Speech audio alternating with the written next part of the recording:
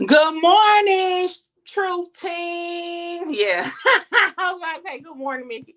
Good morning, Truth Team, man. Make sure y'all like, comment, share, subscribe, tell a friend to pull up. Your girl Mickey Truth is live, and y'all already know we are about to watch YNW Melly trial live, courtesy of Law and Order. What is going on this morning? Okay, courtesy of Law and Crime Trial Network. But before we get into all that, y'all already know how we got to get this thing to make it official. Official Mickey Truth Live. Yo, hookah, what it do? Hey, what's up, y'all? It's Hookah Anonymous, and you are now rocking with Mickey Truth. She live up to her name, not the fame. So make sure y'all subscribe to her channel and stay updated on what's real. Bye. Coming from where I come from, they doubted me, but I came up. I made it through the storm, trying to conquer the world. I made it through the storm, trying to conquer the world. Coming from where I come from, they doubted me, but I came up. I made it through the storm, trying to conquer the world. I made it through the storm, trying to conquer the world. Good reporting ass Mickey. We love you, Mickey. Good morning, good morning. Welcome, y'all. Welcome, jurors. Make sure you hit that like on the entry. We are getting into this case today. What it do, Gates? Django, what's up? Yo, y'all. I woke up this morning and my foot had the worst cramp in it to the point I could barely walk on it. I'm so glad that stopped because your girl was in pain. Okay. I was like, what the world did I do in my sleep? Was I fighting? Then I had to ask my husband, did you step on my foot while I was asleep? You know, being extra. But nevertheless, it's doing good now. I can walk. Cause I was like, oh my gosh, I can't walk on my foot. And yes, I do get dramatic when it comes to like injuries or possible injuries because I don't like pain. So yeah, I definitely thought my whole body was gonna fall apart just based off a cramp in my foot. Hey, I hope that is what that means for real. So, y'all, I went to sleep. Let me tell y'all. For one, I kind of knew it, but I didn't think they was gonna block my live. Okay, so last night, y'all already know, we had got to y'all know what I mean. We were listening to the trial from yesterday, and I said the thing about the whole lyrics being mentioned that wasn't mentioned or whatever. So, after I did that and I went and I was like, you know what? I need to just target just that point. So I did a video. Then I checked my email to see if I got a response from like the attorneys. And why it was YouTube telling me my live was blocked and all because of that snippet of Kevin Gates music. So I went back and I took it out. And do you know they still got this thing blocked? And that's too long. Like too long of a live for me to even try to like redo and put back up. So I'll probably just do like smaller videos of the content, update that we did last night. But yeah, for those who wondering, that's why that live isn't there. They blocked it. It's gonna be by the time I do the work to just edit the whole thing down and reload it, I could just make videos for each topic. So that's what I'm gonna do at some point. But yeah, that's pretty much where we are. I haven't got no response in regards to really clarification because, like I said, I don't know if it's what's the word, a misconduct issue or if it's allowed, but I'm definitely interested into figuring out or finding out what's what. So let me see, are they starting yet? Okay, they're not started, they haven't started yet, but it was just strange. I was like, I've been asking everybody. I even went to Clubhouse like, yo, do y'all hear what I hear? And some people was like, he says both of them. I'm like, no, he does not. Clear as day. Like, I was like, oh, but yeah, I'm pretty sure. Cause I mean, for the defense to let that slide through, maybe I missed something. Cause y'all know I do got selective hearing sometimes. You know what I'm saying? So maybe um it wasn't said because it wasn't nothing to say based off like the legal aspect. But as far as the truth team, play court over here, truth team court of internet opinion, that's a misconduct. Okay, do not be putting words out there that could possibly lead to it being like a reference to the murder that he's on trial for, and he didn't even say that. I'm just saying, win your case, but win your case correctly. Okay, Gates, for real. And we talking about, and no, Kevin Gates is not in the chat. That's L Gates, okay? That's the real L Gates, okay?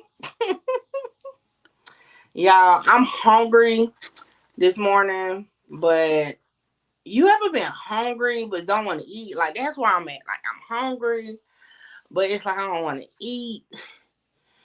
I don't know. But I am hungry. And maybe I should just, like, maybe I should do a smoothie this morning. I don't know. But I am hungry for sure.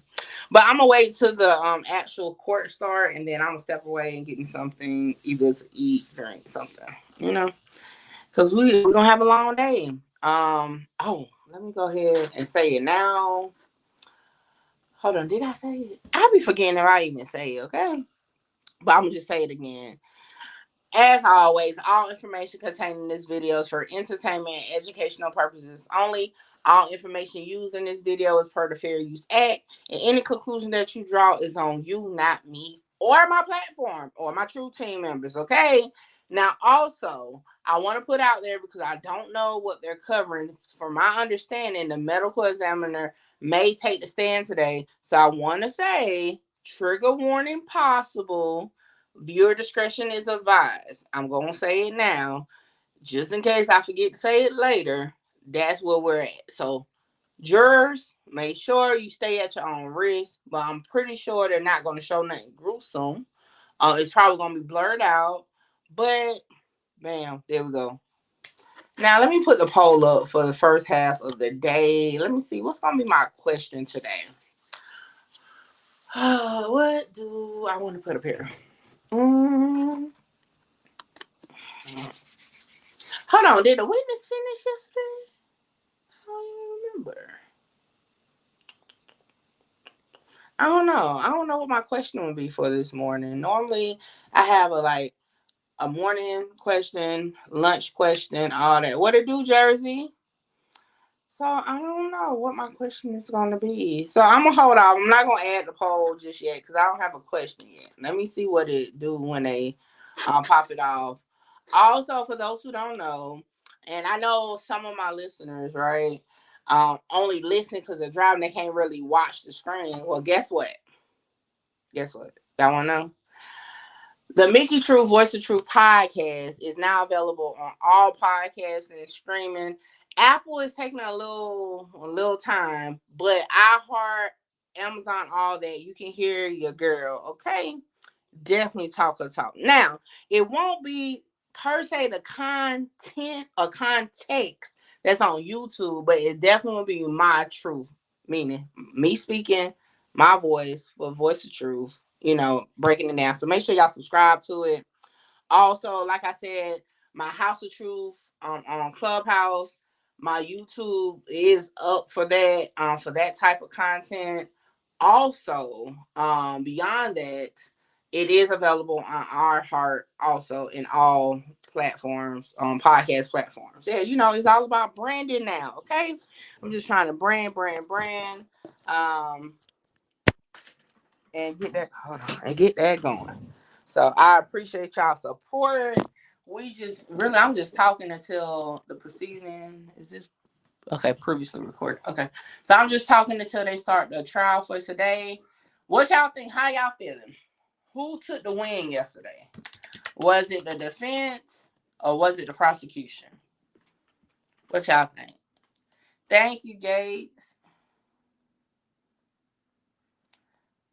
So what y'all feeling? My grandma talking about, ain't nobody said your name. So yes. Oh, one more thing. And then also, if you are not on Clubhouse, you can catch the 100 ENT morning show with the WAC 100 on all streaming platforms for podcasts also. So if you want to hear Mickey Truth, you can go there too. Mickey Truth is just about to be everywhere, okay?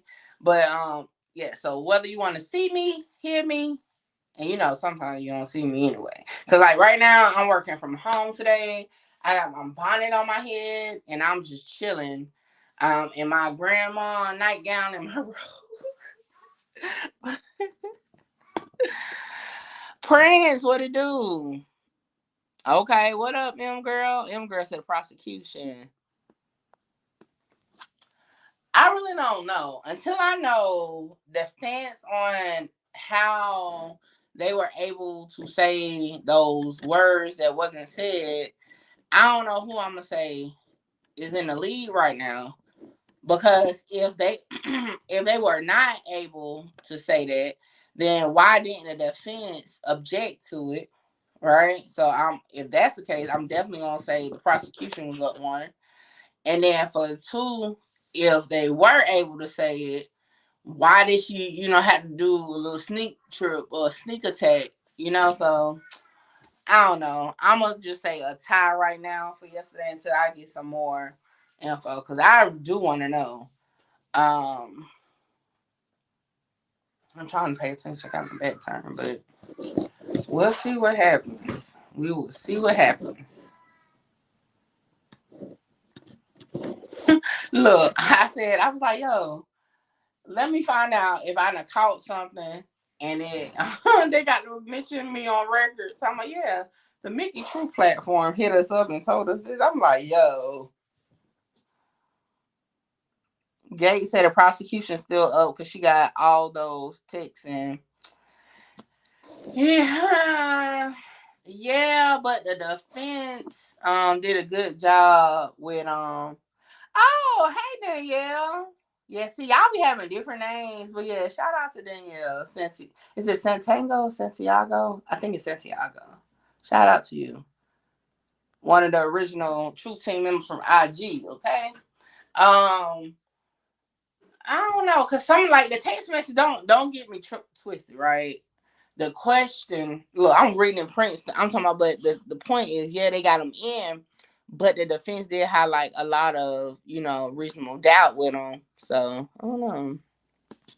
So Prince said, I guess the question is for with the text message, pictures, video evidence, do you believe that YNW Melly is a member of the G Sean Bloods? So based off just a testimony of the expert witness, I'm gonna say no. Because the points that he was putting out, in my opinion, right? And all those probably Bloods let him tell it. I mean, I'm just saying, like, some of the stuff, like the red shoes, had me like looking in my closet, like, dang, I don't need to wear no red shoes because you can be, And I know I'm about to I'm not even about to say no because ain't gonna put that out here. But anyway, some of the things is just like, I don't know. Young girl, like, yo, when the puzzle is complete, he going to prison. I mean, he may, but if the prosecution don't put this puzzle together correctly and the right pieces in the right spot, he ain't going to prison, because even if he get convicted, he's gonna get out on appeal for a technicality. And that's what I told y'all from the beginning. Like, what to do, Hank and TV? If it's a difference between having the right pieces. Y'all ever did a puzzle when you was younger and you get frustrated because you like, yeah, this piece go, right? So, and you try to force it, but it's not fitting. So then you get some tape or something. So that's what's happening right now, in my opinion. The prosecution is not putting the correct pieces together the correct way. They're adding tape and super glue to the pieces and putting them together. Let's see. Said they are alluding to he did the murder to join the game. But based off his own testimony, he contradicted himself, because if they're not a part of the same set, according to him, right? Or lineup or whatever, right? And then it's no DP on them that he can prove, how can you say that? It's like it's too, and it's too, it doesn't add up. You know what I'm saying? Like, if he was more precise to say, boom, boom, boom, we had intel on this, it would make it more like believable to me, right? But with all this, well, I can say Fredo Bang is a member, but I can't say one of the victims are a member. Although, as you outlined for Melly, he will fit the same criteria. So yeah, it is, but it's early. And see, this is the thing, and this is why I'm disappointed in the prosecution, because being that you have all these years, you even went to back to the Supreme Court for this death penalty attribute. I just feel like it should be more smoother. You should be ready. Like what you say? Oh no, we got this. Boom, boom, boom, boom. It shouldn't be so much. Huh? Huh? Like what that mean? Like and then the way she went back and forth with the judge yesterday was bad work. Okay, was bad work. But Gacy, I mean, she should have went hard from the beginning, because like at the end of the day, this is, I don't know like what type of like jobs y'all have or what type of careers y'all have. Y'all know it's always like this one attribute of your job, and if you drop the ball, you're on the chopping block. For prosecutors, a big case like this will have you either fired or transferred. Guess what? Out of here, you being like Timbuktu in the middle of nowhere processing goat thefts. Okay, so I don't know. Just feel like it should be better. Um, so I think the stance as far as the language and the text messages to me is the words, same blood, saying things like that. But to be honest, yeah, it's not what originally it was 9 pages of witnesses, but I think it's more now. But originally it was 9 pages. That's a long time for a jury to sit. They might forget the good stuff. If it make see the thing is, and this is the thing, just like with a YSL trial, they got 300 witnesses. You know what I'm saying? So like all that is fine and dandy. But if you drop the ball on misconduct, it ain't gonna never make it there, because it's gonna end up in a mistrial or something like that. So, and then you don't want to go through all this just for a hung jury due to some type of technicality of misinformation that you put out, especially on the prosecution side. That's what I'm saying. It just needed to be a more clean case. Mind you, on opening statements, the defense laid it out on record. Yo, the police did a shitty job. Okay. The prosecution is waiting last minute to try to piece together evidence. And then if you listen to the prosecutor opening statement, she made me think she had it together. Like we was about to be like boom, boom, boom. But I'm not getting that now. So Prince says that's the downfall of her showing too much. If she's trying to prove he did this to better his standing in the game, there is no evidence he moved up reading the messages. In fact, it's the opposite. Correct. Correct. Definitely. It's definitely a circus in YSL for sure. And just a little FYI, no updates on whether that motion was granted or denied. I'm thinking may take a little bit of background work before they because that's a big move if it is granted. But I will say this though. My opinion as Judge Mickey Truth of our play court over here on the Truth Team Court of Public Opinion, I feel like as far as the prosecution, gonna have to come more correct. Don't leave any holes to be a loophole for the defense. Sound more concise and what answers are coming from your expert witness. Because all this, I think so. I don't know. From an expert, I don't look at that correct. Like I'm like, but aren't you an expert? What type of answer is that? You need more confident expert witnesses, especially on attributes to the death penalty. Remind you, this witness was key in securing the death penalty. Like he brought to light the whole gang attribute. You know what I'm saying? He brought to light that this was a heinous crime because this young man killed 2 of his friends in furtherance of his move up in a gang. So this witness is very important to the case. And the defense is doing a well job or a good job at poking holes for one in his expertise. Because when you're compared to just being somebody that gets certified through YouTube, that's definitely a blow to be an expert, right? And then also this whole back and forth with you're saying on stand like you want to protect your family, but then you got family portraits with your family. literally on Cash App or whatever other thing. Bad. Now, on the flip side, because I'm not gonna be biased, the defense gonna have to come better with objections, because unless they come out and say why they didn't object to the added verbiage on that lyrics, I want to know, like, why are you picking and choosing? In this case, you need to object every time possible to, like, pounce on a prosecution. I've noticed with the prosecutor, she doesn't do well with what's the word? Doesn't do well with what is the word? Curveballs, I guess, right? So it's like when she's on her thing, she's like, like soon as the defense did an objection, the judge overruled it, and she went straight back to it. Like, didn't miss a beat. It was just like boom, boom, boom. But if you notice, when they get the objections that's going to be sustained, or that it's more questions, she get in her feelings. You can tell the difference in her tone. She get combative. So she gonna have to control that a little better, especially at this. And the defense need to use that to their advantage, because that's gonna show a lot. Because she can't deal with conflict as far as to her storyline or to her case. Let me not say storyline, but to her case. And some people are like that. They try to ask you to trip up questions to see if you can stand in the paint. And the reason why I know this so well is because on Clubhouse, they do it to me all the time. Let's go into the hearing. No, I did not. I apologize, Judge. I'm sorry. Can I see me? What's the thing with the crooked on there? Look at it. I'm in the same order. I'll look at it. Just give me one. I'm not sure. Hopefully, so it will make sense to do it. Yes, if she had one for me. Brother, thank you. I have the contact sheet on that.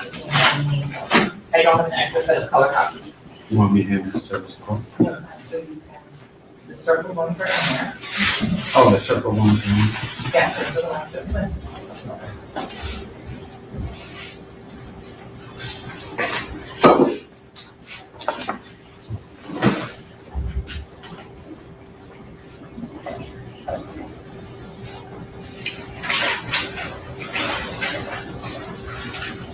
Where's Detective Polo? I have not had any contact with him, Your Honor, because he's still on the stand. I can see if Gary has him somewhere.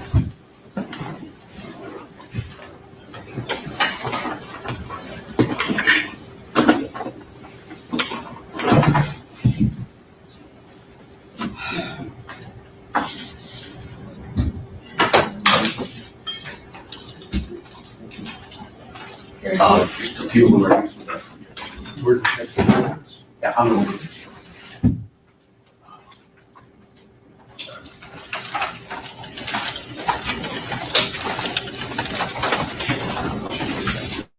Yo, did I hear that correctly? Is the witness missing per se? Do they not know where the witness at? Detective Polo is missing, possibly, maybe.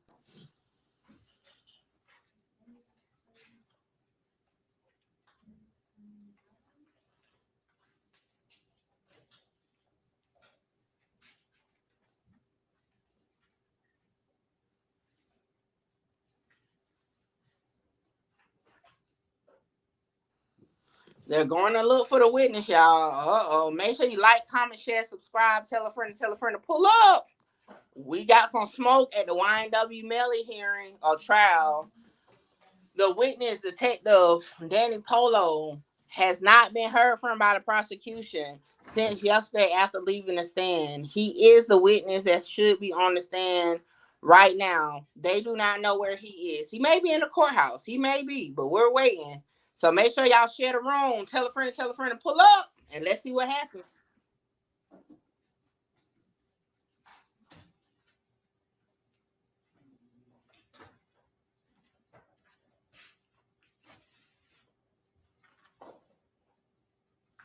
Your Honor, may we get on the record briefly? Yes, sir. So yesterday, during his presentation, the state mentioned the lyrics to a song Oh shit, and here you go. did not put in any evidence of texting to the lyrics. I have here the lyrics, and the state has reviewed it and has verified its accuracy. And we intend to mark it for identification and show this witness. Just want to make sure. Without objection, Your Honor. Thank you. Truth team, we up one. Don't do that. Hey, don't do that.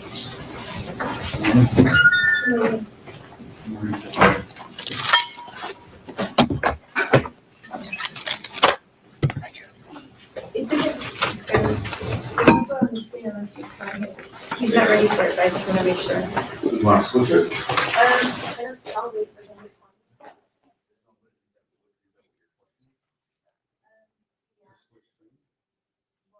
Yo, truth team, y'all hear that?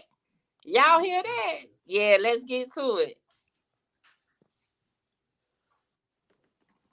Let's see who gonna say they take credit for that. Mickey Truth and the Truth team did that. Ah.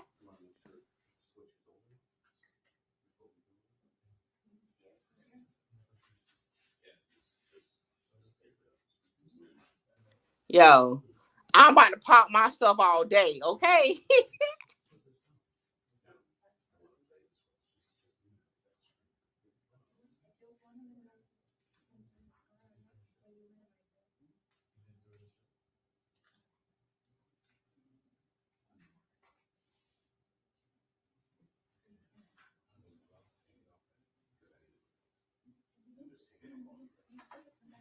Yeah.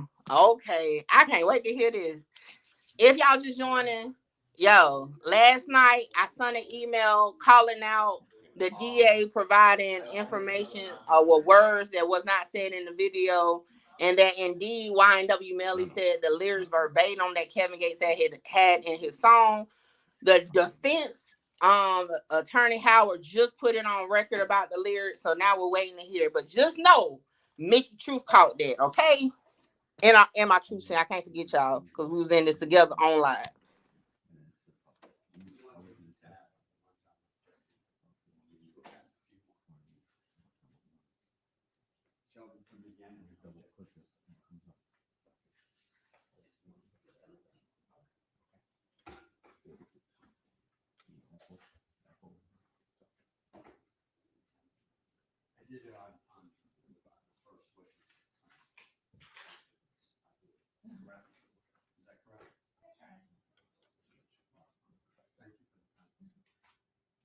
Hey, you got to be more paying attention more. Don't just be throwing stuff out there. Yeah, I can't wait to hear what. Nice. Is that fun talking? Then I'm sure if there's one sheet which has all of the photos that were taken, so that Your Honor can. No regrets for the shit I did. That also means for the niggas out. Wake that shit up. Yeah. 4:30 a.m. Never say when.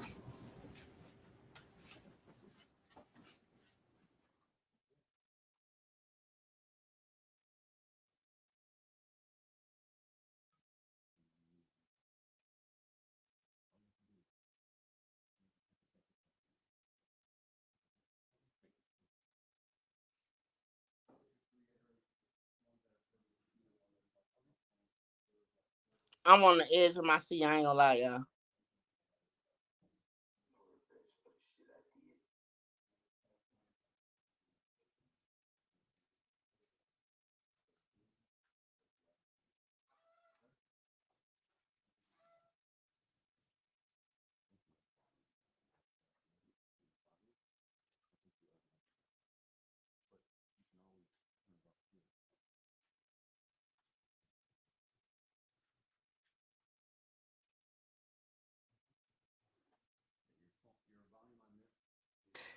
Why is it look? What is they off the record? What is going on? I want to hear what's being said.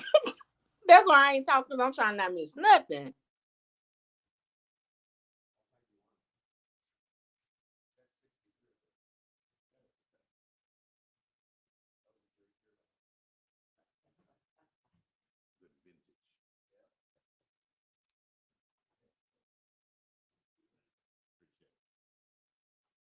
Yeah, see, one thing I know is Kevin Gates and Boosie, okay? And Rod Wave and Lil Uzi. Don't play with it, okay? I know them lyrics.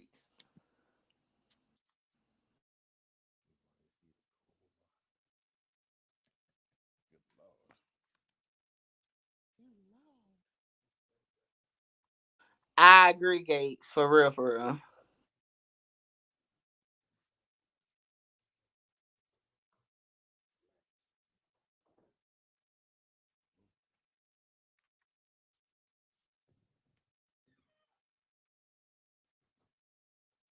Yo, y'all, I'm over here like, what he's gonna say? What he's gonna say? Okay. I wonder if it's just gonna be the video or all of it. Oh, she should get fined for sure if this is what's going on.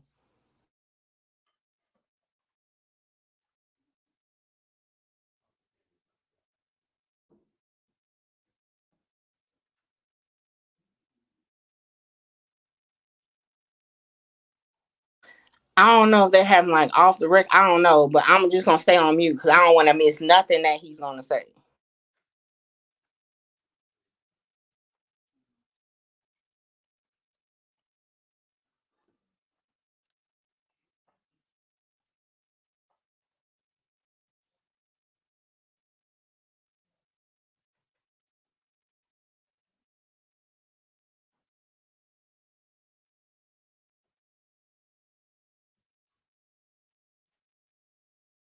Oh, he looking hard though. The judge is reviewing real carefully. All right, stay ready to proceed. That's ready to proceed. Yes, sir. All right, go ahead and bring the jury in.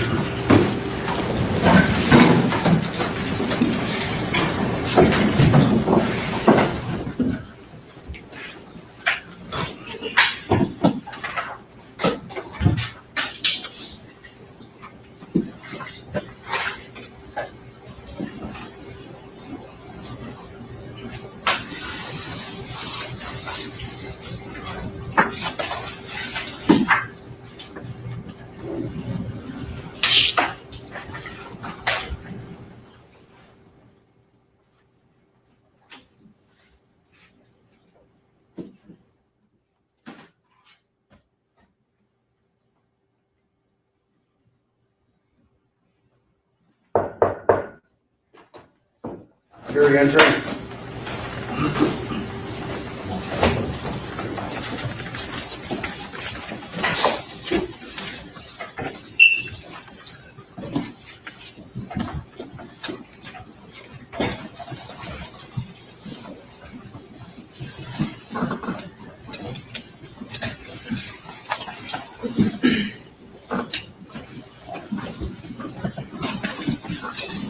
Ladies and gentlemen, thank you. Please be seated. The record once again reflect the presence of the defendant, this counsel, the assistant state attorneys, ladies and gentlemen, jury, our witness, Detective Danny Cole remains on the stand. I think when we broke, the defense is still on its cross-examination of the witness, so if you're ready, you may proceed, sir. Thank you, and I hope you had a good night, and I hope to see you back. All right, so we'll start. Thank you, sir. Morning, ladies and gentlemen. Good morning. Good morning. Good morning, Mr. Howard. So I wanted to start off by discussing video. Yes, sir. You reviewed a lot of videos in preparation or as part of your assessment. Yes. Of whether or not Melly is in it, right? Yes. You viewed videos that he posted online. Yes. Videos that were posted of him. Yes. And his music video. Yes. And you would agree that in a lot of his music videos, there are a lot of firearms, right? Yeah, some. And that's not unique to Melly. No. A lot of artists in their videos have a lot of firearms, right? Yeah. And we saw yesterday in some of the exchanges where Melly is asking, seems to be like inquiring about the availability of certain firearms. Yeah, I think if you're talking about that long thread, it was I think that was specific to magazines, not the actual firearms. Okay, it was magazines. Gun-related things. Okay, and some of them were, he asked for clear magazines. Sure. And you said that makes some kind of an aesthetic difference, a difference in appearance, not difference in function. Right. Right? So if you wanted to use a firearm in a way that it is manufactured to be used, it doesn't matter whether or not you have a clear drum or an opaque drum. No, I think I explained that it's just a preference thing. It's a visual thing. Yeah, since you can see the bullets, it's just some people want to see that. Right. And so it wouldn't make a difference in its function, it'll make a difference in how it appears on a video, for example. Correct. Okay. You were telling us that you were retained to render an opinion in a case regarding the rapper Drake. Yeah. And your opinion was that he was not a gang member. Correct. And you listen to Drake songs. Yeah. Right? And you hear references to violence in those songs. Some of them. Okay. All right. So the reference to violence in songs by rappers is not unique to Melly. No. Right? And it doesn't necessarily mean you're a gang, right? No, anyone can commit an act of violence. Okay. We also saw among the several videos, you said you reviewed videos of Melly that were his music videos? Yes. Videos posted of him? Correct. And videos he posted? Right. Doing all manner of things, right? Yeah. Okay. And we saw one yesterday, and before putting it on before playing it for the jury, Ms. Bradley asked whether or not you were familiar with a rapper named Kevin Gates. Right. Wake it up! Yeah.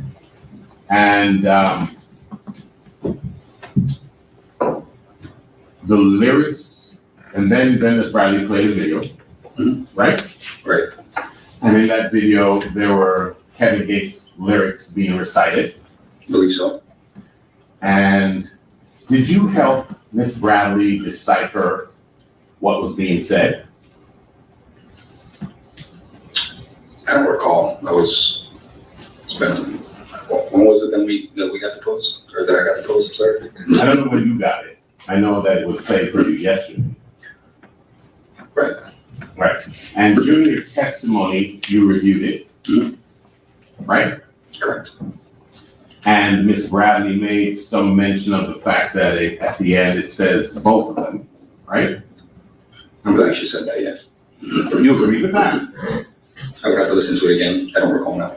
Okay. You don't recall what it said? No, sir, I don't have the song memorized. Okay, so you're not saying that it says both of them at the end. That was just Ms. Bradley saying that. I'd like to listen to it so I can answer it correctly. Okay. Thanks. Before we do that, I want to present you. May I approach you on it? What, Council? I would like to present him with what has been marked as a copy of for identification, marked for identification of defendant's exhibit C. Yes. Thank you. Without And I- objection, Your Honor. Without objection. Okay. Thank you. Let's take a look at that. Yes, sir. And you agree with me that those are the lyrics to Kevin Gates' song 438? Yes, sir. Okay.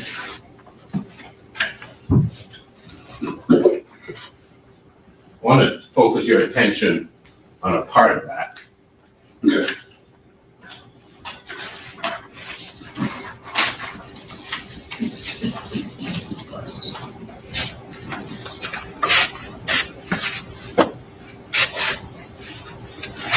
Glasses.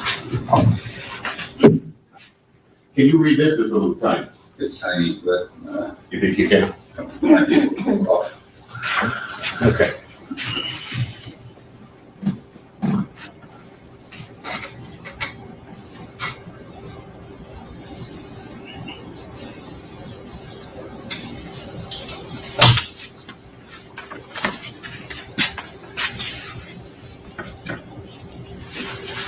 I'm gonna wanna, where's Gary?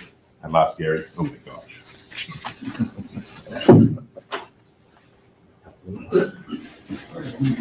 Adversary though I may be.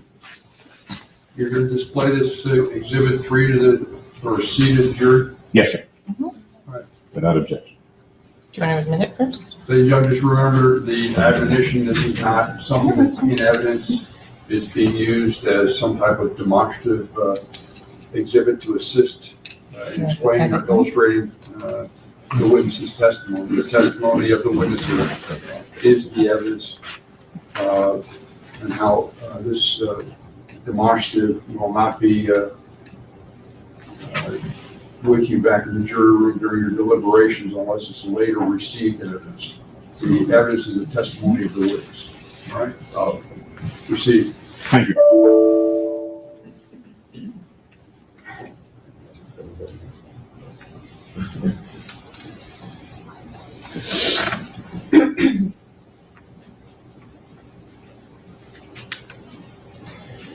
Okay.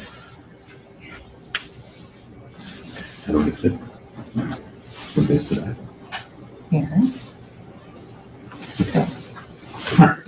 Thank you very much. All right. You see the part that I've highlighted there Yes, sir. on Defendant's Exhibit C for identification. Yes. No regrets for the shit I did. That also means for the ends I killed. 4:30 a.m. Never say when. Right. Okay. I want to play this now for you.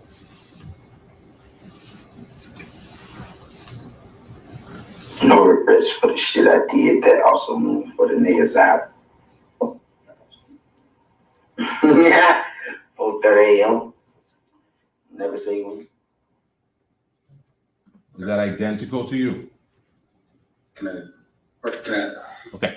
Well, actually, Can I not read along identical. as he says it? He doesn't say the word kill. He uses a gesture for that. Yeah. Okay. Don't play it again. No regrets for the shit I did. That also means for the niggas out. Yeah. 4:30 a.m. Never say when. Okay. Split screen, Mr. Howard? Okay. You heard that? Yeah, I'm hearing it. Like I said, I can't memorize the lyrics. No, that's fine. I just want to see it side by side. Okay. I'm not trying to be difficult. Split screen. No, I know you're not. It's my fault.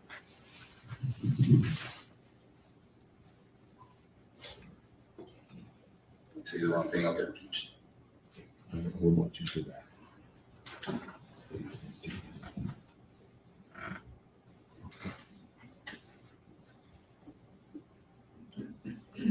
No regrets for the shit I did. That also means for the niggas out. Yeah. 4:30 a.m. Never say when. Except for leaving out killed and The word kill. getting something. Okay. Yesterday, Ms. Riley said, did you hear them say both of them? Yesterday, when she played that. Yeah. You No. Now that I'm listening to it, no. You don't hear that? No. Okay. So you didn't help her decipher that before, did you? No, sir. Okay. It's identical, except for the gesture in place of the word kill. Correct. Okay.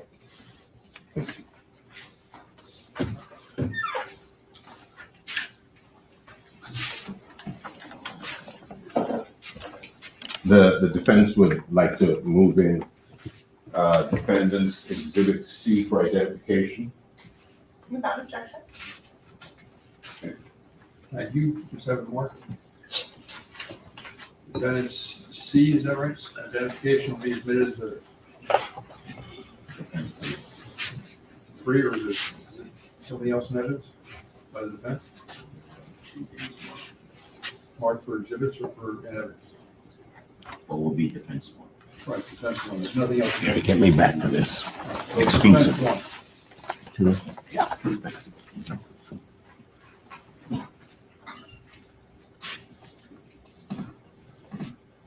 Okay. Thank you.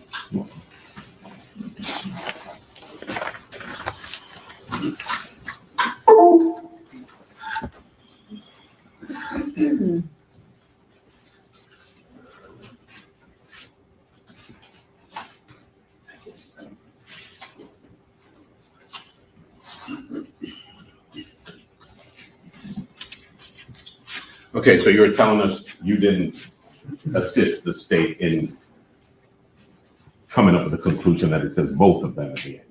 No, sir. Okay, all right. All right, we were also speaking yesterday about the fact that Melly was largely unresponsive to many of the overtures that were being made, the attempts to recruit him, right? I think he was already recruited, but what you're saying is he wasn't responding to the people that were messaging him. Okay. Within the organizations. Okay. And I had gone through a list of, or a demonstration of several messages that were not being responded to, right? Correct. And I think I had asked you later on in my examination whether that was Gino, and you were like, no, that's not Gino. Yeah, we went through two different, I think, text threads. One was Gino and one was Herc. Okay. Well, let's go through Gino's. Sure. Okay.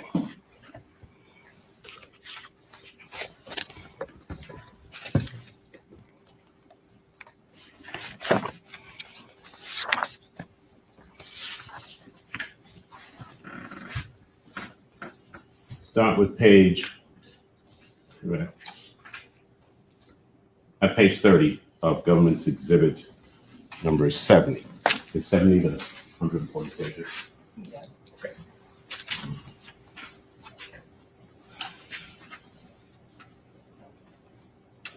Pan out there. Visually, as much as it can. What do you want to do? Pan it out to the 4 pages. But it's not- That's it. There's a light on here if you want. Okay.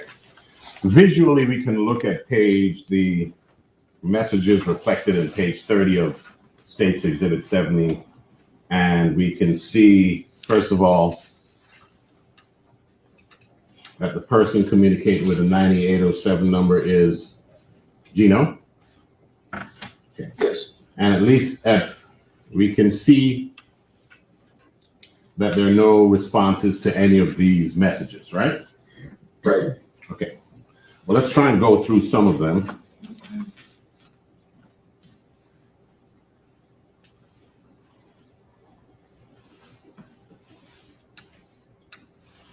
And the time, 10/4/2018. Just talked to him. He said that wasn't towards nobody. Okay, he's continuing a conversation from or post that he made before, right? Right. And that's at 9:14. Then 2 days later, without a response, at 12:05, it says, I'm on the line with Tall GF. Who's Tall GF in lingo?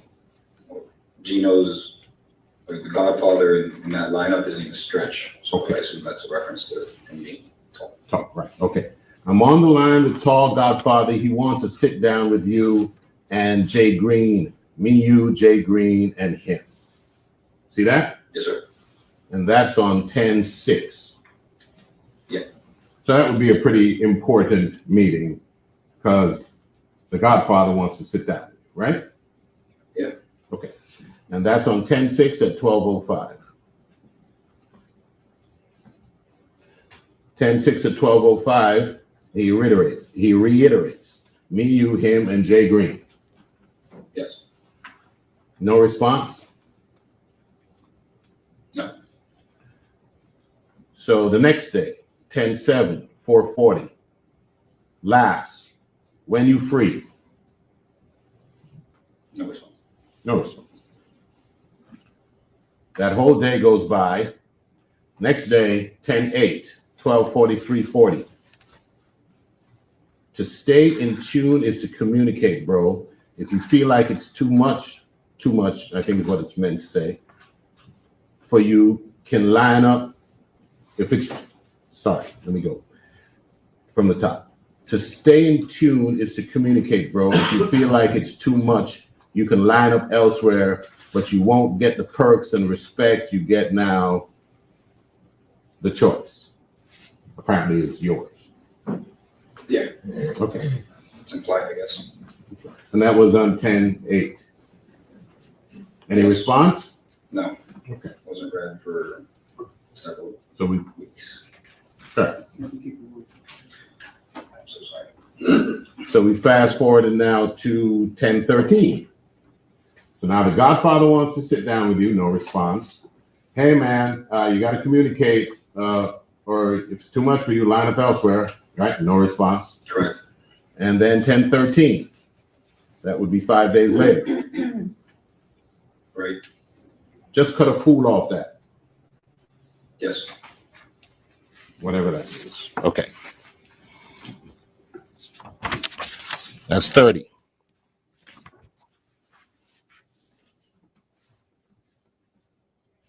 $31.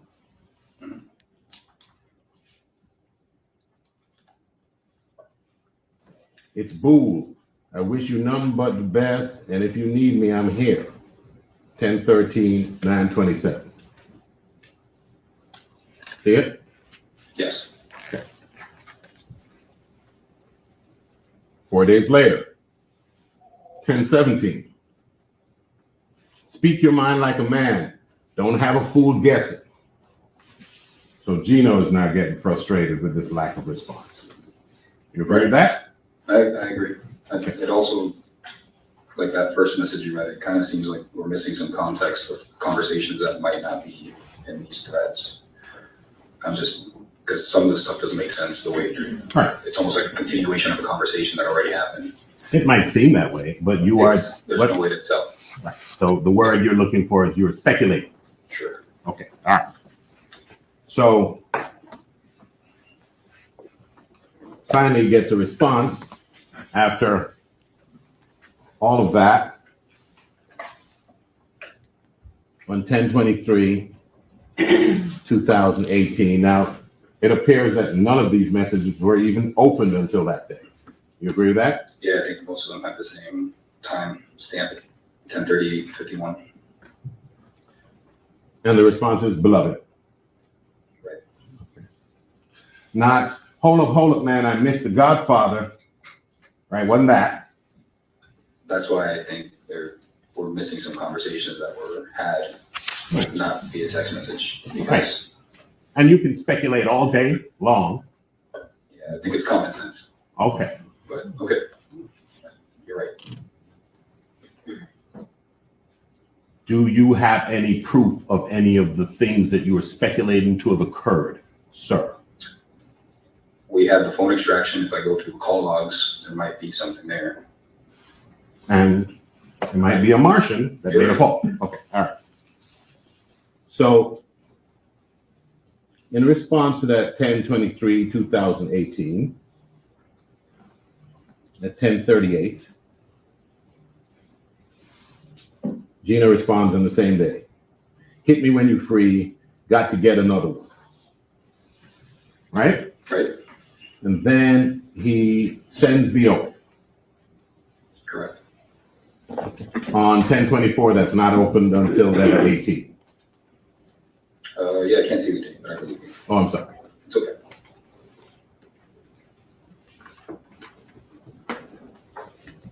So no urgency with that either. Correct.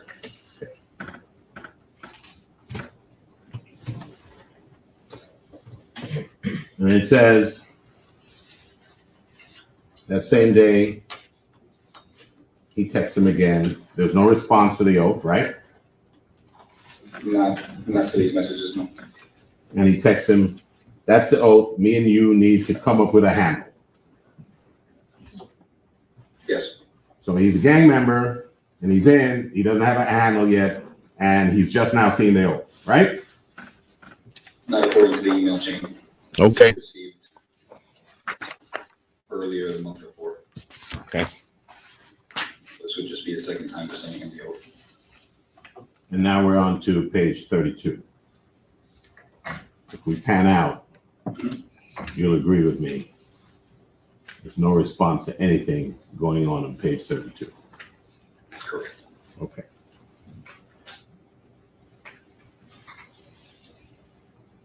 First message. 1024, 1238. Handles a name for the books. Yes. So he's not in the books yet. We don't know that. Okay. We know he doesn't have a handle for the books. We know that. We don't know that according to these text messages. He just said we need to come up with one. Right at this point in time. What are you saying? Saying at 1024, when he's asking for the handle, they hadn't come up with one yet. We don't know if he has one. Okay. And then at 1024, at 9:36, so 8 hours goes by. Bust at me when you're free. I need to skyline with you. Right? Correct. Call me. I need to talk to you about something. Yes. Because eight hours has gone by. Right? Yes. 10:25, 9:08. Next day, 24 hours later, just about. I don't know what happened. Let me know what the move is. Right? Right. 10:26 at 12:34. Bro, you good? Right. 10:26 at 5:35:30. We here for you, bro. Just let us know what you need. Right. Yeah. Next day, 10:27, 11:49. Now, 10:26 is the day that Melly's friends, Anthony Williams and Christopher Thomas, were killed. Right. Okay. You see a message, we here for you, bro. Just let us know what you need. See that? Yes. Sounds like some form of comforting and condolence to you. You don't want to speculate. Okay, don't. Next. I went through what you're going through. It hurts, but it's like when you go into the next level, the people you love die. It's so they can protect you better from the sky. See that? I see that. Okay.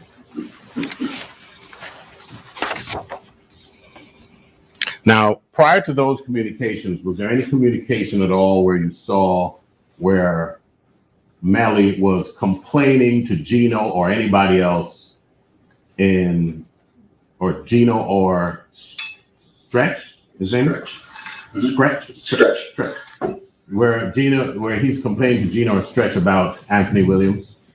No, sir. You see anywhere where he's complaining about Christopher Thomas? To those two members? Yes. No.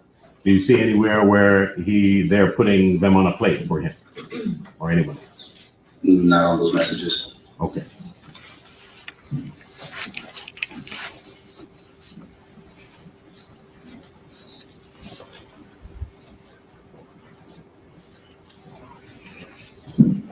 All right.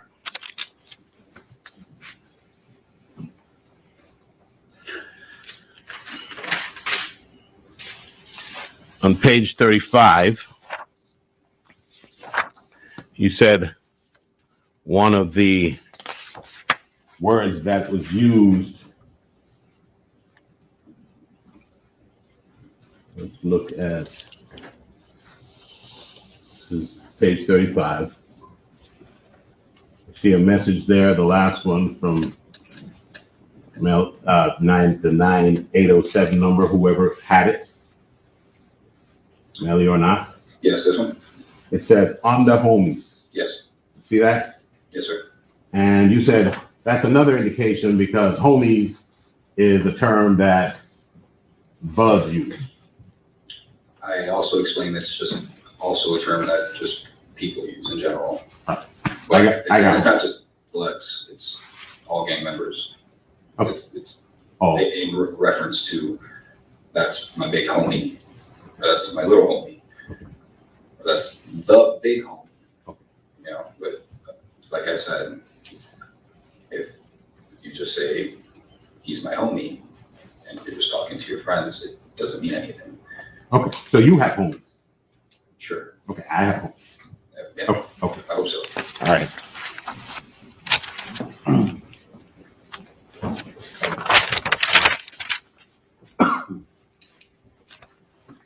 Let's go now to page 47. Now remember, these guys are trying to recruit, right? They're trying to recruit, or you say he has already been recruited. It appears he was recruited because they sent him the documents for the next step up. Okay. So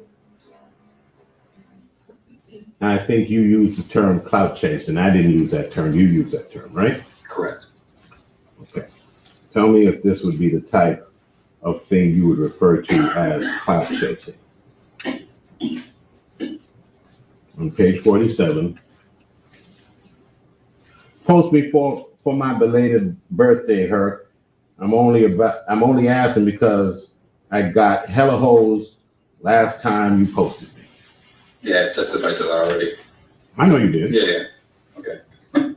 But I'm asking you, is that the type of stuff Yes. that you are referring to? Yes, sir. As clout chasing?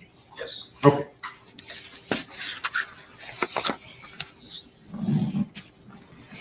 Let's go to page 48.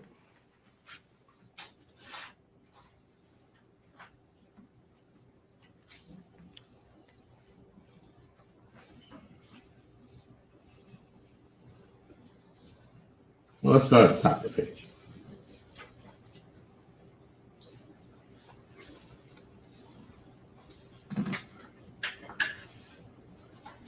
And this comes in on January 6, 2019, 3 months to the day after the incident at issue in this case. Yes. Okay. On another note, one of them Pyru ends reached out to me saying something about some force shit. See that? Yes, sir. Response: I was so disrespectful, they probably won't be calling me back. See that? Yes. Response: got you, beloved. Well, what they hollering about? It was quite a lot, accusing you of something that are punishable by death, also stating that Shine family is nothing more than a chess game in the palm of little Ford's hands. Then he has another message. I myself found that amusing. The reach of the G-Shine hand is far-reaching, but being that you are really Shine, that's something you are not gonna have to witness, for mothers and kids are not off limits when disrespecting Shine. Right? Yes. Okay. We've already established that this failure to respond to Gino and Herc was disrespectful. We established that yesterday. Yeah. Okay. And mothers and kids are not off limits when you disrespect them. That's what they're saying. Presumably your boys wouldn't be off limit either. Correct. Okay. And it wouldn't make sense to kill the golden goose. No. You wouldn't kill your military. Okay.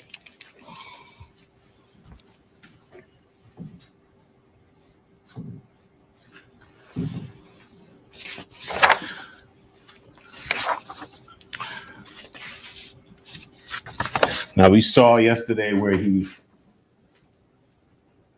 Gino had suggested that it would be a good look for him to get some change for everybody. Remember that? Yes. Okay.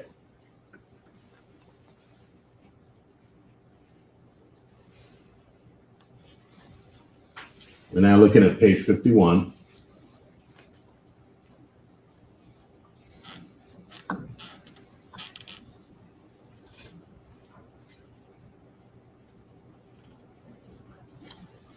See that second to last message there? Yes. What happened to the change? Never got them, I guess. No response. Then he's like, never mind. Right? Right. So he didn't get the change that he was looking for. Let's go to 52.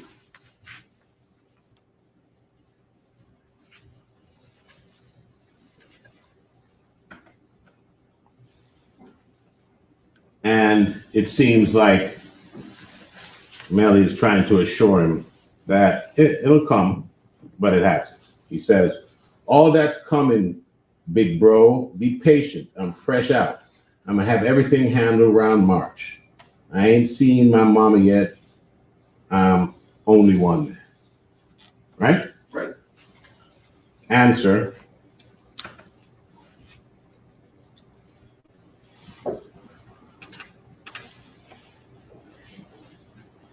I believe you, bro. What about my post? I remember he asked for a post for his birthday. I remember. Okay. I believe you, bro. So he's not getting the change. The post is free. I believe you, bro. What about my post, nigga? Bet me okay, what about my post? Seems like a period is supposed to be there. An N-word bet me 100. Should I just go ahead and pay him? In other words, somebody bet him $100 that he wasn't going to get a post. Should I just pay the guy, man? What about my post? Right? Yes. That's how you interpret it too? So it seems like that, yeah. Okay. I mean, while the state had you up here when you were interpreting messages, you seem to have a level of certainty in all your assessments. Now you're a little bit equivocating. Sustained. Oh, shoot, wake it up.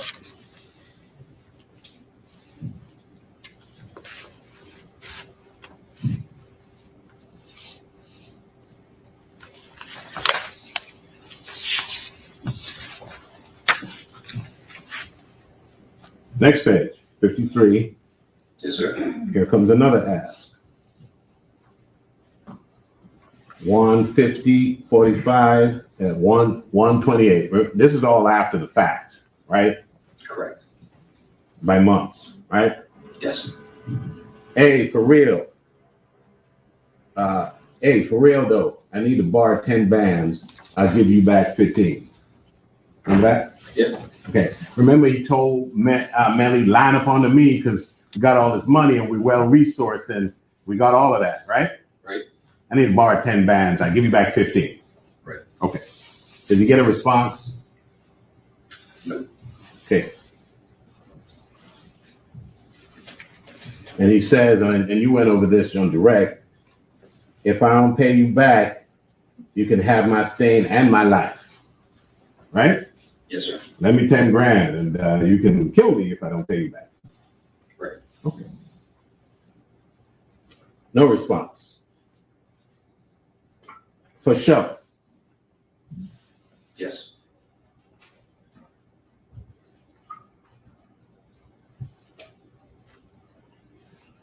Then 128, 219 at 1027. It's my job to bother you, little bro. Next day, almost 24 hours later, I'm trying to show you something. Response. Yo. See that? See. Okay.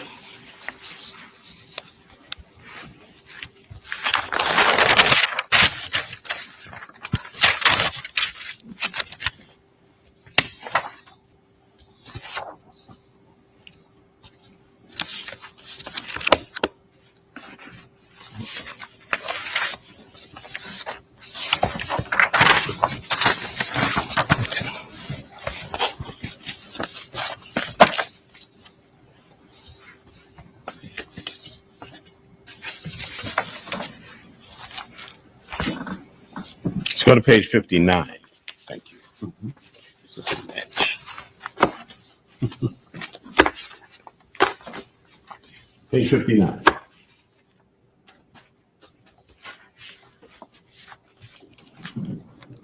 Top on 9/13/2018. Now we're back to her. Right? Right. Before the incident. Yes. Yo, bro, do you fuck with Quando Rondo? He disrespecting the hood. Okay. Answer, when?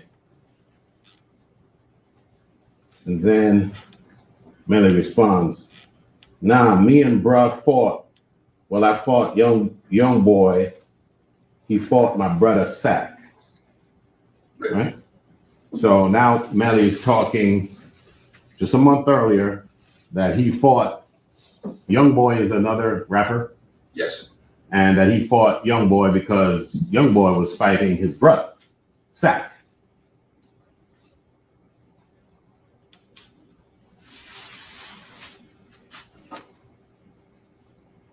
He says he fought Young Boy and that Young Boy fought his brother Sack. He doesn't specifically say it's because he fought his brother Sack.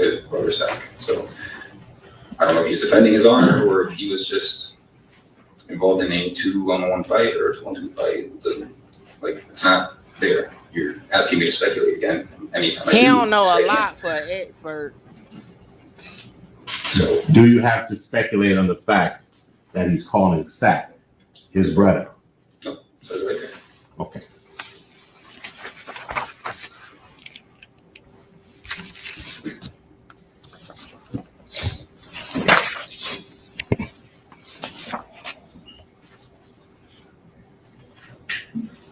Now let's just go to, this is her, and this is page 60. At the bottom, 9/15/2018 to 10:05. What time does show start tomorrow so I can know when to push up? No response. About half an hour later, just bark at me when you free her. See that? I see that. Okay.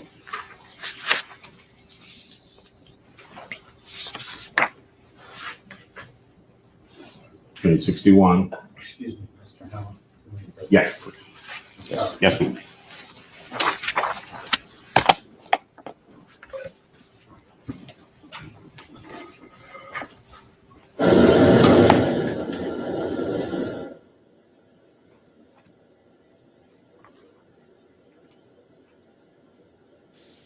They having a sidebar. I'm making me some breakfast, so I'm but y'all hear what's going on. Yeah, make sure y'all like, comment, share, subscribe, tell a friend to pull up because they are still questioning witness. Hold on, let me cut this water off. The defense is still questioning the expert, allegedly, witness, Detective Danny Polo. Mickey Truth and the Truth team already let them know, yo, the prosecutor put in more words that was not said on our audio. They started off the trial with bringing that up. Here we go. Being reminded the mic's right behind you. Stop mumbling. I'm being reminded too. All right. Where were we? I think we're at page 61.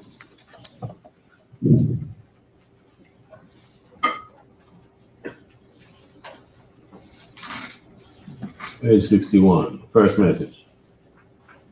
Yo, I don't mean to keep hitting you up, bro, but what time do you want me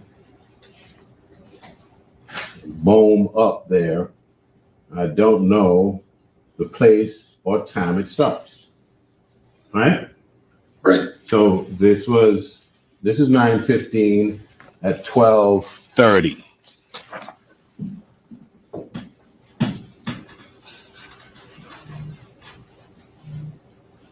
And we had seen that 2:10 a.m. is when he starts asking. He asks him to bark at him at 2:47. Now at 12:30 p.m., he's saying, yo, I don't mean to keep hitting you up, bro, but what time do you want me boom up there? I don't know the place or the time it starts, right? Sure. Melly responds to that one. I'm getting ready now, Herc. Most likely around 1 a.m. Right? Right. Response. Where is it located at again? Where is it located at again? No response. 7 minutes later. Venue. No response. And then about 3 hours later at 3:33 p.m. Yo, bro. Bro. I get down there around 8 or 9. Where you want to link at? See that? I see it. Okay. So he found out some kind of way where it is. Exactly what I was saying before. They're communicating outside of text messages. I'll give you that. Thank you. No. Well, there you are speculating that they're communicating. If somebody's having a show, would Melly be the only person on planet Earth that knows where the show is? No. Okay. So when you say that they're communicating, that's where the speculation is. When there's a photograph of them together, that means they linked up. So they must have communicated. I know, but we're not talking about that. We're talking about him finding out where the venue is. That's what we're talking about. So, yeah, he could have found the venue out any which way, but at some point they had to have communicated for them to get together and take photographs. Okay. Give me.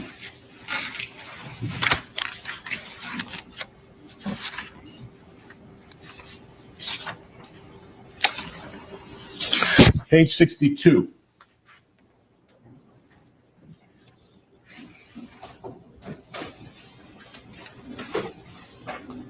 It says, UFW the perks hurt. If so, I'll grade you some. What does it say? What does that mean? FW? Fuck with? He's asking to be fucked with Perkies. Okay. So you fuck with Percocets hurt? If so, I'll grade you some. Bring some. Yeah. Answer. I don't do no drugs, Herc. What does he say right after that? Bring some though, my Crips do. His who's? Crips. Not his bloods? Got it. Okay. He can't, he's not even supposed to use a C there, right? Right. Okay. And not only does he use a C, he refers to his buddies as his Crip. You want a ring like this? Look at it, spot. It is getting spicy, okay? Soon as this ad stop, I'll turn it back up. Ooh.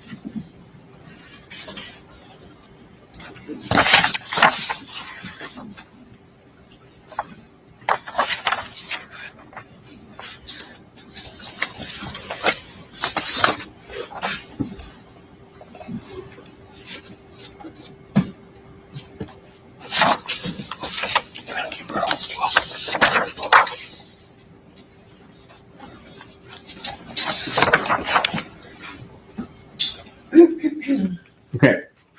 Page 71. Start. This is her. I'm going to be totally honest with you, bro. I had Gino, because everybody is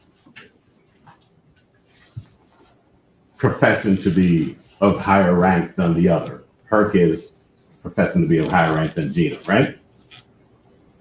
Or no? No, he said he had Gino bend the rules. Okay. So actually, he's not, I'm strike that. I was wrong there. He actually petitioned Gino to bend the rules on behalf of Melly, right?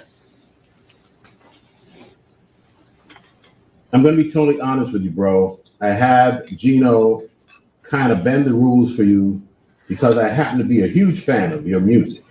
But Gino's going to fall back for you, and I will deal with you until I feel like you're ready for Gino's presence. Right? Yes.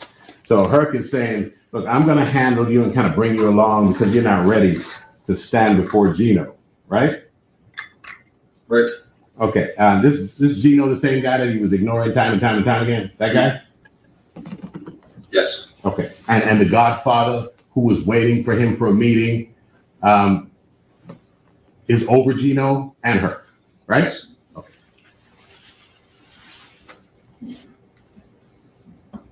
When he feels like you're ready, then you will be granted total access and acceptance. Until then, the Godfather will never acknowledge you. So he's not even acknowledged by the Godfather yet. Right. Okay. We still don't know you. But we see that you love the hood. Okay, he's saying we see you love blood, but we don't even know you, bro. Right? Okay. So we accept you with open arms. You gotta always communicate, bro. You family now. It's one of the 23 rules. I'm responsible for you, so we gotta make sure everything is on point. And you gotta work on your lingo. We will talk more when we push up Saturday. Right? Right. Okay, did I read that correctly? Yeah. Okay.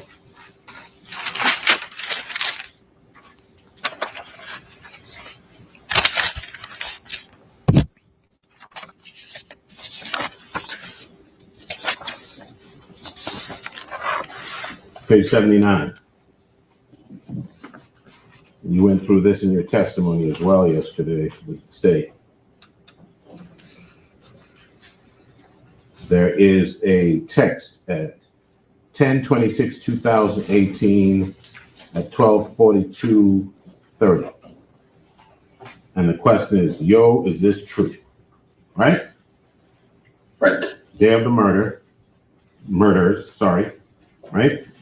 Yes. And Kirk is asking Melly if it's true what he's seeing on social media. What we saw was a post about Anthony Williams and Christopher Thomas being killed. Right. Unfortunately. Okay.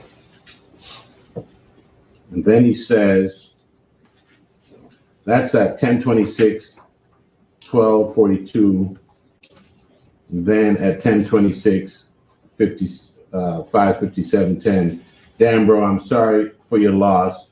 I know shit hard for you right now, but keep your head up. Yo, keep your head up, you. I wish I could have been there to guide you. If it's anything you need, bro, let me know. Don't hesitate to bark at me. Love you, bro. 110%. See that? Yes, sir. And you testified in your depot that you didn't see that as condolences. What you're saying is, he was saying, I was hoping I would be there to guide you in killing people. That's how you interpret that. Yeah, I'm going to speculate again. Or do you want me to just give you my professional opinion? Well, because based off the way gangs operate, I can tell you why this makes sense. How are you distinguishing your speculation from your professional opinion? You're the one distinguishing it, sir. Pardon me? You're the one distinguishing it. I'm trying to get it out. So your professional opinion is your speculation. It's my expert opinion about gang testimony, about gang knowledge, is what I can testify to. And that's only as good as this expertise that you profess to have. Objection argument. Sustained. Okay. But your interpretation of that communication was that he's saying, I wish I was there to guide you on how to do this, right? Right. Okay. Because my grandfather died, and no one called me and said, I wish I could have guided you. He said, I send my condolences. I hope you're okay. I wish I could guide you.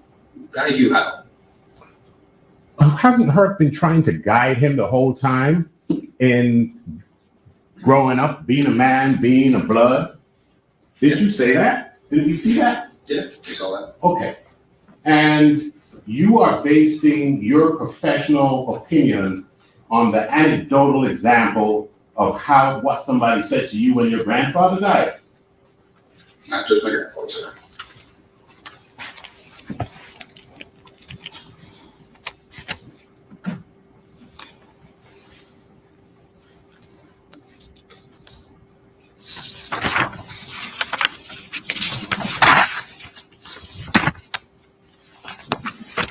All right, let's look at page 83.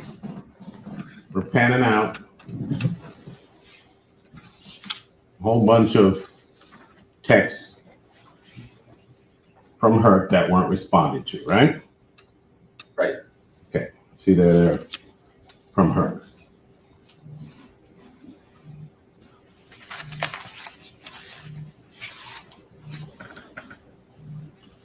First one is 11/1/2018, 9:40:52. Bet, just checking up on you. And SL, what does SL mean? Shine love. Shine love. All I know, stay 100%. And then we have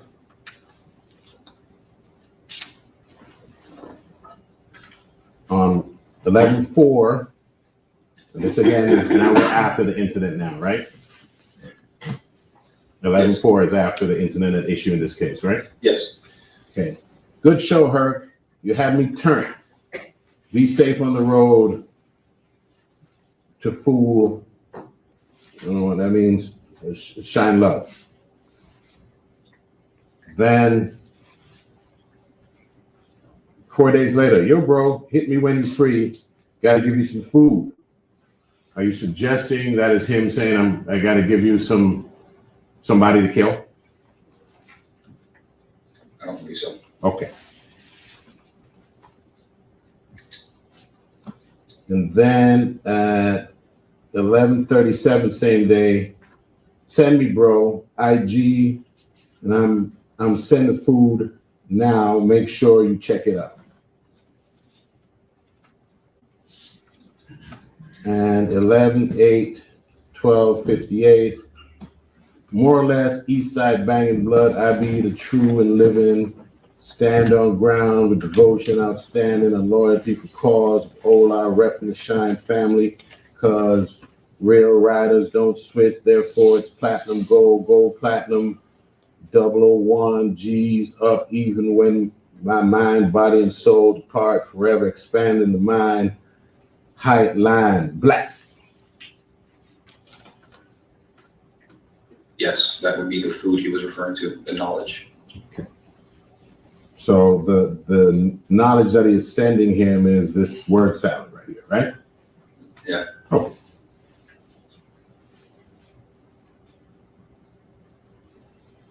And then it says, got a new scrap I want to show you.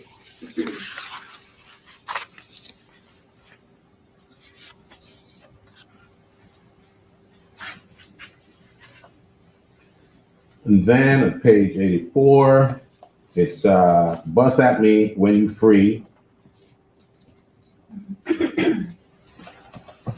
11/11 at 12:33, and then 11/17. I'm sorry, 11/13 at 11/17.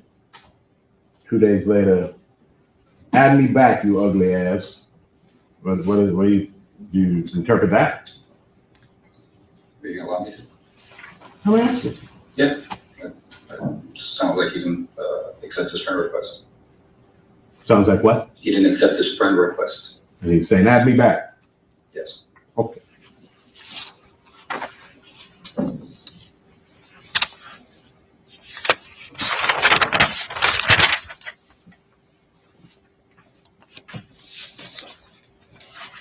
Let me move on to the next page, 85.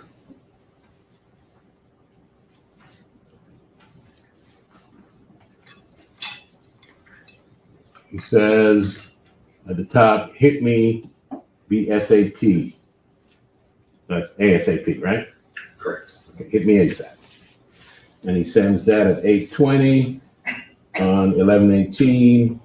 And at 8:20, he gets a return. So he gave him an ASAP or BSAP response. Yeah, so give him 2 minutes. Already 2 minutes. Okay. And then Herc says, bet. And he says, hit me when you free. Nothing major. Then what does this Y001 mean again? 001 means blood love. Okay. So they're just using their language. Throw up blood love. Okay. You spell your blood, you put 001 inside of it. It's just how they incorporate the signs and symbols into their writing. Got it. I sent you a beat. Tell me what you think about it. I was hoping you can put a hook on it if you like. That one instead, let me know what you think. Right? And you discussed that yesterday. Yes. And a beat is a music track. Yeah. And a hook is a rap or some lyrics. Yeah, verse. A verse. Like that. Yeah. And he's like sending him a beat and he wants him to put a hook on it. Sure. Okay. This would be some self-serving effort to try and advance his own music career, let's say. Yep. Okay.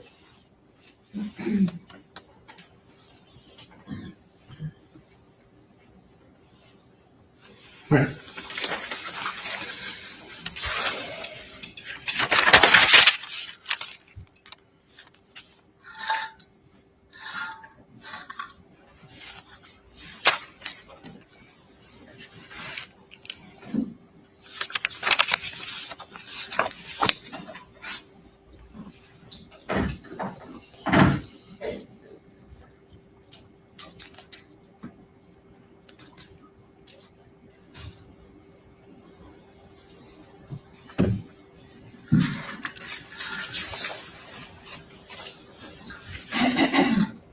Page 93.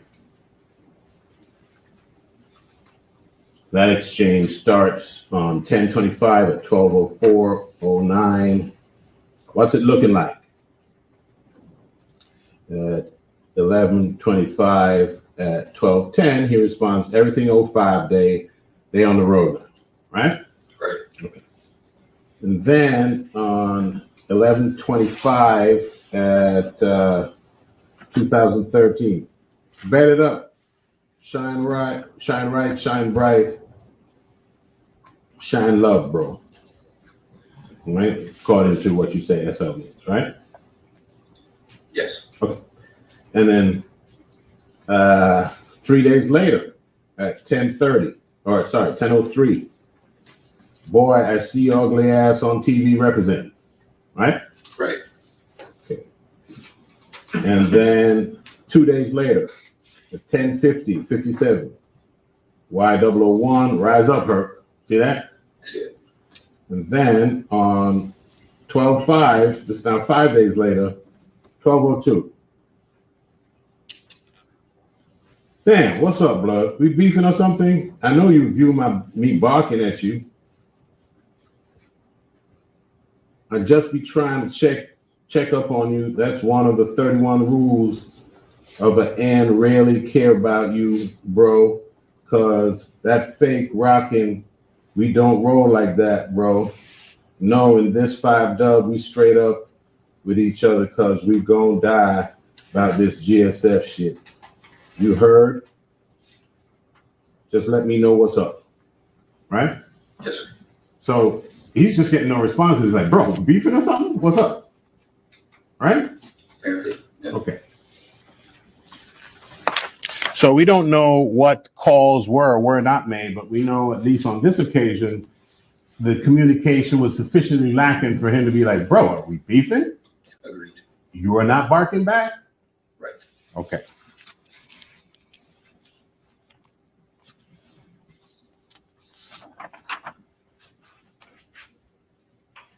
And now page 94,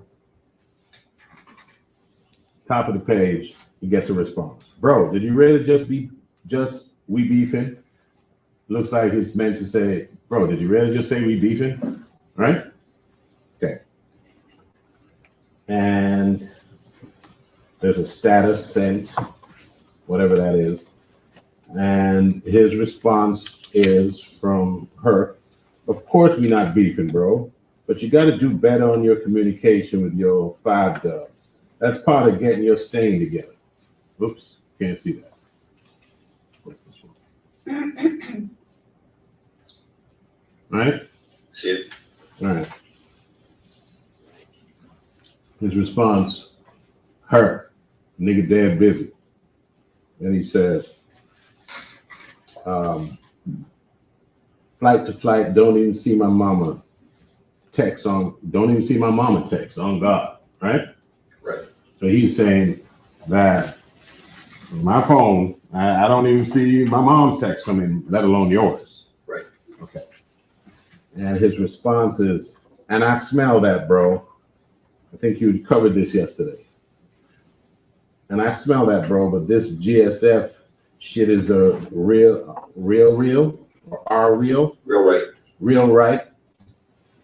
Well, hold on, don't the right R come before the real? Real right is R real?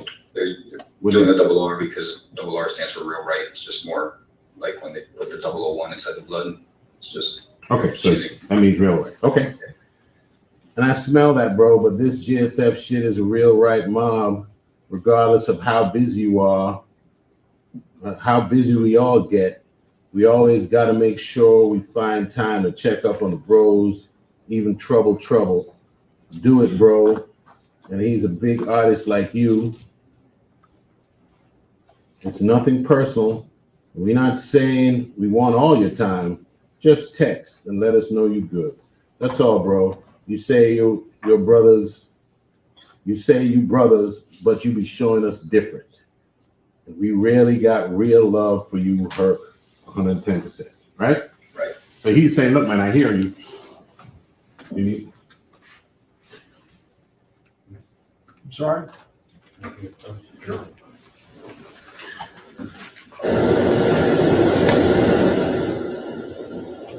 And the plot continues. What y'all thinking? Let me know in the comments. Oh, they're about to have a recess. Research. Just leave your notepads on your chairs. We'll be back with you shortly. Thank you.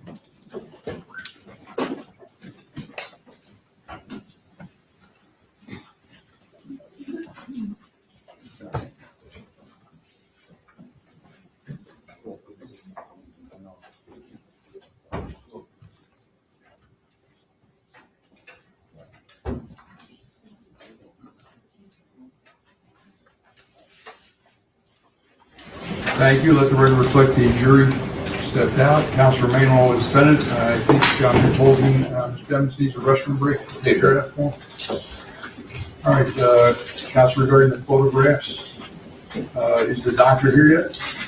She is not in the courthouse, and I understand that she was in the garage. All right, so let me know. I don't know exactly when we're going to get to her to talk about the photographs, so keep me apprised. I'm fine.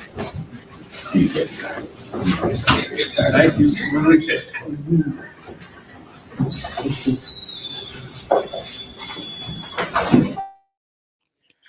All right. So what did we learn from this last leg? Or maybe I don't think they dismissed them yet. The witness, Detective Danny Polo. I just want to highlight this real quick that the truth team definitely left our mark in this trial, okay? Because we woke it up. We had them review the lyrics again. Now, what is gonna come of it? I don't know. Maybe I missed that part. I didn't hear exactly what was it, but I definitely feel like it was an alley-oop for the defense to just pick at the witness, okay? Pick at the prosecution. Because if y'all caught the part when he was like, and he was Attorney Howard was talking to the witness, like, yo, it seems like you're like more confident with your answers with prosecution. But then, when I ask you something different, setting it up just in case, he may not get us like throw your whole testimony out. However, it caused reasonable doubt on the prosecution's case. Like, hold on, you know what? I did peep old buddy answering this way. That's the thought process. And you know, for those naysayers that may not have been a part of the live last night, because y'all know they took it down, let me just show y'all this real quick. We do not play no games over here, okay? We definitely stand on business over here on the Truth Team. So check this out real quick. Y'all see that, right? Y'all see the email. And y'all see what it says. Those who's on live already know what we did. I showed y'all in real time. We pointed that out. So yo, the prosecutor just gonna have to do better, man. Do better. Don't be adding stuff because it's gonna bite you in the butt. Especially, guess what? Especially if Mickey Truth and the Truth Team got anything to do with it. Because we watching, okay? Look, we want a clean trial. A clean trial across the board, okay? So I don't know. I even felt like old Mr. Polo was kind of getting like in his feelings a little bit. He was like, what did he say? I know he put emphasis on my expert opinion. Like, man, we already know you're not an expert in the way that the prosecution try to paint you as. What you are a good talking researcher, and it's cool. I wouldn't put the expert on you because I feel like the answers will be more confident. The same way we said the prosecution gets rattled easily if someone kind of add or throw a wrench in her direction. She can't stand sturdy, in my opinion, right? Compared to, and again, I get put in the paint all the time because I am one of very few females that actually go down this rabbit hole. But I stand on 10 and I just, call it for what it is. But I do want to hear what they got to say about it. So hold on, y'all. Let's see. Back into that Broward County courtroom. We're listening to the cross-examination of undercover detective Danny Polo. Now I'm playing the ad when I'm trying to, and I'm not by my computer. God dang it. As soon as I try to lay across the bed. Hold on, I'm coming.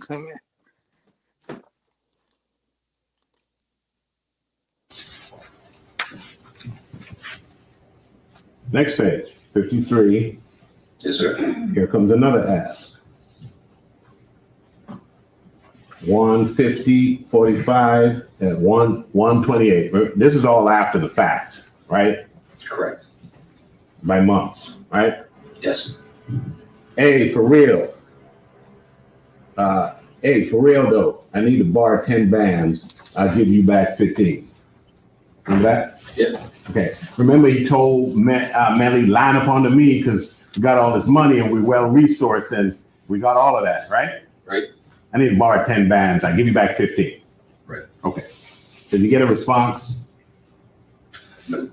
Okay. And he says, and you went over this on direct. Yo, Jersey, don't do me because y'all know I'll go sleep real quick. I was on my first break and I was like, I just want to lay across the bed real quick.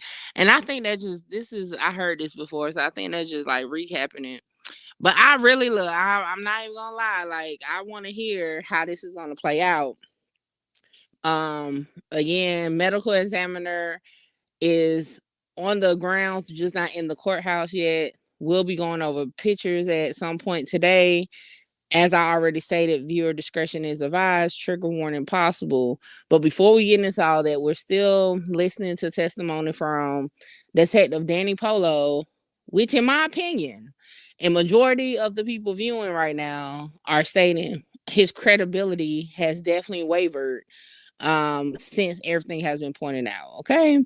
And I'm just starting to look at, the prosecutor kind of sideways, like a little janky prosecutor, because why are you adding information that's not really accurate? So I do again want to hear how that Mickey Truth and the Truth Team info alley-oop plays out in court to see if it plays a part in whatever, or if indeed she was in her right as far as the law to swing it that way. I don't know, but let's listen back.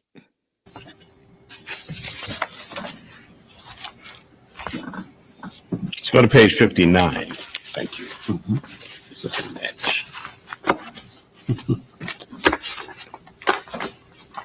Page 59.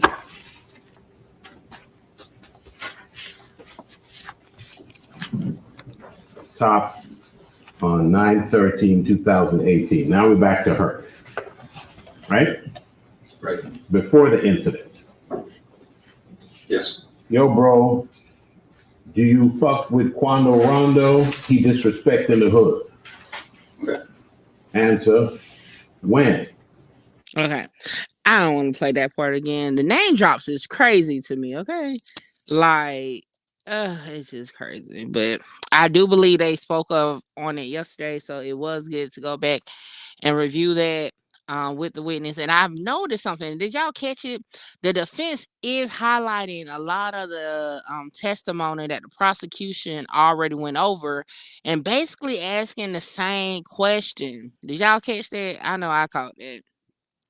But I'm gonna wait until they get off of this because I had wanted to hear from Law and Crime Trial Network anchors like what their summary was. I didn't want to hear the actual testimony again. So we just gonna, sit here and just wait till something else come on the screen. Y'all make sure y'all like, comment, and share. And definitely tell a friend to pull up and subscribe to Mickey Truth and the Truth Team where we get real deal Holyfield over here. Y'all make sure y'all go tap into my other YouTube page, Mickey Truth, House of Truth, which is gonna be where all my content from Clubhouse and my house will be located. You can catch Mickey Truth, Voice of Truth podcast. Hold on, let me check back in with this real quick. What do you think the prosecution is going to do when they go on redirect? I feel like they have to rehabilitate this witness a little bit. They have to rehabilitate him, and they also have to, really get in here that he's got a lot of experience with this, that he wasn't biased when he came up here, that he reviewed all of this, and it goes to show that this was gang related. He was part of a gang. I think it's going to be tough though, because some of the text messages that we're seeing, it's condolence. It's like, I heard about what you're going through. You're hurting. I've been through it. So it really is going to be a hard hurdle to overcome for the prosecution. I can't help but think what the defense says. And I don't want this just to be in a show where we're attacking the prosecution, but I do want to think about what the defense said is that this was a botched investigation. There was immediately targeting their client because he's famous. And now I'm listening and thinking about the prosecution's case, and I'm wondering, was it a mistake to call this witness? They could have, I'm imagine, called a different expert in gang culture. He was already controversial with the mask. Do you think that this was a bad road for them to go down? They making more losses here because it seems like this witness is now not doing so well under cross. Well, I think you needed somebody that had some experience in dealing with these types of criminal enterprises to be able to explain to the jury what these words meant. I mean, the jury's still going to be able to look at these communications and reach their own conclusions. So in that sense, they didn't have someone on the inside that could actually link the defendant to the gang, to the criminal activity. That's true. And that's where you usually get in these kinds of cases, but they didn't have that. So now they had to sort of circumstantially create that link. And I think that that's what they did right now. It's almost like they're taking this language, they're taking these messages, they're taking these videos and translating it like it's Rosetta Stone for everybody to understand what the significance of it is. Janina Tamian, I know we got to sign you off. Thank you so much for taking the time. Really do appreciate it. Bob Hill is going to stay with me. We have a lot more for you here on Law and Crime. We'll be right back right after this. All right. So, what was I talking about? Oh yeah, make sure you follow Mickey Truth, Voice of Truth, which is my new podcast where y'all gonna get basically me popping my stuff in the truthful manner as I can be as far as my opinion. That is available on all podcast platforms along with my Mickey Truth House of Truth. Okay, so anything Mickey Truth, go ahead and hit the subscribe button. I'm just branding and growing, and y'all already know. Depending on the verdict, okay, of the information that we provided, and verdict was a bad choice of words, but outcome, we gonna have to run these streets over here on YouTube and let it be known where that info came from. Okay, pay attention. Shout out to everybody that was on the live last night, because we listened to that audio over and over a few times to make sure we was accurate. I even got my live blocked and demonetized because I was so focused on verifying that the lyrics was accurate. I played the part of the actual audio from Kevin Gates. So I told y'all it's not about the money, it's about the content. So that just goes to show when it comes to proving or finding out if it's a fact or not, I'm willing to do that, okay? Because a whole live gone down the drain. And it was like 3 hours. And I talked about other things. But nevertheless, it's cool. We're gonna keep moving and growing. But I will be dropping more videos. I'm gonna basically I got to do the content we did last night on live. I'm gonna have to do the video. So I'll repost them soon. I did check in to Young Thug case again while we recently was listening to the testimony in the YNW trial. No updates yet. Like I told y'all this morning, I'm pretty sure it's probably going to take a minute because this is going to be a big decision, whether it's granted or denied. Also, let me see. Has Quando Rondo been verified as being out yet? Let me see. Let me see who this is.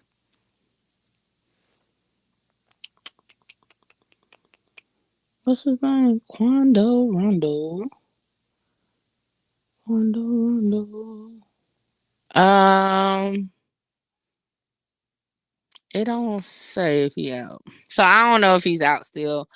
He did get $100,000 bond. However, I don't know if he posted it yet. I would think he would have, but you know, you never know these days. Let me see what's next. All right, and that's where we at right now. I'm just really talking until they come back on. Because like I'm just eager to see how this witness is gonna end.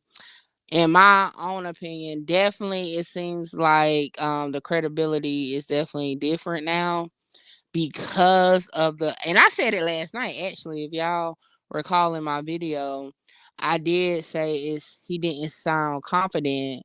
What the word? He didn't sound confident in his responses, especially in a matter of the Kevin Gates lyrics. All right, y'all know I'm trying to multitask real quick. And it's throwing me off. All right, there we go.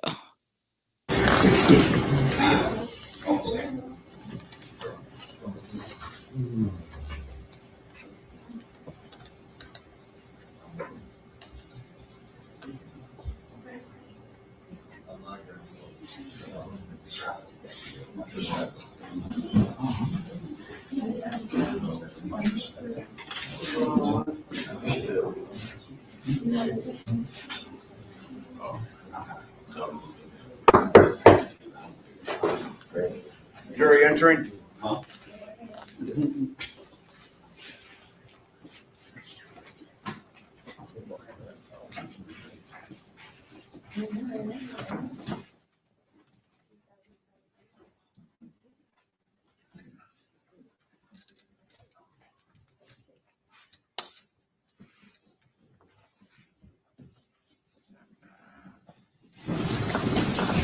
Thank you. Please be seated. Let the record once again reflect the presence of the defendant, the defendant, his counsel, the assistant state attorney, ladies and gentlemen, jury, our witness, Detective Danny Cole, remains on the stand. Counsel, if you're ready to proceed, you may, Mr. Howard. Thank you, Your Honor.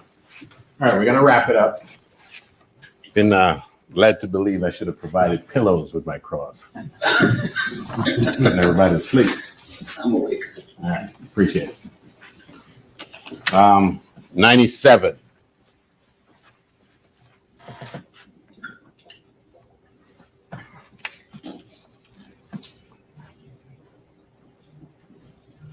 Start at the top where it says here interview from the 9807 number, the event, and out of 10.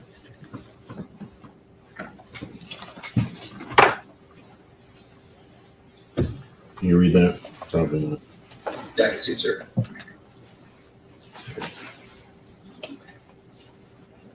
DL, let me know. Well, have it when you finish. Just bark at me. It's mandatory. That's at 12:15, 3:36. No apparent response. At 5:10 on 12:15, we back in the meeting waiting on you. At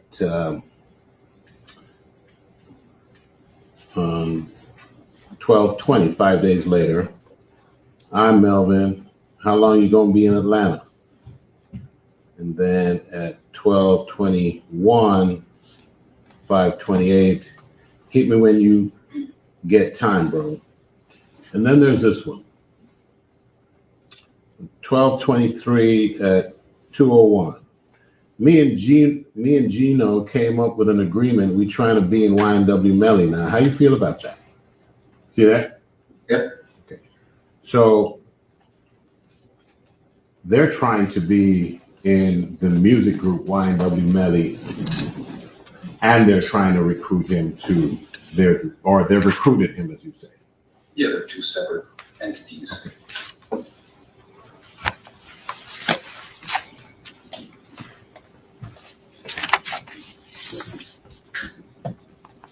Did I? I tried to get him straight. Now I messed it right back up.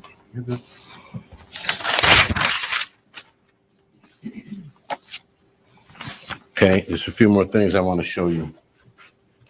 Here at 103, this message here from Goon. It starts with "Yo, twin," right? Yes. And the response was "Bet, twin, Phoebe," right? Right. And what were you telling us twin means?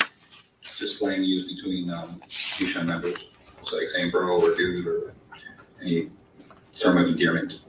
Okay. And you're aware that Anthony Williams is saved as twin in the 9807 phone. I don't recall, but okay. You can show it to me or just take the word for it. Okay.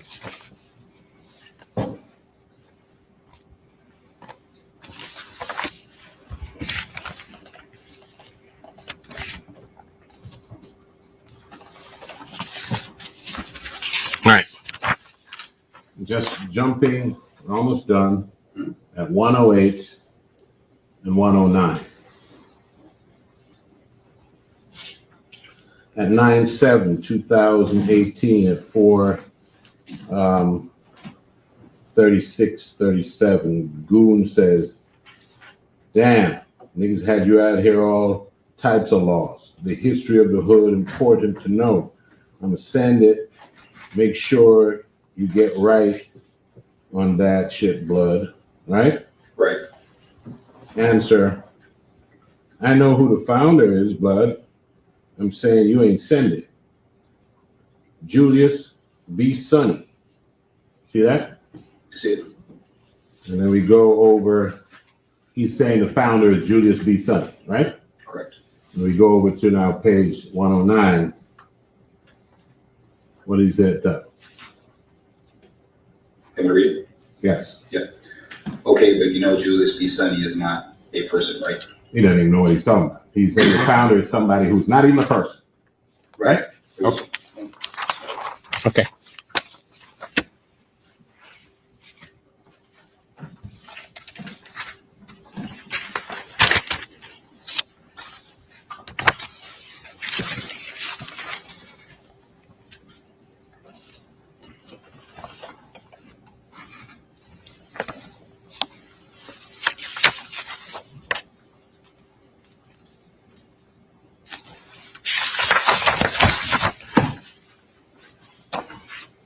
Looking at 114 and 115 for just a couple of references here.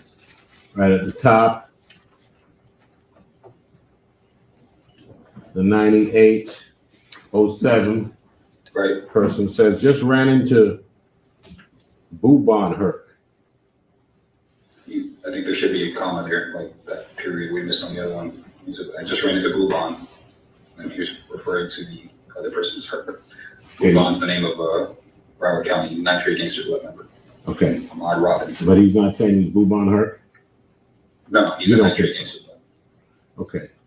Because the person he's talking to on page 115 says, Who? I thought you said he was hurt.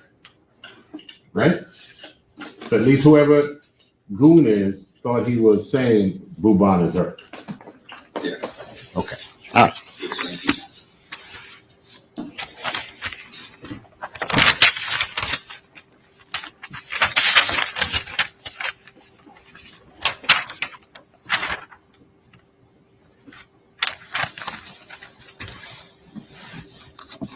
Almost there.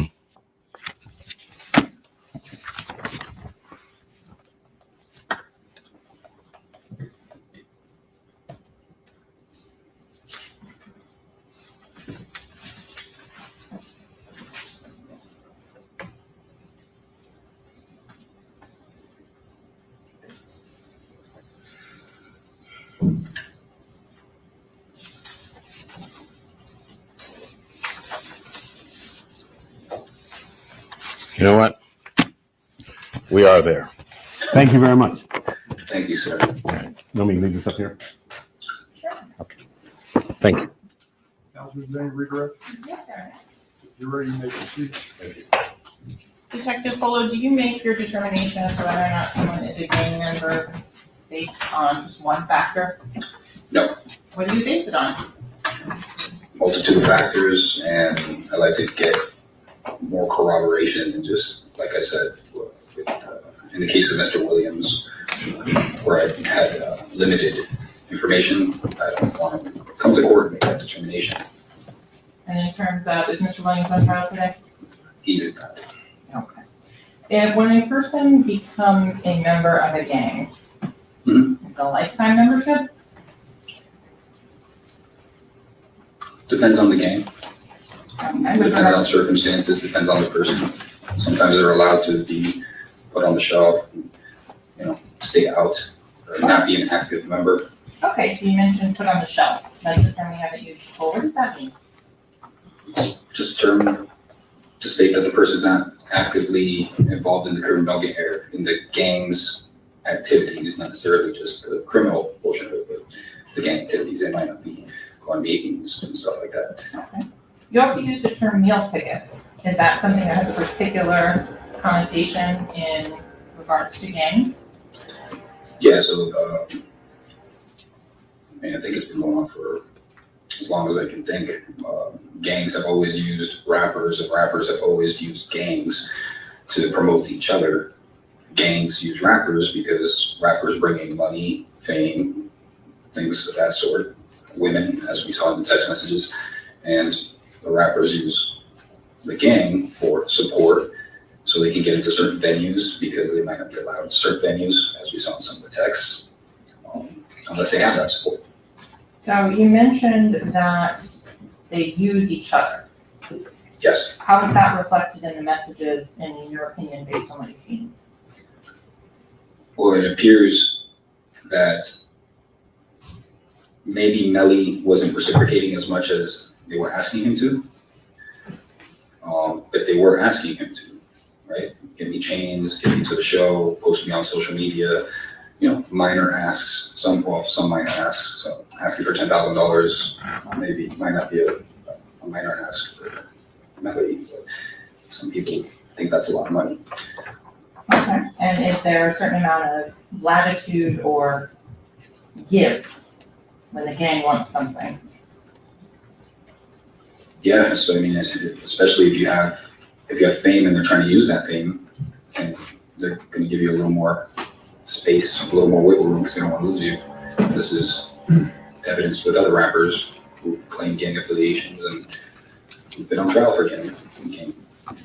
Okay, and State 70, council made a big deal about the lack of responses that he perceives in this. Yes. In terms of on page 47, there is no response from January 3rd to January 25th. Are there circumstances in which a person's not allowed to have possession of a cell phone without going into what those circumstances are? Yeah, I didn't want to mention them. Okay.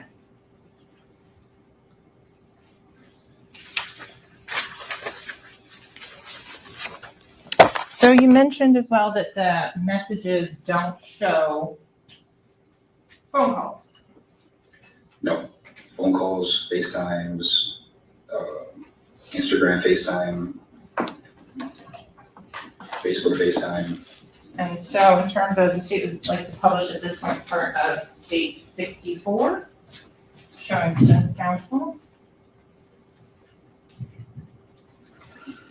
Yes, Melly, did you want to update your computer? Thank you. Thank you for asking.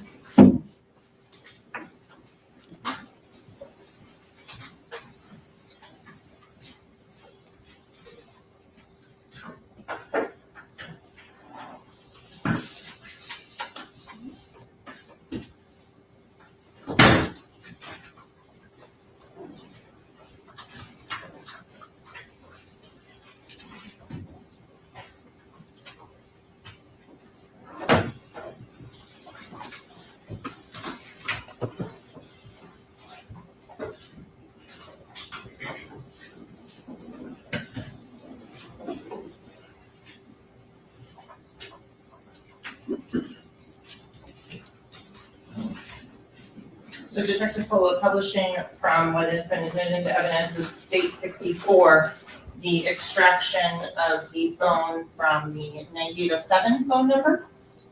And this is one of the 10,963 images that are contained on this phone. What is this showing?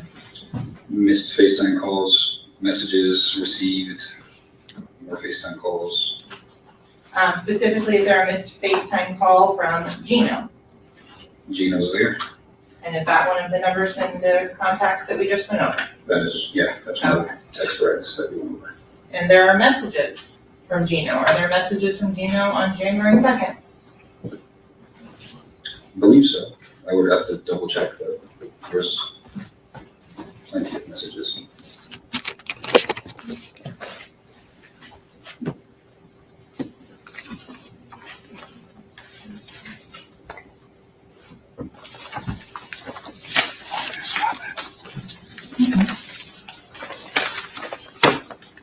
For example, page 47, Gino, January 2nd, 2019.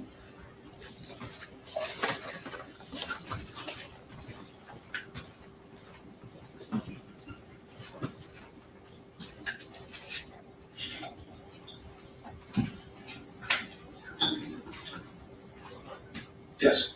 Okay.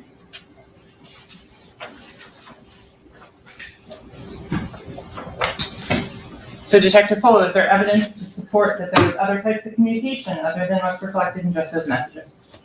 Yes. Okay. And in terms of the extraction report and things like that, is it able to recover all the deleted messages? Not all of it. In any of those messages that we went through, or in any of the other messages you reviewed on this phone, does the defendant ever say, stop?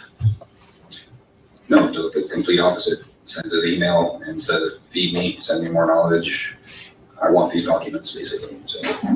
Does the individual with the 9807 phone ever say, leave me alone? No, I believe the only altercation of that sort was with Goon when he decided to not fall under that lineup.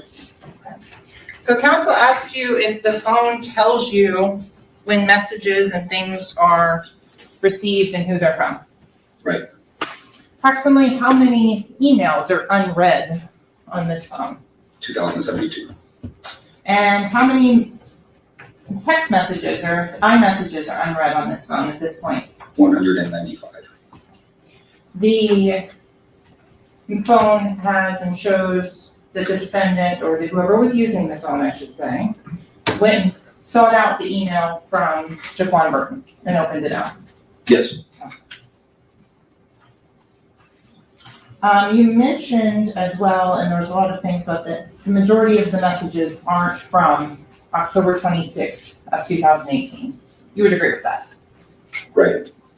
Did you notice any change in spelling or word choice before, during, and after? No, the language was consistent throughout. Council asked you and brought up to your attention a message where Mr. Jennings, or the 9807 phone number, says that he has friends that are Crips. Could you explain a little bit of that to the ladies and gentlemen of the jury? So I went into this during my direct, I believe, where we were talking about the gang history, blood gang history, where Bloods were created in West Coast of California to fight the Crips. That's why there's derogatory terms between the two sides. But there's been multiple rappers, multiple reformed gang members who have come out and have squashed these beefs, right? They've come out and they've united the community. And although they still use these terms towards each other, like anyone would if they're upset with someone else and they know that person's affiliation with something. Right now, there is no ongoing gang war between the Crips and Bloods. There might be specific ones in certain cities where maybe one city is occupied by both Crips and Bloods and they're fighting for territory, but that could also be with blood on blood violence. There's plenty of cities in Broward County where there's 6 or 7 different blood sets all fighting for the same territory, and there's no allegiance toward each other because you belong to your set. And your set's gonna fight the other set because it's about you, your collective, your group making money, not everyone else's. So the whole Crip versus Blood thing, historically, yes, that was a thing. Crips versus Bloods, Crips versus Latin Kings, Crips versus Bloods versus Latin Kings. UBN was created for protection against Latin Kings. The UBN now falls under People Nation. People Nation has the Latin Kings under it. So Latin Kings and the Bloods are now allies. So gangs evolve, allegiances evolve, wars happen, same way countries are sometimes at peace and then sometimes countries are at war. What Same thing. It's no different. It's just organizations motivated by money, and they're going to do what they can to make this money. And you said in one of the statements defense asked you about that was read, you are family now. Right. What does that mean to you as an expert in gangs? They're calling him family. It means he's been accepted as a member. And on top of that, the emails show that not only was he brought in as a member, as a foot soldier, at the low level, he was then bumped up to the next step in the G-Shine lineup, the G-Shine ranking system to the Ascari level. So that's one step above. That means he must have, or he did, not must have, he did, because they're not just going to promote him to Ascari, because that would have taken approval from the top, right? Some guy at the bottom is not going to be like, hey, you're an Ascari now. You can't just start giving out ranks. You can't give someone stain unless you're the guy that's handing out that stain. So he obviously was given the thumbs up to at least one step. Okay. No further questions at this time, Your Honor. Thank you, Mrs. Witness excused. Yes, Your Honor. Thank you, sir. You may step down. Thank you. Thank you. Counselor, your next witness is? Dr. McDougall. For the general jury, I need a minute with the attorneys. Please do not discuss the case. Don't form any opinion about the case. Don't allow anyone to discuss the case in presence of the research or teaching of the judicial chair.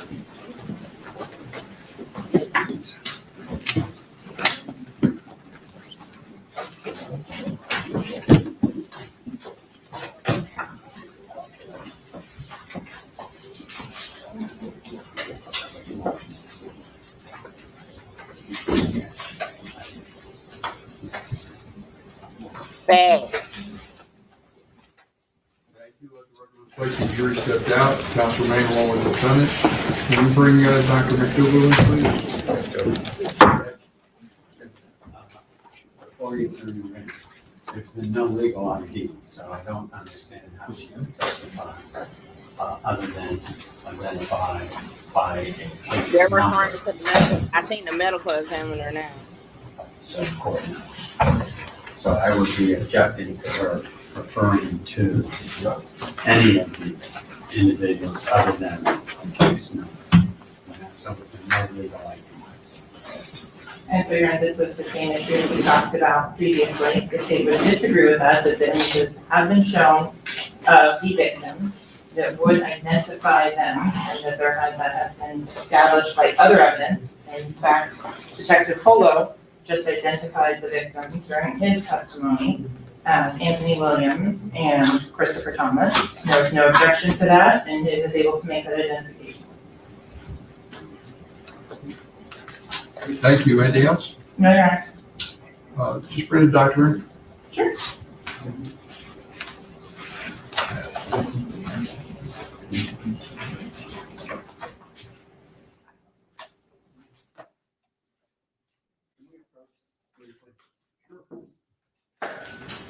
Do you have hand sanitizer around?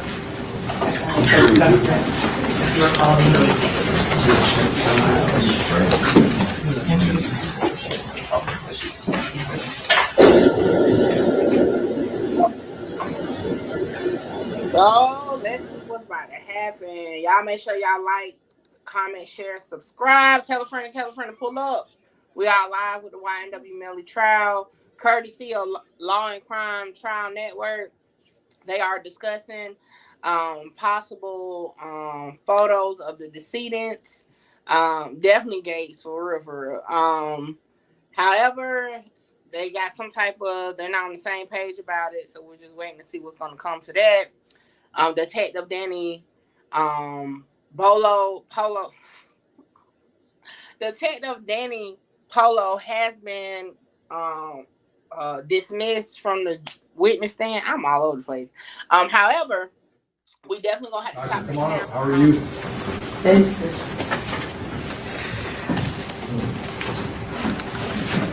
Dr. We're pushing the oath now.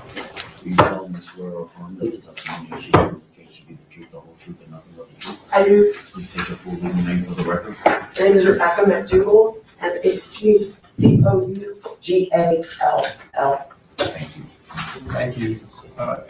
Doctor, we're outside the presence of the jury, but the defendant is present along with the attorney and the assistant state attorney, and we'll try to find out if there's an objection to some photographs that the state intends to use at the time of trial. What I'm trying to find out is whether or not the photographs that are in question, basically you need to illustrate or explain your testimony, and whether or not there are duplicates in there that you may not need, and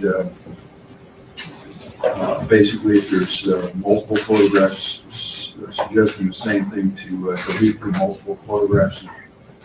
What I understand the defendant wants, defense counsel wants, and also use the least gruesome type photographs. And also I understand there's some of the pictures are external and some are internal, and whether or not you need all the photographs, and to explain or illustrate your testimony. That's really what I'm trying to find out. So yes. You showed the doctor the photographs that are in question? Yes, and Dr. McDougall, these are the photographs from whenever prior to your deposition that were circled at that time.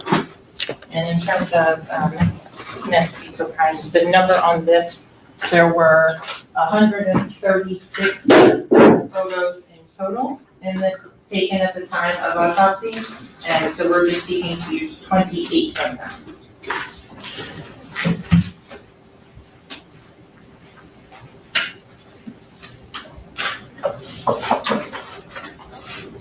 And those 28 photographs have been identified, and that's what the doctor is looking at now? Yes, Your Honor. I'm looking at the circles first, Your Honor. No. So if they have a tab on them, those are ones in which defense is objecting. If they have a sticky note on them.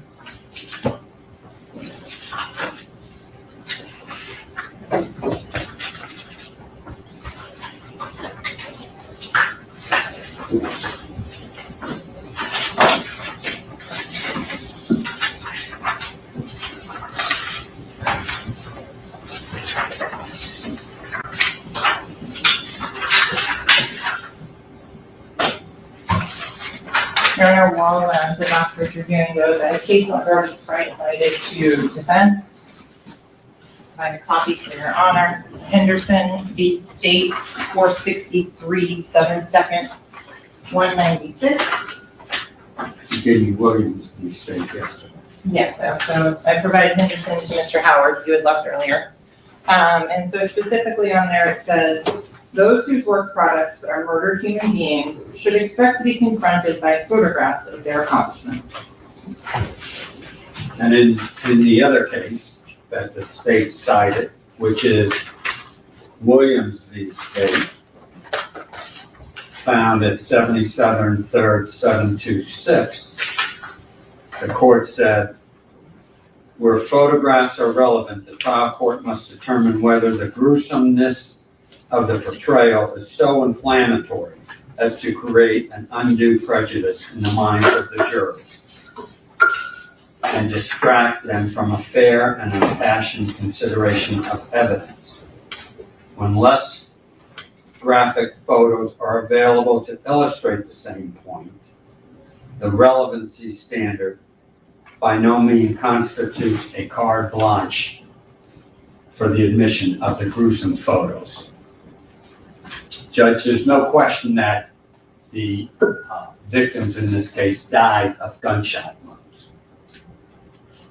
Primarily one gunshot wound was fatal on each one of the alleged victims in this case. In fact, this doctor will testify, I believe, that this is a rather unusual case in that she could determine which shot occurred first in both of the victims, and they were the fatal shot in both of the victims. Therefore, the introduction of all these other photographs are irrelevant, prejudicial, and we would object to them. Thank you. So Doctor, my question, I guess, is the photographs were presented to you. They've been marked. How they've been marked, ma'am? So defense counsel has placed a sticky note on any that he is objecting to of the 28 that have been selected. Triple C for identification. All right. So if You want to do them one at a time? that's what I'd like to do, because if you could show the photograph and.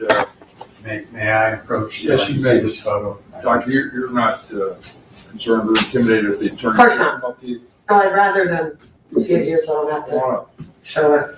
Just stay 6 feet away. That's fine. So this first picture with the sticky note actually is the face shot with heat number, the ME case number that is unique to this case. So what this does is it shows that this number will be in every single photo. Therefore, I think it's needed. Thank you. And is there any duplicates of that photo showing the case number? Every photo will have this case number, Understood. but this is the face of the decedent. That's how we identify him, and that's what this photo is for. Thank you. So this next series of photographs are the clean hand photographs. We take these photographs to document whether there are any injuries to the hands.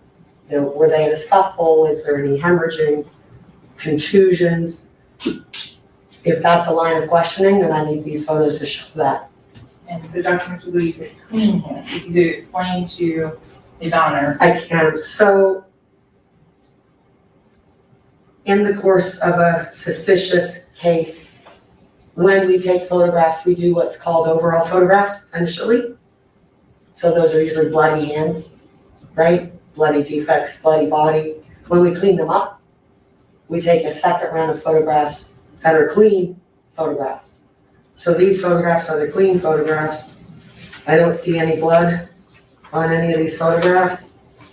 May I inquire as to how many photographs? Once the doctor says. Oh, I'm sorry. Yeah, so these are the clean photographs of the hands. So, Are you done, Doctor? I am. Yes, you have a How question. many photographs of the two hands are in that pile? So there's a front and back. So there's one front, one palm, and a side to show every piece of each hand to show that there's no injuries. My question is how many photos in total of the hands are?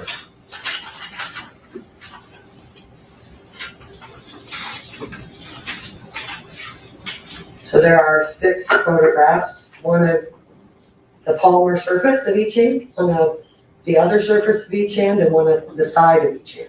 And there's no injuries on the hands. That's correct. We would object that it's duplicitous and it has no relevance. Thank you. That objection is noticed overruled. The photographs are, when you say are clean photographs, there's no blood, there's no gruesomeness or anything like that associated with those photographs, counsel. So the objection notice overruled. Did you want to rule as to the face establishing shot? Overruled. I understand the purpose of it. It's not a gruesome photograph. So these next two photographs are of the same wound. The difference is one is an orientation shot, which is this one, and then one is a close-up. If you show just the close-up so I can talk about the characteristics of that wound, there's no way for me to show where it is on the body. I can say where it is, but I can't show it. So if you want an orientation shot so you can show where it is, and then a closer shot so I can explain the characteristics of the wound, then I would say both pictures are needed. And is that what you're suggesting, doctor, that you to show the orientation as well as a close-up of the injury, that you need those pictures to illustrate that? I do.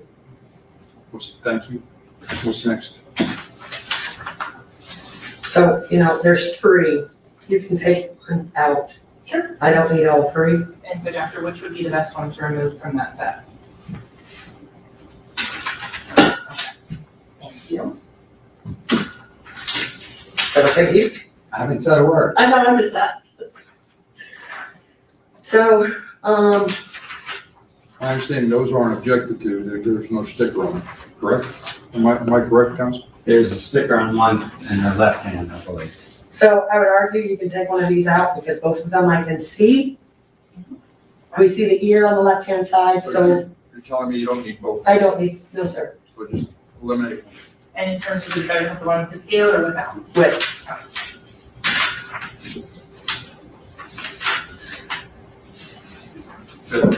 No sticker.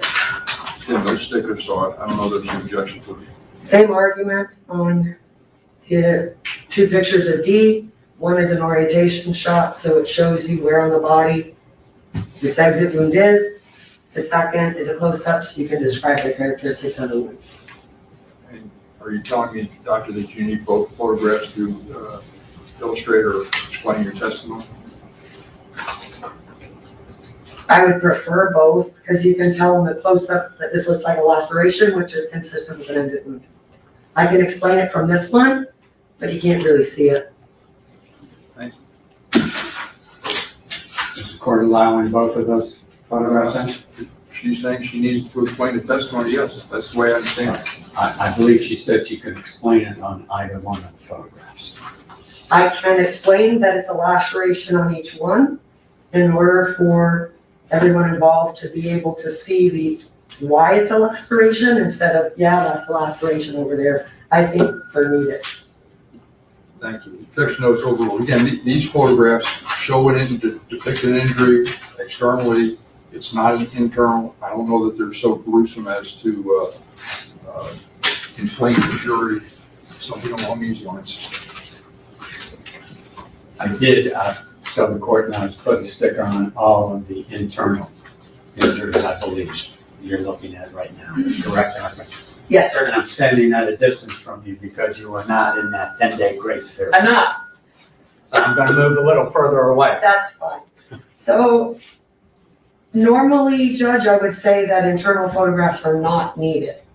The reason that these photographs are important in this particular case is that the first shot, which was to the back of the neck, when you look at the undersurface of the skin around that injury, there's hemorrhage, which means I can tell you that he was alive when that shot was fired. The second shot, third shot went to the shoulder. The second shot that went through the heart and the left lung. The organs prove that there was no heartbeat when those shots were inflicted. So if anybody is trying to say that one shot came, he was alive when that shot was shot, and the other 2 were after he passed away sometime later, the only way to show that with the photos is to show you that in the lung, in the heart, where the projectile from the shoulder was retrieved, that there's absolutely no hemorrhage around any of those organs or wounds. Can you do it with just the lung picture? You know, do you need every single one of them? I mean, the heart, absolutely no hemorrhage. Your heart's got all the blood's right there. If you're alive and it's beating, it's gonna bleed. So. I'm sorry, may I, Your Honor? Sure, I'm trying to understand, Doctor, whether or not you need these pictures to illustrate the testimony and whether you need all of these.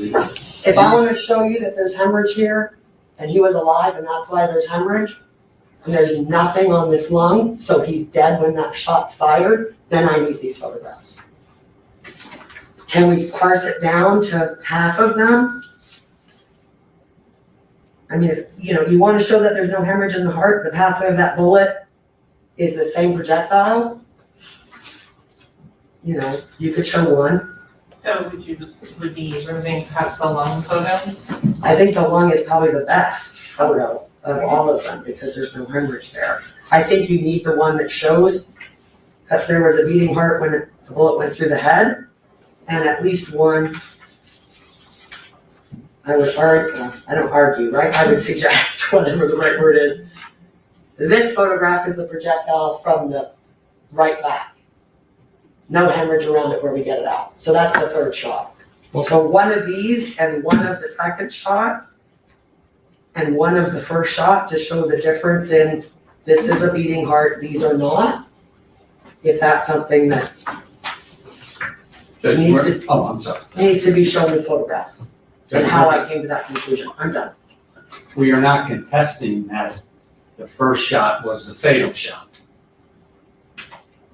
The other two shots, which he is referring to, are from the internal examination to verify that. We're not contesting that at all. Those are very gruesome photographs, have nothing to do with, because the victim in this group is dead already.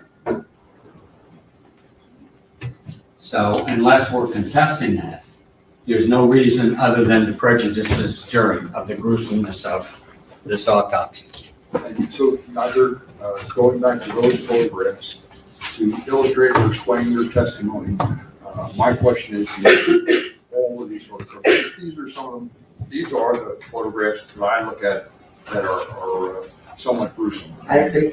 And so my thought is, if there's a way you can pare down those photographs, show what you're trying to get across, which shot was the fatal shot and how to establish that.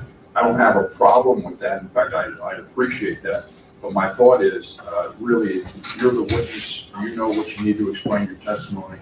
And so I need to know that. So, Your Honor, it's not about which shot is the fatal shot. I mean, we have people shot 20 times, whatever, all the time. If it is, all at the same time, around the same time, within, a minute, 2 minutes, 5 minutes, every single one of those gunshot wounds is going to have hemorrhage. Okay, so it's not that he's shot in the head, his heart stops immediately, and the other two shots come within seconds, and those have no hemorrhage. I can't tell you what the time frame is between the head shot and the other shots, but it's a significant amount of time so that he's passed away, there's no circulation, then these shots come. So it's not 10 shots, the first shot was to the head, so it killed him, and the other 9 were a minute later, and none of those have hemorrhage. So that's why this is unique, in that we can say which the first shot is. So I think you can take some of these out, but if the line of questioning is going to be, and I don't know what it is, right? But if it's going to be, was it, seconds later that the second, third shot came, or was it minutes later? You have to be able to show that there's no hemorrhage. Can I ask a question, Doctor, regarding those photographs, the internal photographs? Correct, they're all internal? Yes, sir. And any of those are duplications? They're not duplications in pictures, but I can show it with less photographs because it's the same wound path. That's fine, so if you can show it with, and explain it with less photographs, that's what I would appreciate. May I inquire one other question, Your Honor? Sure. You can't tell if it was seconds or minutes later, correct? It's not seconds. How do you know that? Because I've done hundreds of gunshot wound cases where they're shot multiple times and they all have hemorrhage.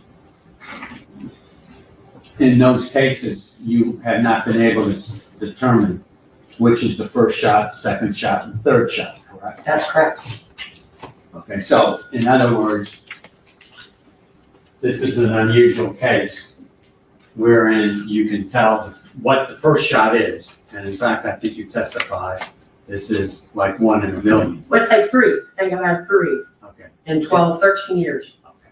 Where I can tell which shot came first because the dramatic difference in the characteristics of the first gunshot wound and the second and third. It's not seconds. Hey, it's some time, but I can't tell you what that time is. It could be 10 seconds, It's it not could be 5 seconds. minutes, Could be 5 minutes, could be 30 minutes. and it also could be less than a minute. I don't know that I say less than a minute. And what are you basing that on? Excuse me, counsel.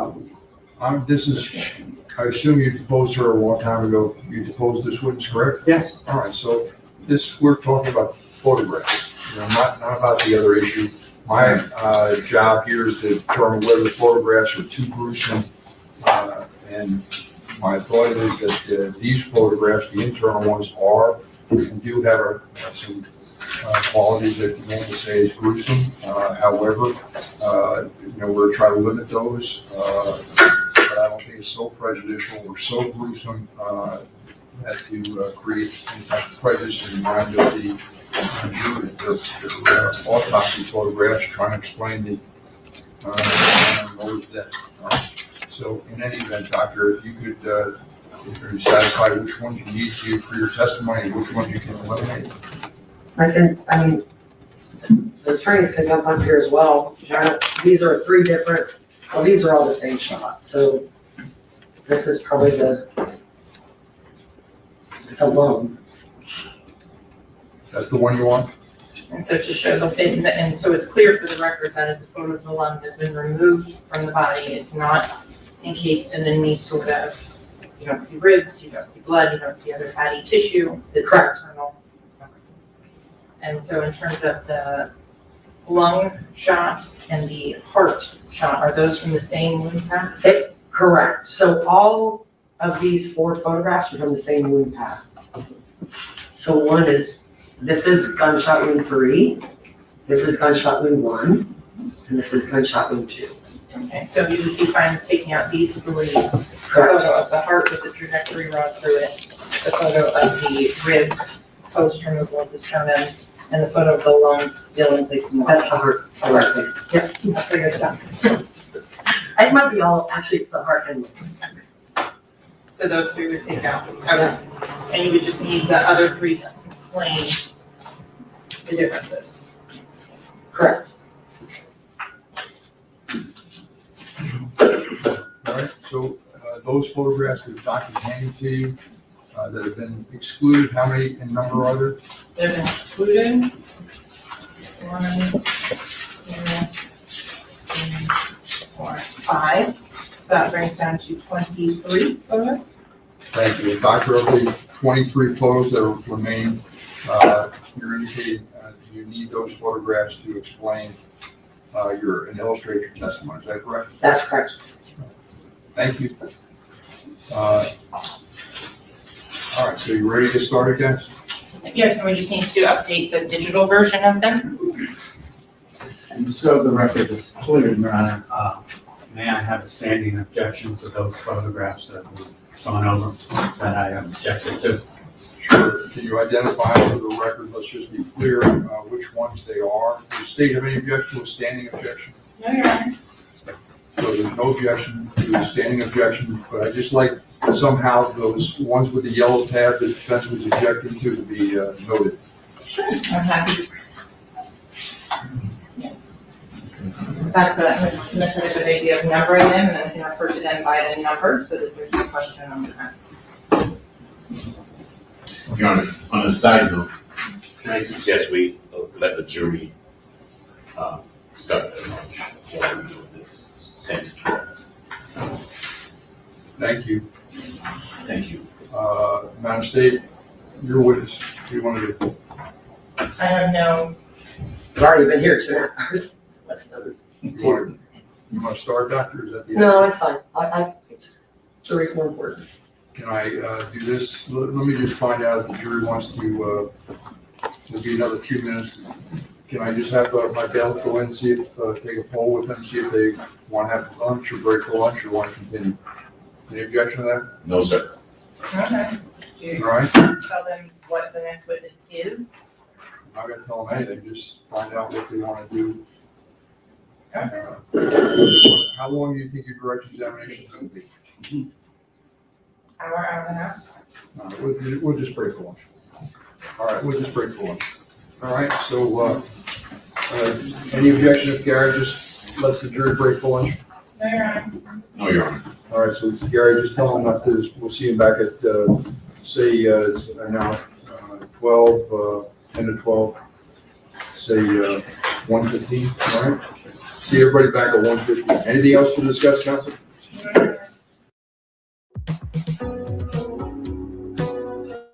Oh yeah, I'm ready for y'all tales today. Okay, let's start. Oh, is he still talking? Hold on. Just confirm with counsel which ones you're objecting to, which photographs you're objecting to. What those marked. Yes, sir. You have marked just the number. As soon as I finish numbering. Nah, Bo, I ain't being emotional. Y'all being emotionally biased, okay? Because again, if we look at it for what it is, right? Without a doubt, based on what they're saying, what's being presented, everybody's saying, y'all know he did it because that's his phone. And I asked, how, where in the trial did they pin that was indeed his phone? What I took from it, and correct me if I'm wrong, okay? If I am correct, what they did was a phone registered to Jamie King was tracked from the studio up into 10 minutes before or 5 minutes before the arrival at the hospital, okay? They also state that based on the phone number that they're tracking, not car, but phone number that they're tracking, they can say that YNW Melly did frequently use that phone. At times, he didn't even respond to people on that phone, and other people have used it, okay? But they can say he has used that phone, right? Cool. Now, we do see without a doubt that he gets in the car on the left-hand side of the car, okay? Now, they done talked about gunshot residue. They done talked about DNA. They done talked about all this. But all I hear is these comments on the truth team, supposed to be the most unbiased people ever, are passing judgment based on faulty evidence. Everybody say, oh, it's his phone because we see pictures and all that. Okay, cool. But how do we know he had the phone at that moment? And I gave an example in the chat. Now they all want to say, oh, Mickey, you're emotional. But somebody please find me the timestamp in the trial where it says otherwise. I said, and I have said multiple times, I got multiple phones. But for the sake of this, I'm going to use this, okay? I have multiple phones, right? However, I do have a main phone out of my multiple phones. And on that my main phone, I do use it a lot. However, my husband has used my phone before. And I mean away from me because again, I have another phone. I don't be tripping. So if my husband leaves with my phone, right, just for an hour or whatever, a couple hours, whatever, something goes on. You don't think he could contact somebody in my phone in that moment? But if we go off of, hold on, let me see what you said. Jersey said, Mickey, who giving their phone out left and right? A lot of people. Let's just put the legal crime trial thing aside. A lot of people share a phone. Everybody doesn't have access to phones. Like, trust me, my dad uses my phone all the time, and he really doesn't have an actual phone. You would think in 2023 everybody has a cell phone. That's not the case. I mean, maybe if you live in maybe Bel Air, everybody have a phone, but everybody doesn't have a phone, and that's just being for sure, for sure. But so if he goes out, use my phone, gets into something, whatever, comes back, whatever. Based on the evidence presented in this case, I would definitely be held responsible. Y'all would convict me if the truth team members were on the jury at this trial. I would be convicted because y'all not looking that my DNA isn't there, right? Y'all not looking that I don't have gunshot residue. Y'all are looking that I got in the car with my husband. A phone that I frequently use is in that car, right? The GPS of the truck has not even been presented, even if they did it or not, right? So they're not tracking the car, they're just tracking the phone, right? So you see me on video get in the car with my husband and 2 other people, okay? So boom, we leave. But based off what y'all saying, I will be convicted. Y'all not taking an accountability that guess what? The car did stop and I got out, but the phone stayed in the car. Y'all not taking into accountability that I frequently let my phone be used by a close person to me. Y'all not taking in consideration maybe somebody actually got in the car. I mean, again, not saying this happened, but that's the reasonable doubt. That is the reasonable doubt. Now, again, I'll tell y'all that I would definitely be the first ones to tell you on certain types of crimes, I don't even cover them because I'm too unbiased. Like, I don't care how logical or how legal terms you speak to me, I'm going to say, nope, that's not it. And that's why I won't ever even attempt to be a juror on something like that. But all I'm hearing is a lot of biased people because of the stigma of a person, okay? Because again, based off evidence, it's not proven without a doubt that he did it. You can definitely off the top of your dome just think, oh yeah, he got murder on my mind. He's crazy. He's this. He's a gamer. I mean, you can definitely pass judgment and come to your conclusion. But based off of what's in here. But KG, let me ask you this. KG, listen to this. Take YouTube, okay? YouTube, we can see people that's in here, right? Only if they comment. Like right now hold on, let me see. I can tell y'all how many people is commenting. Right now, it's only 7 people actually commenting in the chat. However, it's actually 28 people watching it. So you mean to tell me, based on what y'all saying, is that because we saw 4 people that nobody ever came in that car at no point? Gates, you can't be considering the evidence because you're saying, like, okay, so this is where y'all losing me at, okay? Because y'all are saying without a doubt, because they have provided evidence that is possibly his main phone or a phone he used frequently before the crime and after the crime. Y'all still not giving me where in the evidence in the trial did they put that phone that they're tracking in his hand on his person during the shoot. They haven't even put that he was there for the shooting yet. And I said this on day one. Y'all go look at day one live. I said it then. I said by putting him, showing that video on day one that he got in that car on the left side, is gonna cloud people's judgment. Because now all you're gonna hear is left, left, left. How much y'all want to bet when this lady, the coroner, medical examiner, get up there? How many times we gonna hear the word left? And for people like Gates and Bo and everybody else that's like, yeah, he did it without doubt because he got in that car and that's his phone. They're gonna be like, see, it proved it right there because he was on the left side. But again, they have not shown that although he got in on that left side, that he never got out. They haven't even proven that he got out when the phone stopped tracking with the other phone. Because again, they don't have GPS on the car. Okay, they don't have GPS on the car. Let me see what KG said. KG said they will have to stop the car for someone to get in, right? GPS says they stopped twice. Once Melly got out and once at the hospital. And you're wrong again. See? And that just goes to show y'all not keeping up. So technically, they had to stop at the stage time. So how did they only stop when he got out and at the hospital? But they clearly said the phone stopped when they did the stage drive-by. And see, here go Jersey. I tell you, look, Jersey done said left side again. So again, because that video showed him getting in, nobody is caring now the ifs in between. Now, if, right, the prosecution said, hey, boom, we got photos of nobody getting in the car at all these stops and all that. Okay, cool. So now you can't say somebody got out. They don't have none of that. But because they showed him getting in on the left-hand side, and because the victims were shot on the left side, y'all are automatically saying he shot him. That's what I'm saying. Let me see what Bo's saying. And again, Bo is biased, that's for sure. He said the text said he got a new phone. Not that we got a new phone. You're reaching here. There are phones for other dead bodies in the car. So who else was using it? Doesn't add up. You're reaching.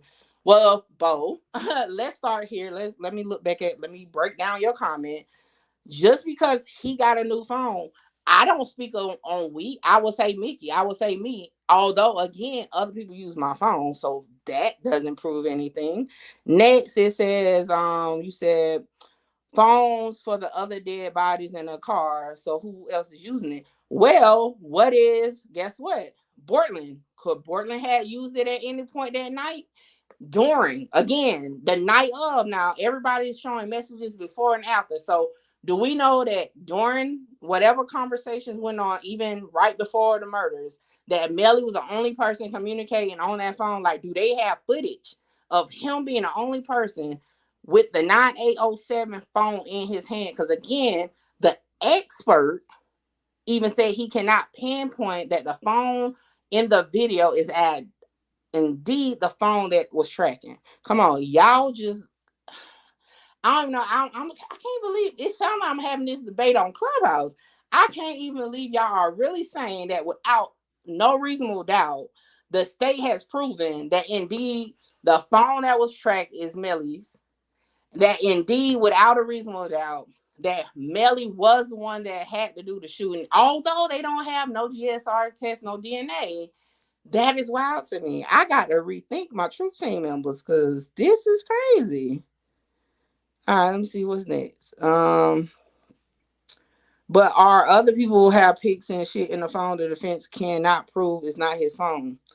So this is the thing. I told y'all myself, like, I have pictures of other people in my phone. I have all that in my phone, like right now today, in both phones at that. And then also, it's not about proving that it's not his phone. The thing is, the question on both sides, right?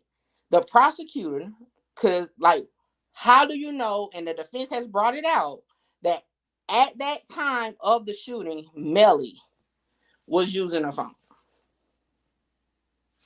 Where's that evidence? Please give me the timestamp for that. Where is that evidence? And even the defense said, we're not saying he hasn't. I mean, I need to rethink my members because I know I'll be honest that I'm selective listening. I zone out. But what are we talking about? Like, I'm missing it. Like, what are we talking about? Like, y'all are mentioning things that don't even aim to clear decisive things. So Jersey, they did find DNA on the left door handle, backseat door handle, which isn't far-fetched because we literally see him get in the left side. That's for sure. Let me see. What's that? My thing, Bo, is what I'm saying is, like, literally, if we're gonna, up until today, we have had an open dialogue. Like, I just asked for, if we're gonna stamp it like that, because y'all told me it's still early in the trial. I'm not even doing that because now I'm kind of getting aggravated because it's not emotional. I'm literally talking about what we're listening to in the trial. And I asked y'all to give me the timestamp. We can pull it up. If it says by the expert, this is his phone, like, I don't know. That's all I'm saying. Yeah, I'm just saying the reasonable doubt. Now, again, and I have said since the beginning, I don't know if Melly did it or not. I don't know. Could he have? Definitely. Could he have not? Definitely. All I'm saying is that this is the point of going live, talking about the trial, is to discuss what's happening in the trial. In my opinion, it's still a reasonable doubt. Did I say the defense proved that it wasn't him? No, no, no, no. I didn't say that. What I'm saying is, based on what's presented, and it started for those because I stopped clicking on the screen because I had walked off. We were having a conversation in the chat. So now, I mean, I'm just going off of what's being said. So, it's like, okay, Prince. So, did he say that he could prove or confirm that the phone ending in 9807 was actually used by Melly and tracked with Melly that night? And if he did, can you tell me what day it was so I can go look?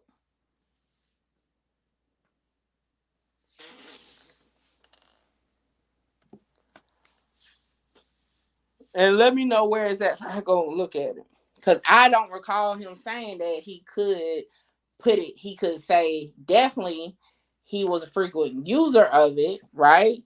Which could make it his phone.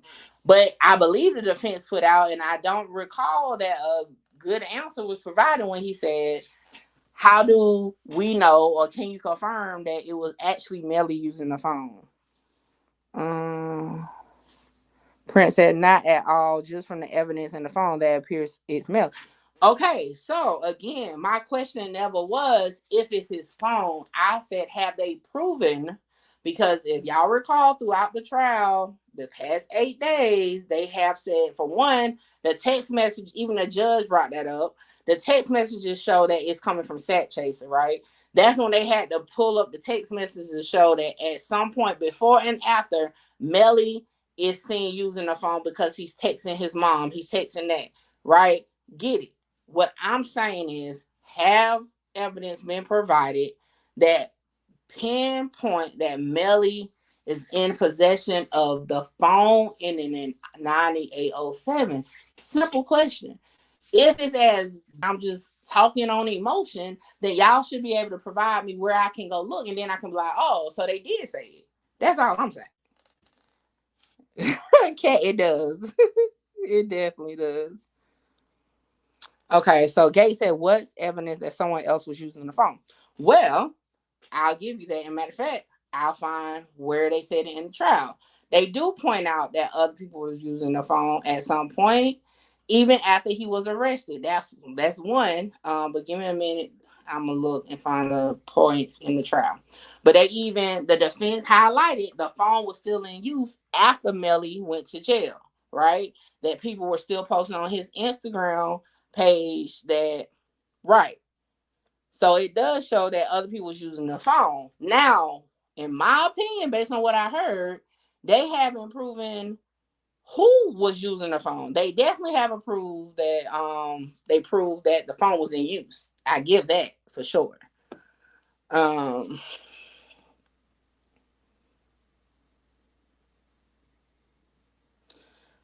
right, so hold on, y'all. The thing's going up quick.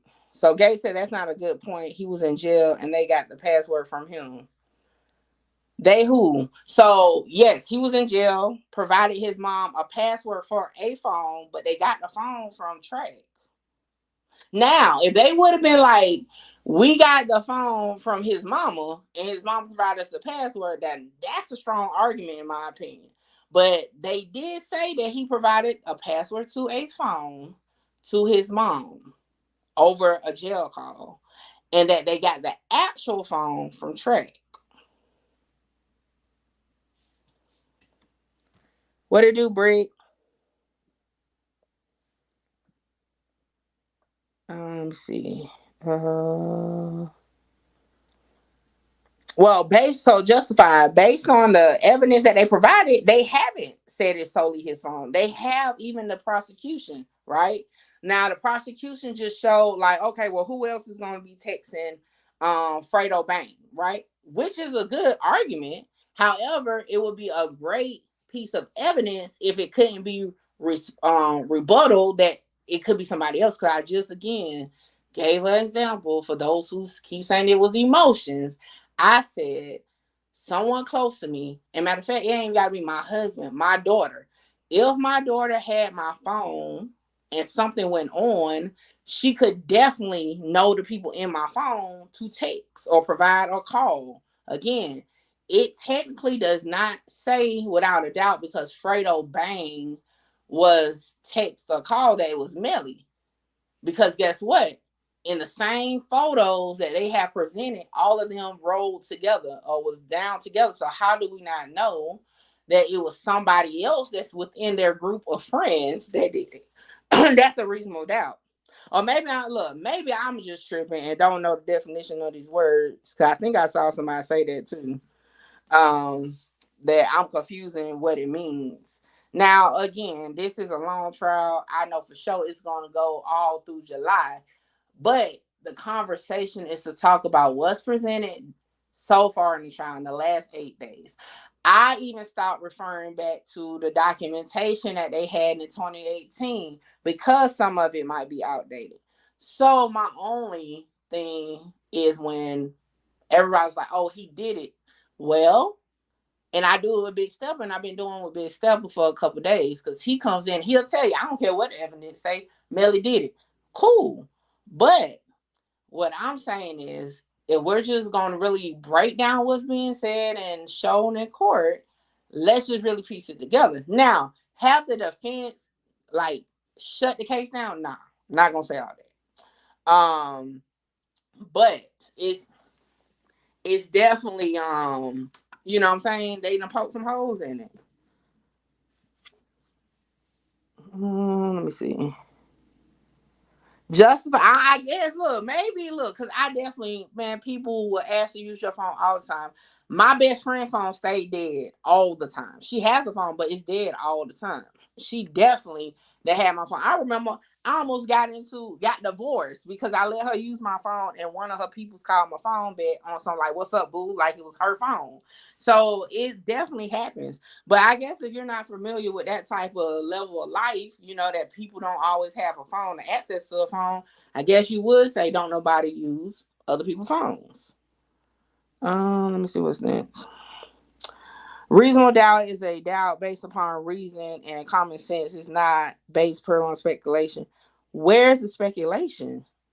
And where's the impartial consideration of all evidence when you're not even presenting an argument of any evidence? You're just saying because they're saying they're tracking the phone not even a phone. Let's not even say that. They're tracking the number ending in 9807. Again, if y'all have a timestamp where they said without a doubt, who sent me a message? Without a doubt, that the phone they're tracking is indeed the phone in his hand, because I can't deny we see him on the video with a phone in his hand at the studio for sure.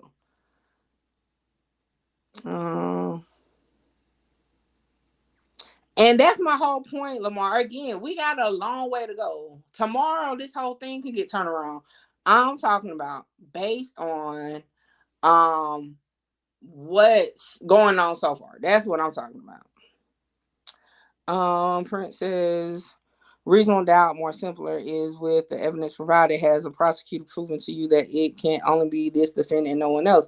And at this point of day 8, she hasn't, or the state hasn't. I don't want to pinpoint her per se. And if they are saying he's in the game, it would not be uncommon for all of them to use one phone, a burner phone, a ghost phone. It keeps right. KG said, yeah, but it's 4 a.m. making only 4 people in the car, 2 are dead. How many people needed a phone at that time of the morning? So let me ask you this, KG. Where in the trial have they said without a doubt, okay, let me not put reasonable, without a doubt, meaning point blank period, right? It was always 4 people in that car. Or are you saying, because technically, let me just throw this out here. A piece of evidence that was submitted was that only 3 people ended up at the hospital in that car. So I'm gonna ask this, and maybe I should change the way I'm saying it. Okay, because look, y'all giving me Clubhouse vibes right now. Let me ask it a different way in a different tone. Can you tell me what evidence was provided that said, without a doubt, it was always the same 4 people we saw get in the car at the studio, remain in the car until the hospital? Anybody? Jersey, yes, the phone is in Melly's mom's name. What's that? Bo said he let one of the shooters hold it real quick because he was just helping his community. He could have dropped it and one of the shooters could have used it. I mean, to be honest, I know you're being funny, but I mean, that's a good point too. I mean, he could have ran out the car. I mean, again, show me where is no doubt. If you can show me where the evidence say, yeah, that didn't happen. Again, we may not get there until the defense presents its case and then the prosecutor comes with it. But as of right now, show me where that couldn't happen.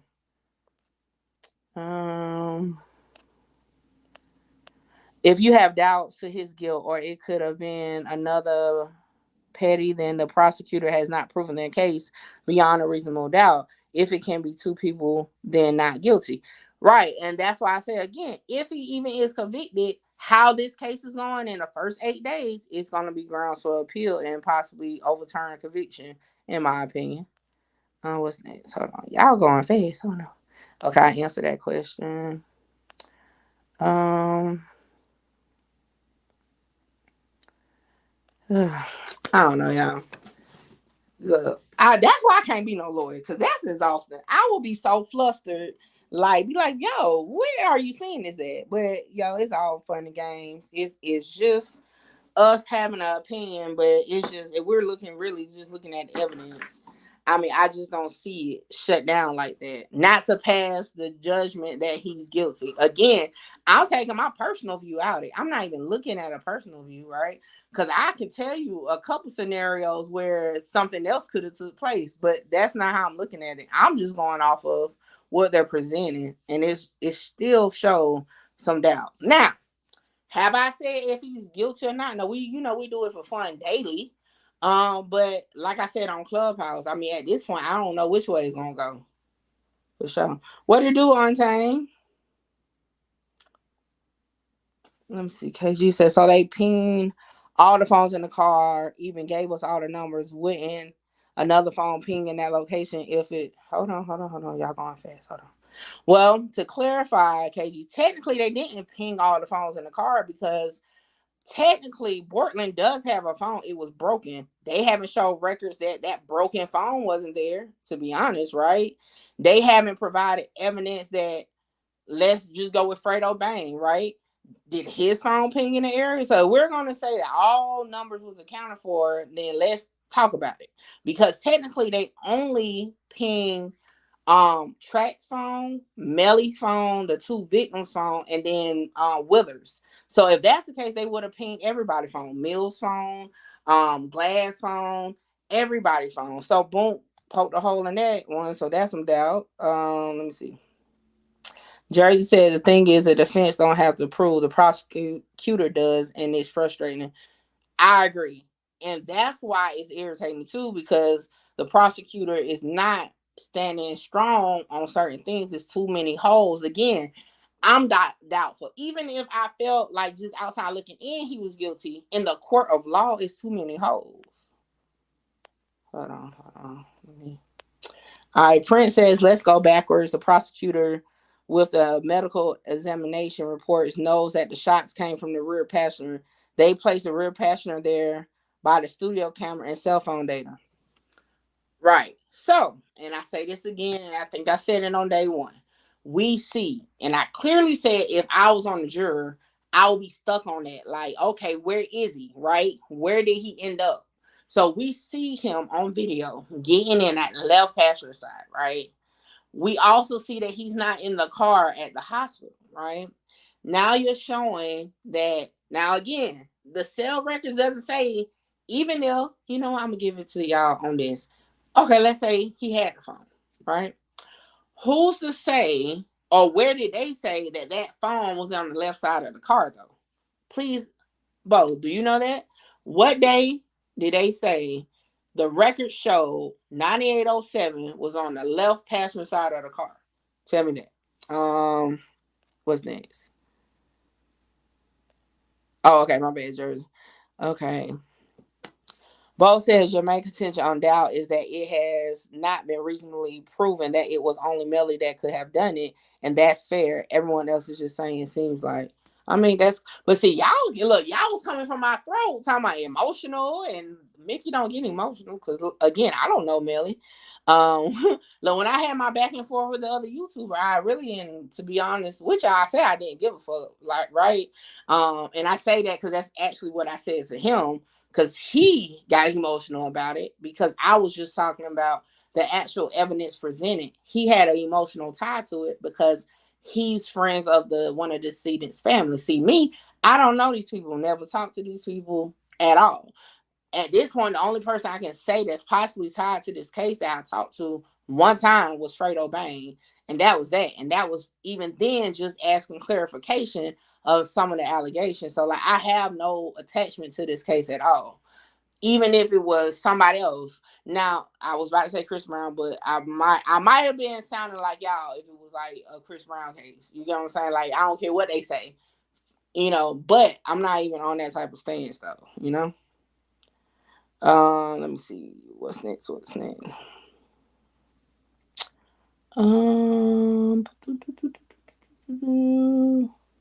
What up, Ned? I'm trying to go back up.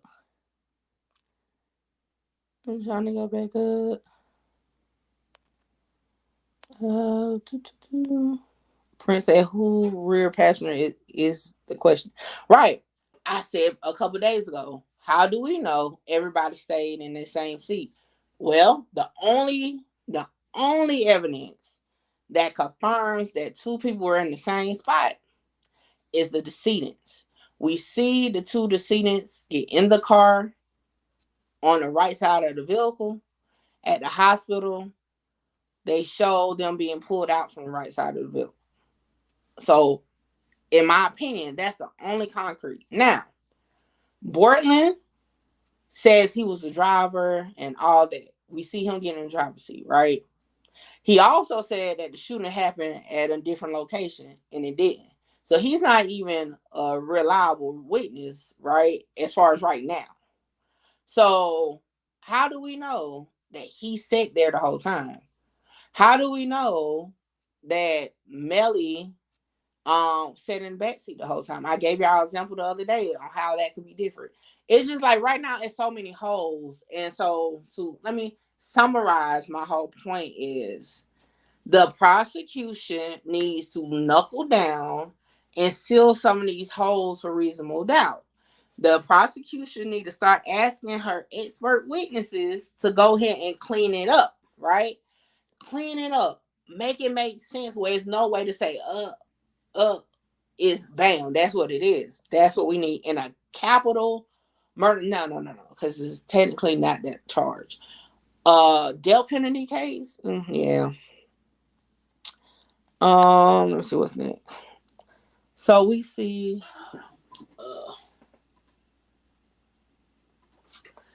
all right. So we see someone get in the car and there's no one there at the hospital. So we need an alibi from that passenger. Correct. We definitely do. Now, if we're talking in future tense, what we need from both sides, I was speaking on it earlier, that's cool. But if we're saying, as of right now, where we're at, that's a whole different, dialogue. BR said that boy did that, like he say. Hey, and guess what? Look, we got Big Stepper that says that all the time. So if that's what you're standing, that is. But and y'all see how he said it with no evidence included on that. He just says that's just what he feels, and that's cool too. I'm just glad y'all are not on no juries, okay?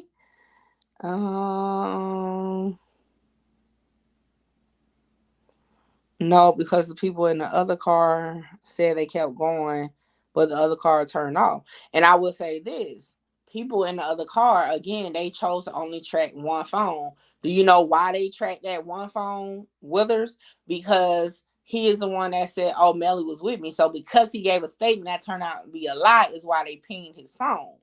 But why not ping everybody's phone that was leaving? Why not do that? Mm-hmm. Prince says passenger doesn't give a statement. Other passenger says passenger was never there. See, again, reliability. Jersey said I was going hard. Look, no, I do debate heavy though. Especially when I definitely feel like I'm knowledgeable about it. Now y'all know the difference. But yeah, it's just like I've been watching this just along with y'all. It's just be like, let's really talk about the facts. Okay. Hold on, I'm trying to catch up. It just went. Dang, y'all been typing. Oh, y'all, let me tell you, if y'all was in here with Chris Brown slander, y'all would be out of here, okay? Out of here. Oh, okay. No Chris Brown slander would be used. Shout out to Breezy. Yeah, I said it. Shout out to him. Oh, shoot. Speaking of Chris Brown, hold up. Let me. Look, y'all to raise my blood pressure. Let me get my happy place back on here real quick. Man, I feel better now. All right, let me see. I don't even know where I was. So if I missed your comment, my bad.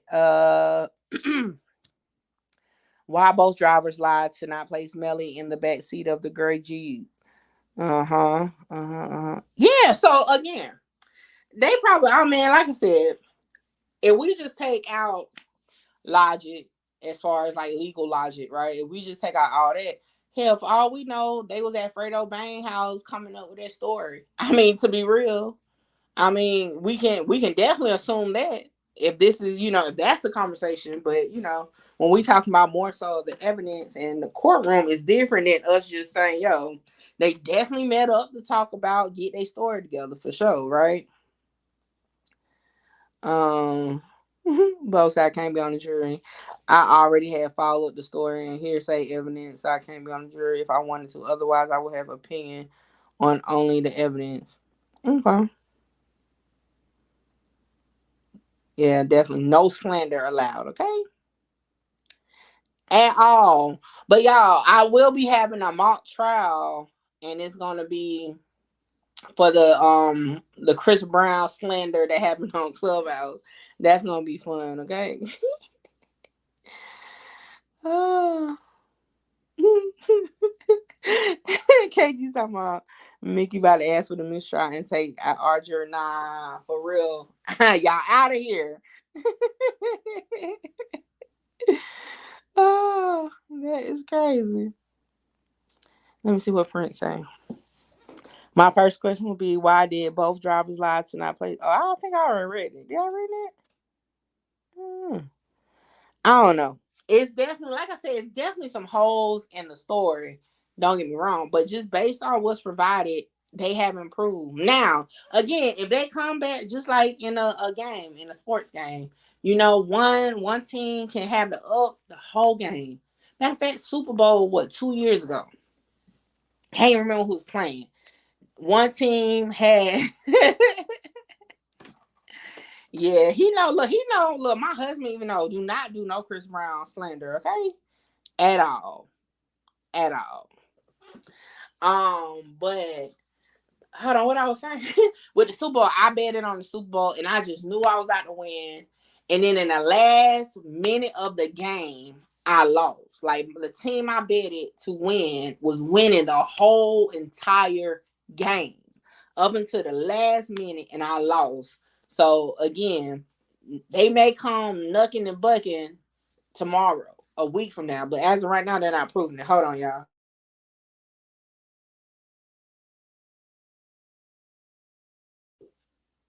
All right. I thought the cops went to the victim's house and encountered Weathers prior to the. No, that is not correct. So actually, they say in the original 2018 2019 affidavit, right, that Withers actually was just getting home from leaving Fredo Bang house, they learned. So yeah, that was after. His story came after. But yeah, that was definitely after. The only person who didn't go to Fredo Bang house prior to their statement is Bortland.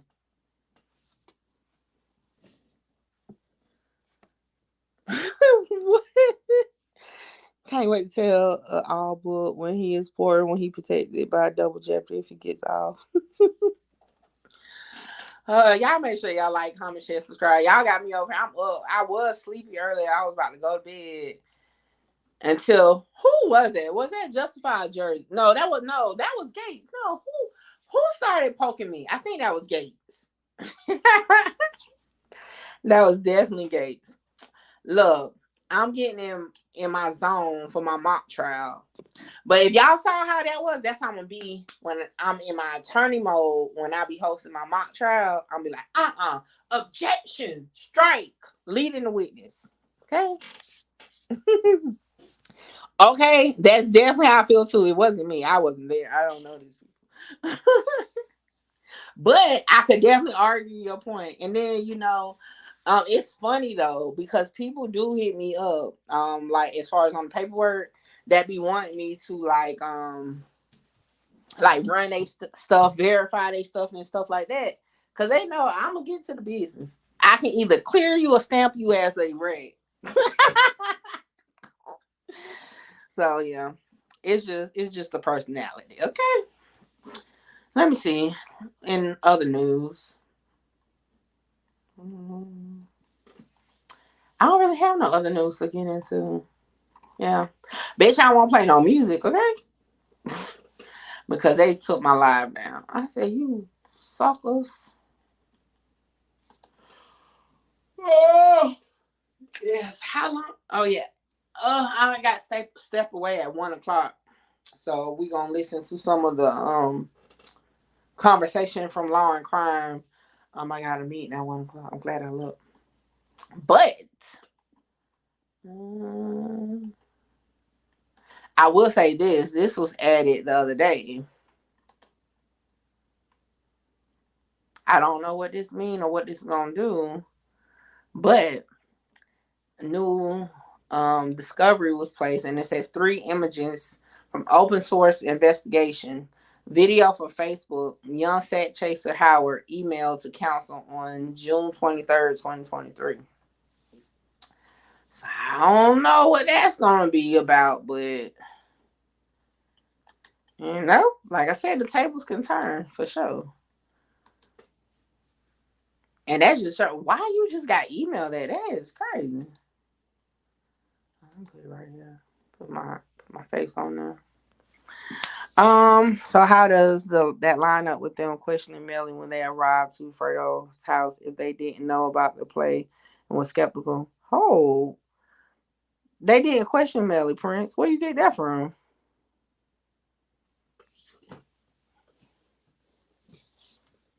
Look, you about to tell me something new. Where you got that from? From my understanding, they never questioned or spoke with Melly until his arrest. It was the first time they actually had contact with him directly. Unless I miss, that's important information if that's the case. But I don't recall them ever talking to him, especially not at Fredo Bang house. To my understanding, it's the people that were there that provided statements and gave that information. Yeah, they never talked to him. Not the cops, the friends in the red. Okay, so let me read your question again. So how does that line up with them questioning Melly when they arrived to Brenda Bain house? If they didn't know about the play and were skeptical, then that's why they need to lie. But again, that person that said that is the other friend. So you know what I'm saying? It's a whole nother person though. Let's see. Okay. Y'all check out that link Bo put in one of his music. But yeah, hold Yes, I'm starting to get my doggone approvals from. Remember, I told y'all I was just posting these videos, not making sure they was submitting a request to make sure they were what's just happening? Monetized, right? So I'm just getting it. But yeah, they never talked to Melly though. Oh, you talking about music? Oh, my bad. I was like, no, because YouTube be acting crazy, man. I don't know. At this point, I just don't know what they be doing, to be honest. I can't believe they still got it blocked though. I took the part out. That's just some foolery.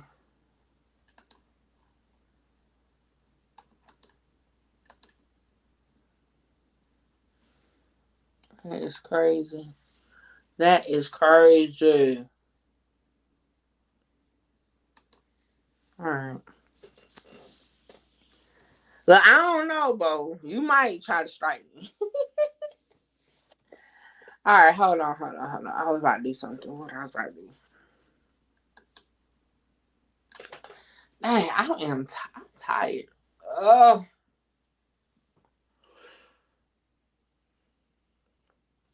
I shouldn't have ate no pancakes because that's what it was. All right, y'all. I'm coming. I'm focusing. It was something I was about to show. What was it?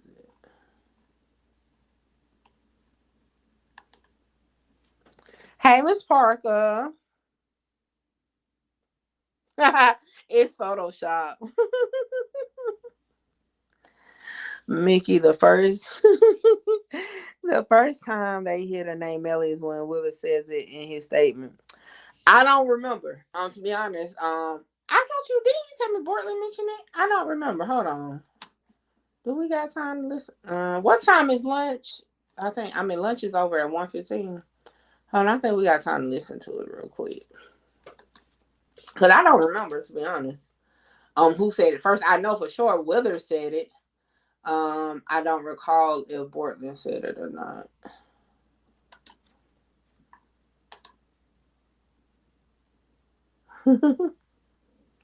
Oh, you said, well, okay. If Bortland never said his name, hold on. Does he mention the studio though? So let me tell you this then. If Bortland never said Melly's name, then when they went to the residence of the decedents, which is where they encountered Withers definitely says the name based off his statement. Okay. Now they later also get from Withers they was at the studio. I don't know if Bortland said they was at the studio or not. So once they get the video, they're able to confirm whatever. So mentions the studio. Okay, so he kind of said it, to be honest, he kind of set himself up for that because by saying the studio, right? Maybe he wasn't aware that they actually had cameras there or whatnot, but yeah. But Melly never speaks to the police. And that's why I thought it was just strange they put the time he did speak to the police in our old case up at this time. But yeah, he never provided a statement. None of the information that they have on this case came from him, according to documentation. Yeah. And that's pretty much that. Let me see. So our first half poll was, is this witness still credible? 46% said yes. 54% said no. Let me see. Prince says then they get the studio video, see the passenger gets into the grave and asks Withers again why he lied. I don't know if they asked why he lied, but they definitely confronted them again. So yeah. Let me do a new poll.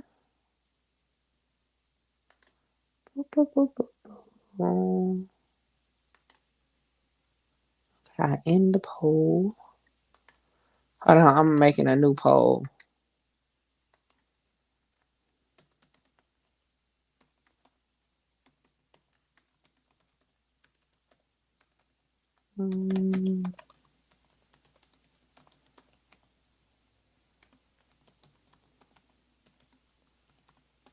This gonna be our lunch poll.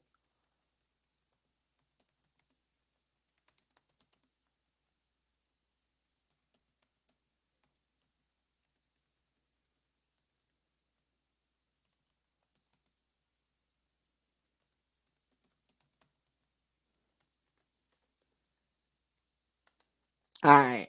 It's a new poll up.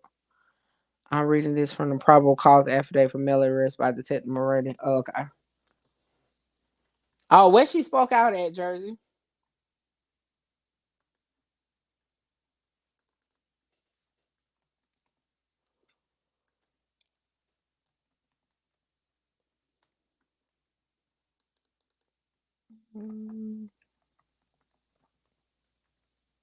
And she spoke out quick. I mean, um,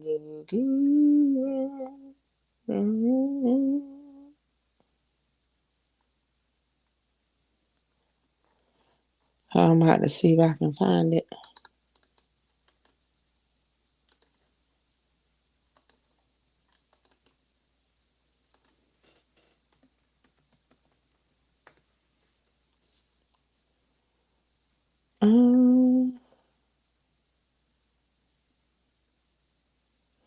Oh, I do see that she's gonna play in a lawsuit.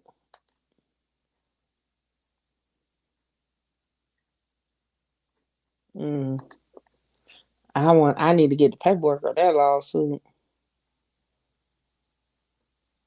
Oh, she has filed a lawsuit. Oh, she did a press conference.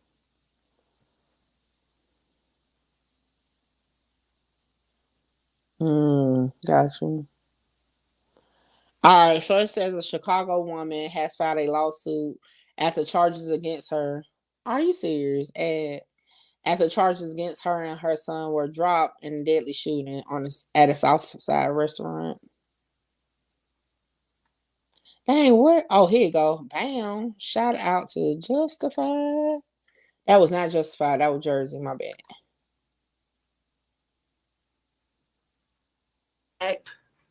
Beaten, and then arrested. I am thankful that the Cook County State's Attorney dismissed the case. I am also thankful to have my son with me and by my side, and also his charges being dismissed. The 35-year-old was flanked by her attorneys this morning in Bronzeville during a news conference where they announced that they have filed a complaint against the city of Chicago and 5 police officers. They claim Hood was falsely arrested and maliciously prosecuted, and that she has suffered emotional distress. This lawsuit comes after Hood was charged with first-degree murder along with her 14-year-old son. The charges stemming from this incident at a hot dog stand on June 18th on the southwest side. A viral video showing Brown beating Hood as he argued with her in the carryout line, but we have stopped the video before the first punch. Now, as this happened, police say Hood texted her son to get her gun, come inside, and shoot 32-year-old Jeremy Brown. Her son, whose face we have blurred, then shoots Brown in the back, killing him. Hood and her son were charged with murder, but yesterday the Cook County State's Attorney dropped those charges, saying they were unable to meet their burden of proof after new evidence came to light over the weekend. Hood's attorneys say prosecutors did the right thing and that she was the victim in this case. A woman is violently attacked by a man, an unarmed woman, that she shouldn't be arrested. If your mother or sister or daughter were attacked in a restaurant when she's trying to order a cheeseburger, would you expect that she would be arrested? Hood and her attorneys did not answer direct questions about the incident. They would only say that she and her son need time to heal, and at some point she will present herself again and speak more in depth about what happened. Her attorneys say wrongful charges have caused great harm to Hood and her family's reputation. At one point, Hood said during the news conference that everything I have worked for has been tarnished. Now, her attorneys say they do plan to file additional lawsuits in the future. Meanwhile, we have reached out to the city for comment. I mean, in my opinion, I'm not shocked right? And I'm just, y'all know I'm biased on that one because I told y'all how I felt about it.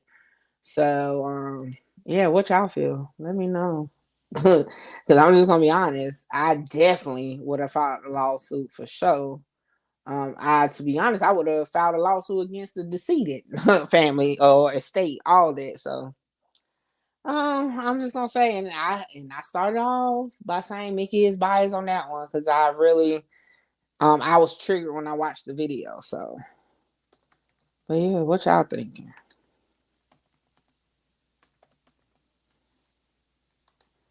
I don't see nothing on file yet, so I was trying to see if the lawsuit was there because I wanted to read it, but I don't see it. I don't see it. And especially on behalf of her son too, because that's gonna be emotional distress for sure.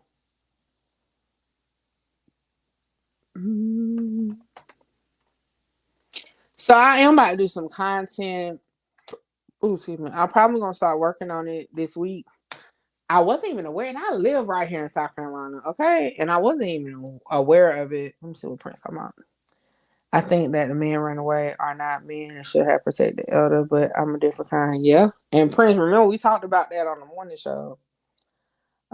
Exactly, Jersey. A couple years ago, and oh shoot.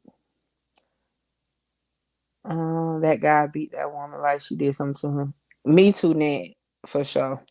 A couple years ago, a postal worker, a female, was shot and killed here in South Carolina. And recently, the murderer, right, was convicted.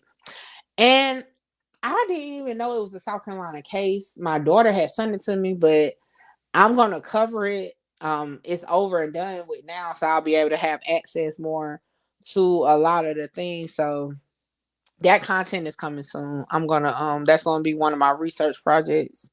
So I'll be dropping that soon. But yeah, that situation, it yeah, it was a lot. It was a lot, y'all. Like, I don't really want to go down that road because like I said, I'm gonna be biased on that one. Um and yeah. But again, I'm not shocked that a lawsuit or lawsuits are coming, but definitely you know, I knew it was gonna come. Um, yeah, Bo, we're not even gonna go there because at the end of the day, I don't know man, okay, or woman, but for sure, don't no man have a right to tell me to shut the f up in no restaurant. Like, if you don't want to hear what I have to say, you move out. You move out the way. You get out my space. Now, if she was all up in his face, like spitting on him, and that's one thing. But just because you don't want to hear what I have to say gives you no right to sit there and taunt me and chastise me like I'm one of your kids. Like, so, and that's why I didn't want to go down that hole about the story. But yeah, nah, that's mm-mm. And to be honest, if you are a man, in my opinion, okay, and it angers you to that point, you want to beat on a woman because you don't like what she has to say, then you are a bitch. Period.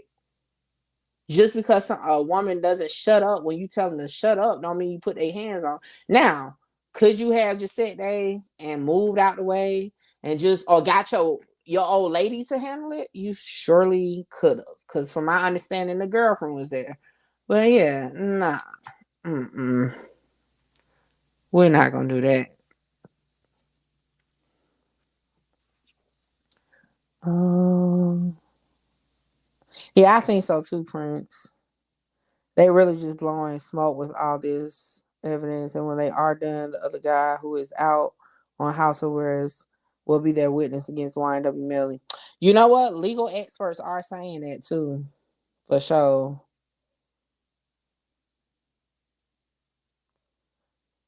Big stepper for sure. Oh, Cat, I said the same thing. Cause yeah, I said the same thing. I'm pretty sure he got a history of it. Okay, Prince. Like, it's just no, you know. Yes. Now, really, the victim is the son to witness that. And again, I said it. And y'all check out the podcast, Mickey Truth, House of Truth, because you'll hear the room where we talked about it. And I said it then. It's like that child is gonna be traumatized because, like, for those who have ever witnessed domestic violence, especially on like your mother, that hits differently. That have you definitely feeling different. And I was honest about I actually witnessed it not just with my mom, like with several women in my family, but definitely I remember my dad when back in the day being that abuser. And yeah, it hit different. And I love my daddy for sure, okay? But I remember telling him when I got older, of course, he done changed his life, and I'm thankful he has. But and I was like, man, let me tell you something, sir. I used to want to murder you back in the day, like that. So, I mean, that hits different. So I can only imagine, seeing your mom being hit like that. I'm talking about, ooh, just his anger, the sound. I mean, he caught back and hit her, and then your only reaction, and she told him to go get in the car. But let me ask y'all this, right? So I know my husband for sure got this story because it's really his story I'm about to tell. But he witnessed his mom being abused by his dad growing up. They finally got a little bigger. And then his dad tried it once they got a little bigger, like preteen, teenage years, right? And they end up jumping on his dad. Like, yo, don't put your hands on my mama, right? So imagine that, right? Like you just want to help your mama, right? You like, I don't know. There's really no other way to kind of put it. I don't know. Fritz say Mickey can pull my word. Y'all know how many people be saying, yo, tell Mickey to pull my word. But yeah, it's just that's definitely I might put that on my list though, on one of my episodes of my podcast. Make sure y'all go subscribe to it. It's on iHeart, it's on Amazon any day now. It'll be on Apple Music, and that's where you'll hear me talk about situations like that. It's not gonna always be the conversations that I have on YouTube. It's more so, to get my view on a couple things. So make sure y'all go subscribe to that. But yeah, let me see what they're talking about. Is it 1:00?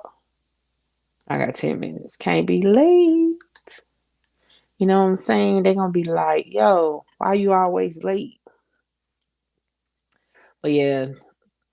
Hold on. What was I about to do? Oh yeah.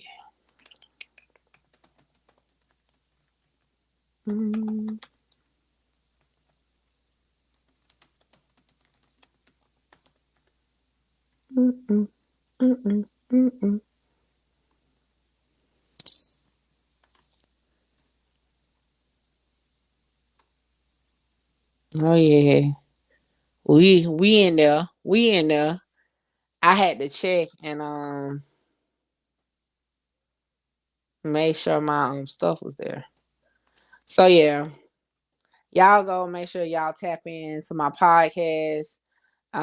It's on everywhere. Spotify.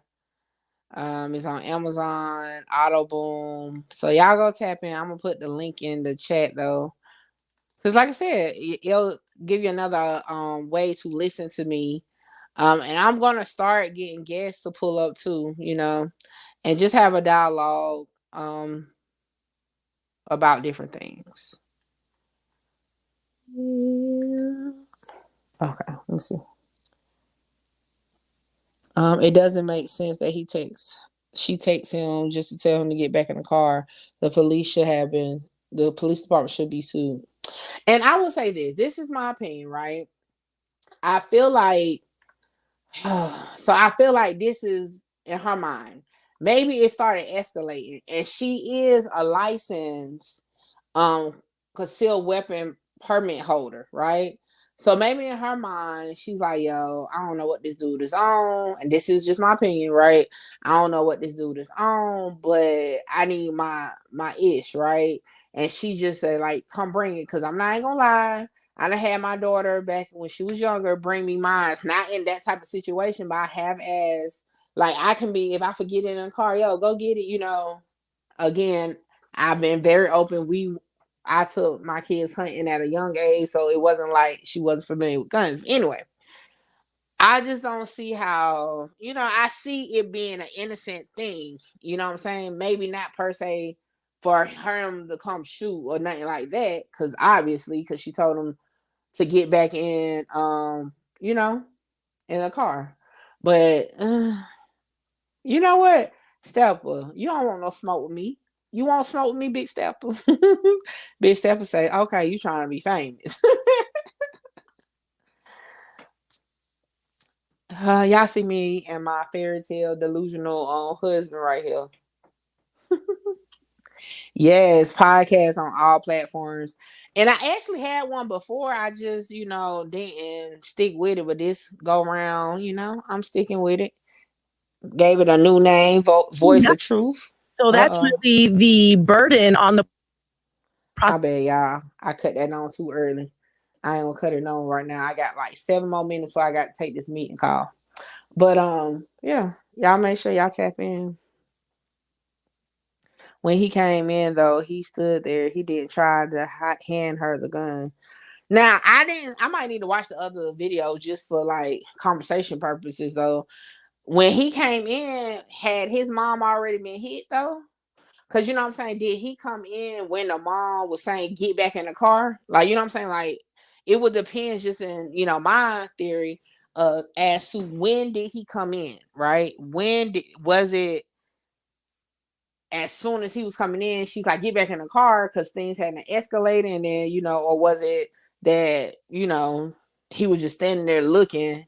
Then she said, you know, it's just the timing of it would depend. But the good thing, the charges are dropped. So, you know, this is more so just conversation, y'all. At this point.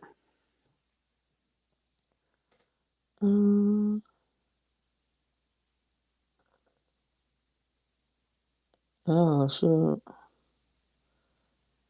Hold on. All right. So I guess they're starting to call a little earlier. So okay, I'm gonna go ahead and play this and I'll be right back. It will help as far as getting a possible acquittal is concerned. Listen, when you have a case that is a death penalty case, obviously you have these aggravating factors. The 3 aggravating factors we have here is that it's especially heinous and atrocious. We have cold, calculated, and premeditated, and obviously we have the gang affiliation. But generally speaking, you have multiple parties like mass shootings. You have cases where there is no question as to the guilt. For instance, in the Parkland shooting case, which is obviously a big case, they admitted to actually doing the shooting. So you do the death penalty when there's no question in your mind that you're going to be able to prove the case beyond a reasonable doubt. There's so many questions in this case that our viewers are having. So it is an interesting issue why they chose it. And I do think knowing, and the jury isn't really advised, but they do know that this is a death penalty case. So that factor alone, I think in the back of their minds is going to say, look, you know, we're not going to find him guilty. This possibility could exist because we don't want that death penalty in this case. So I do think it could, you know, ironically help Melly at the end of the day. It's very possible. We should mention that the state sought the death penalty with the support of the victims' families. They wanted this. So, Terry, thank you. We'll let you get back into court. Nina, thank you for being with us. Bob's going to take it over from here. I'm Anjanette Levy, and you've been watching The Lunch Show. We'll be back.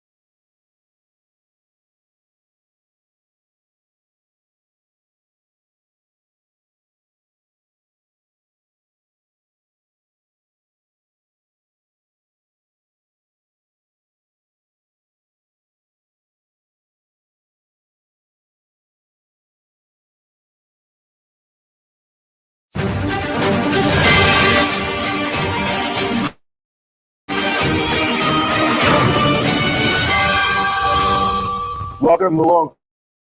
Crime. My name is Bob Bianchi. I'll be taking it for the next 2 hours. As you know, we're covering the YNW Melly trial out of Broward County, Florida. The South Florida rapper who's accused of double murder for the deaths of Anthony Williams, also known as YNW Sack Chaser, and Christopher Thomas Jr., also known as YNW Juvie.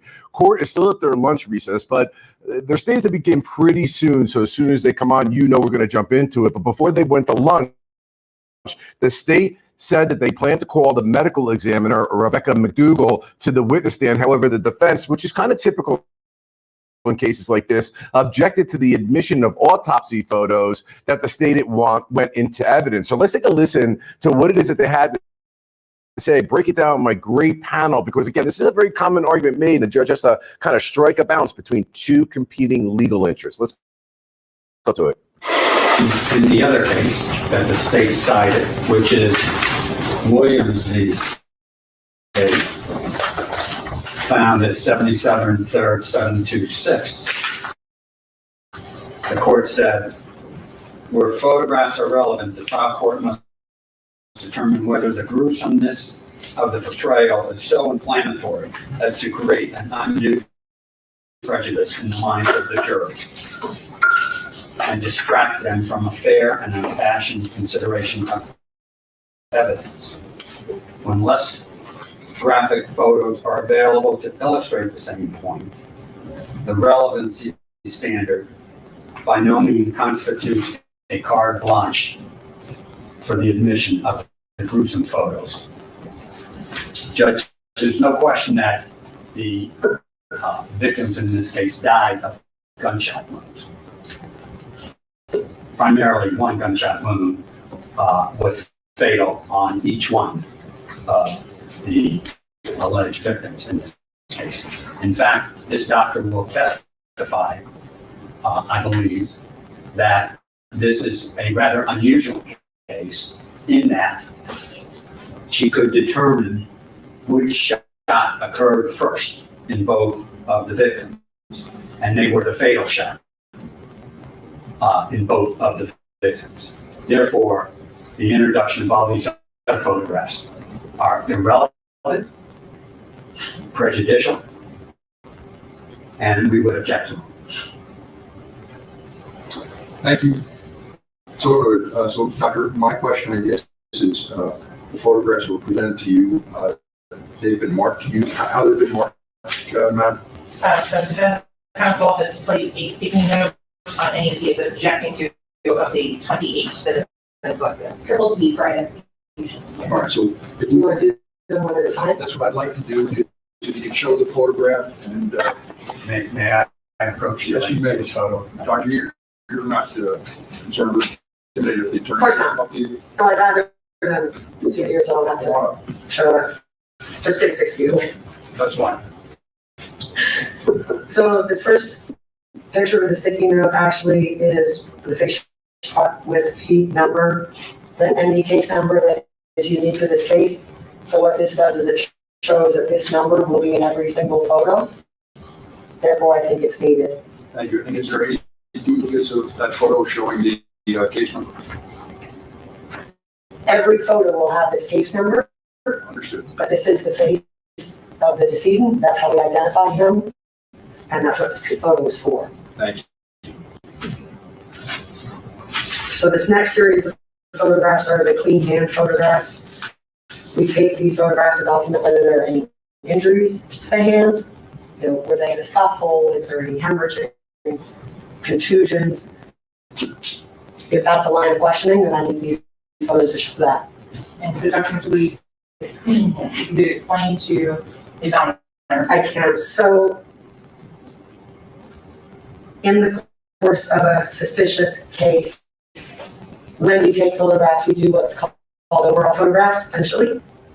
So those are usually bloody hands, right? Bloody defects, bloody body. When we clean them up, we take a second round of photographs that are clean photographs. So these photographs are the clean photographs. I don't see any blood on any of these photographs. May I inquire as to how many photographs? What's the doctor says? Oh, I'm sorry. Yeah. So these are the clean photographs. of the hands. So, Are you done? I am. Yes, you have. How many photographs of the two hands are in that file? So there's a front and back.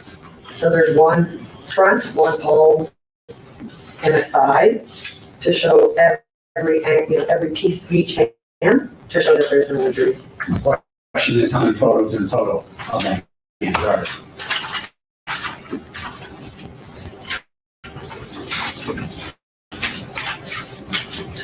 There are 6 photographs for the palmar surface of each hand, on the other surface of each hand, and one of the side of each hand. And there's no injuries on the hands. That's correct. We would object that it's duplicitous and it has no relevance. Thank you. That objection is overruled. The photographs are, when you say clean photographs, there's no blood, there's no bruisiness or anything like that associated with those photographs, counsel. So the objection notice overruled. Did you want to rule as to the face establishing? I understand that the purpose of it, it's not a gruesome photograph. So these next 2 photographs are of the same wound. The difference is one is an orientation shot, which is this one, and then one is a close-up. If you show just the close-up so I can talk about the characteristics of that wound, there's no way for me to show where it is on the body. I can say where it is, but I can't show it. So if you want an orientation shot so you can show where it is, and a closer shot so I can explain the characteristics of the wound, then I would say both pictures are needed. And is that what you're suggesting, Doctor, that you show the orientation as well as the close-up of the injury that you need of pictures to illustrate that? I do. Thank you. And are you telling me, Doctor, that you need both photographs to illustrate or explain your testimony? I would prefer both, because you can tell in the close-up that this looks like a laceration, which is consistent with an forensic wound. I can explain it from this one, but you can't really see it. Thank you. Is the court allowing both of those photographs? She's saying she needs to explain the testimony. Yes, that's the way I understand it. I believe she said she could explain it on either one of the photographs. I can explain that it's a laceration on each one in order for everyone involved to be able to see why it's a laceration instead of, yeah, that's a laceration over there. I think for me, Thank you. So again, these photographs show an depicted an injury externally. It's not internal. I don't know that there's so gruesome as to inflame the jury. So we don't want to use lines. I did, so the court knows, put a sticker on all of the internal injuries, I believe you're looking at right now. Correct? Yes, sir. I'm saying that it isn't from you because you were not in that day grace here. I'm not. So I'm going to move a little further away. That's fine. So normally, Judge, I would say that internal photographs are not needed. The reason that these photographs are important in this particular case is that the first shot, which was to the back of the neck, when you look at the undersurface of the skin around that injury, there's hemorrhage, which means I can tell you that he was alive when that shot was fired. The second shot, third shot went to the shoulder, the second shot that went to the heart and the left lung. The organs prove that there was no heartbeat when those shots were inflicted. So if anybody is trying to say that one shot came, he was alive when that shot was shot, and the other 2 were after he passed away sometime later, the only way to show that with the photos is to show you that in the lung, in the heart, where the projectile from the shoulder was retrieved, that there's absolutely no hemorrhage around any of those organs or wounds. Can you do it with just the lung picture? Do you need every single one of them? In the heart, absolutely no hemorrhage. Your heart's got all blood's right there. If you're alive, it's beating, it's going to bleed. So, I'm sorry. May I? You're on.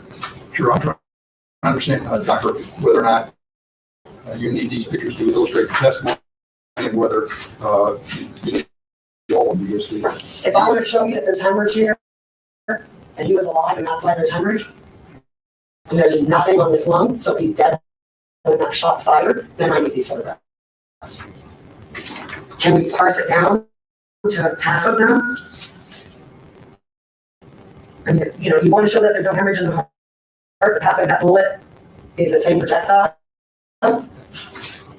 You could show one. So would be removing perhaps the lung photo?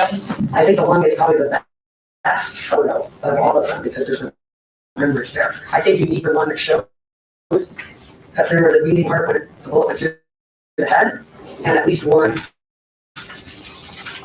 I don't argue, right? I would suggest whatever it is. This photograph is a projectile from the right back. No hemorrhage around it where we get it out. So that's the third shot. So one of these and one of the second shot and one of the first shot to show the difference in this is a beating heart, these are not. If that's something that needs to be shown in photographs. And how I came to that decision. I'm done. Oh, interesting. Bob Mott is a criminal defense lawyer, host of the Defense Diaries podcast. And Natalie Whittingham Burrell is a criminal defense lawyer. Guys, let me go to you first, Natalie. I mean, this is literally the standard that's followed pretty much everywhere. The question becomes relevance. What is it relevant for? But by the same token, balancing, not having gruesome photographs, as the judge put it, that would be inflammatory and create undue prejudice. This witness in what we call 104 hearing, a testimony that's being done outside the presence of the jury, I thought was actually a very good witness at explaining why she needs the photographs, and even gave a little bit to say, do I need all of them? Maybe I don't need all of them, but I definitely need these. What were your thoughts?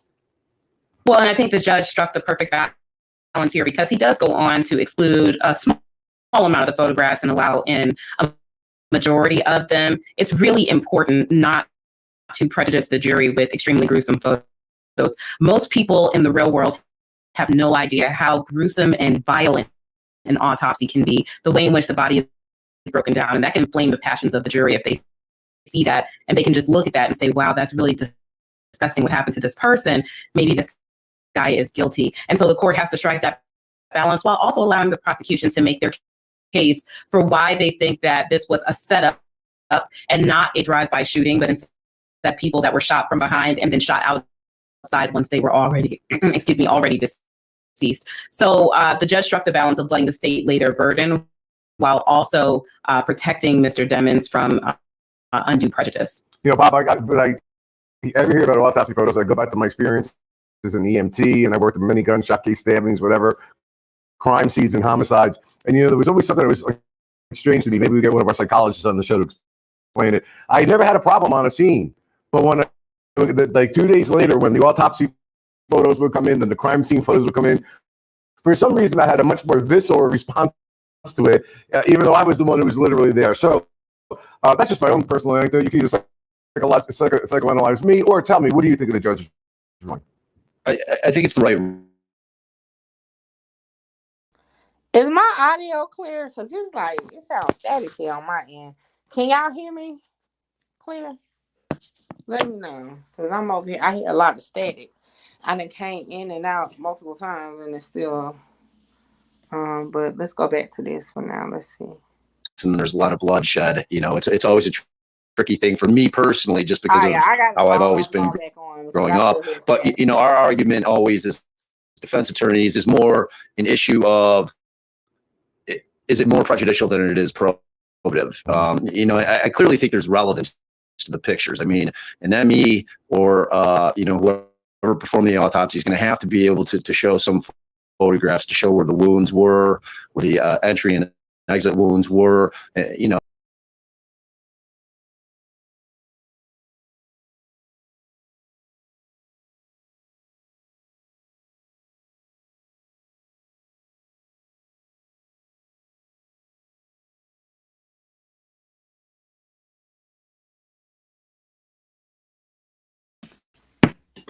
All right, how do I sound now? And let me try to share it again.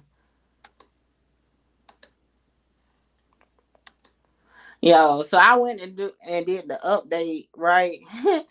And they was like, so Mickey Truth out here affecting the trials. How can Mickey Truth affect anything? Oh, that is funny, okay? Gotta balance relevance versus prejudicial impact. This just seemed like he did a really good job. And by the Does that sound better? work in an independent agency for recognizing that this is what I need, but I don't need all this because it would be compounding that prejudice. And you know what, guys? I think you both agree. This protects things that we worry about on appeal should there be a conviction. With that, we're going to take a break. We'll be back on the other end. Please stay with us. What they taking a break for? We supposed to be back. Okay. All right, y'all. But yeah, I was like, now that I'm affecting trials. Like, how can you affect a legal trial? Oh, that is funny. People trip me out. Really, they really do. I'm not as brave as I. But nevertheless, it comes and it goes.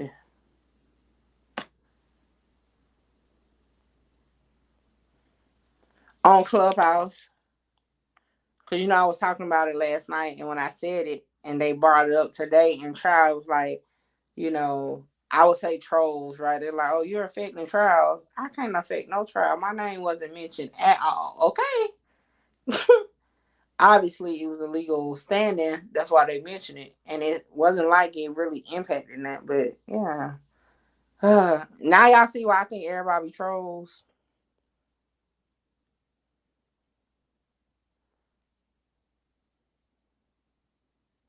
I agree about the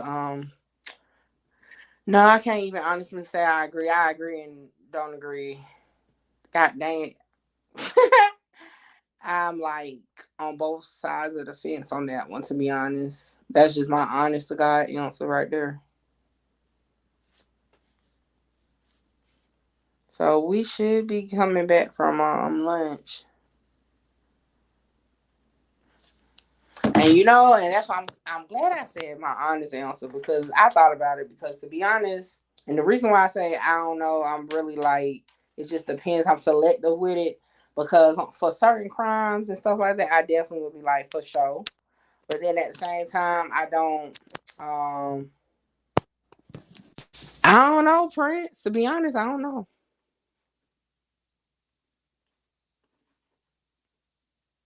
I mean, one would think, but I will say this.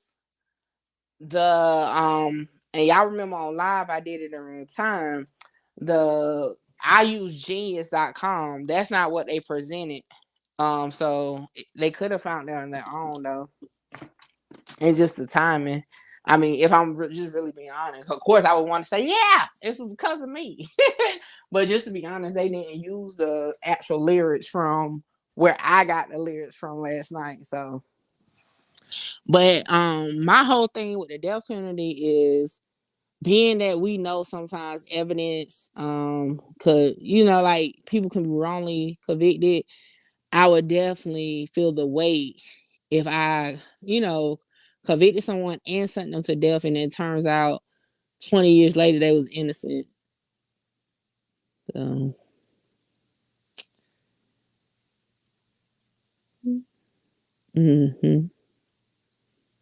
so that's the only thing with that. I would be like, oh my gosh.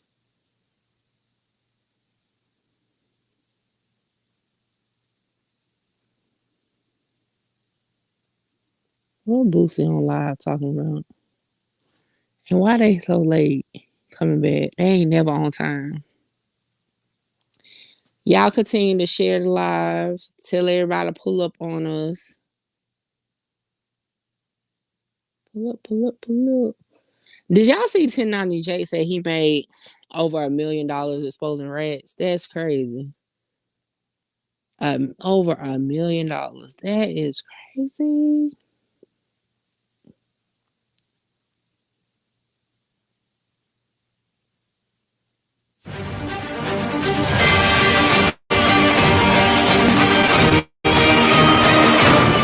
welcome back to Law and Crime Network. Our eyes on Broward County, Florida for the double murder trial of YNW Melly.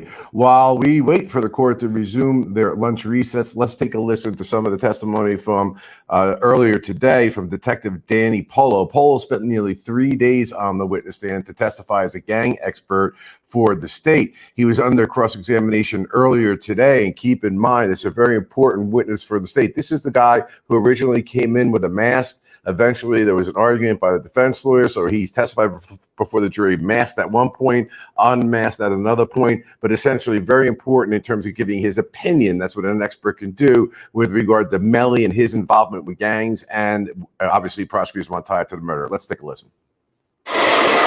You were telling us that you were retained to render an opinion in a case regarding the rapper Drake. Yeah. And your opinion was that he was not a gang member. Correct. And you listen to Drake songs. Yeah. And you hear references to violence in those songs. Some of them. Okay. So the reference to violence in songs by rappers is not unique to Melly. Right? And it doesn't necessarily mean you're a gang.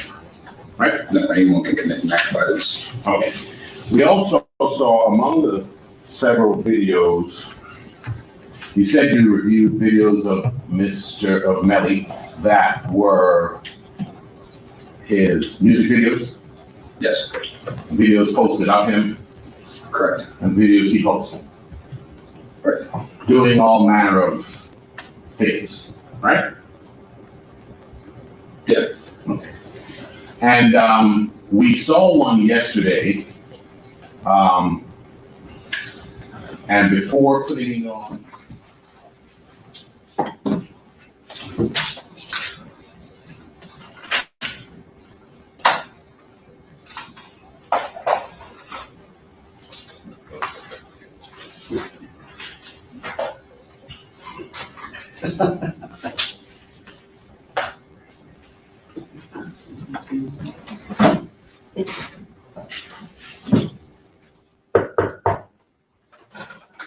Jury entry.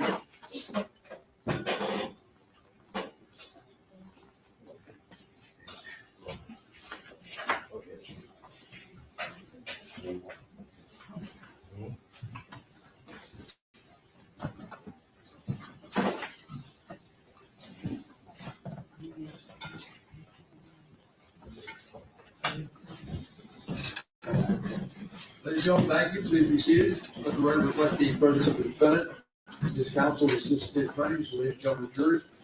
I trust you all had a nice lunch. Ladies and gentlemen, we hope the state is still on its case in chief. I'm going to ask the assistant attorney to call the next witness, please. Rebecca McDougall.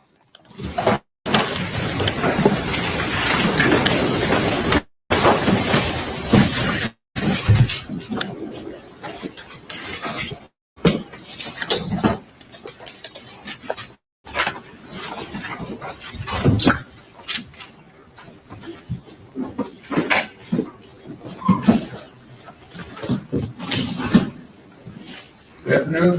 Good afternoon. You raise your right hand, please, sworn. Do you solemnly swear or affirm the testimony you give in this case shall be the truth, the whole truth, and nothing but the truth? I do. Please state your full legal name for the record. My name is Rebecca McDougall, MacTougall.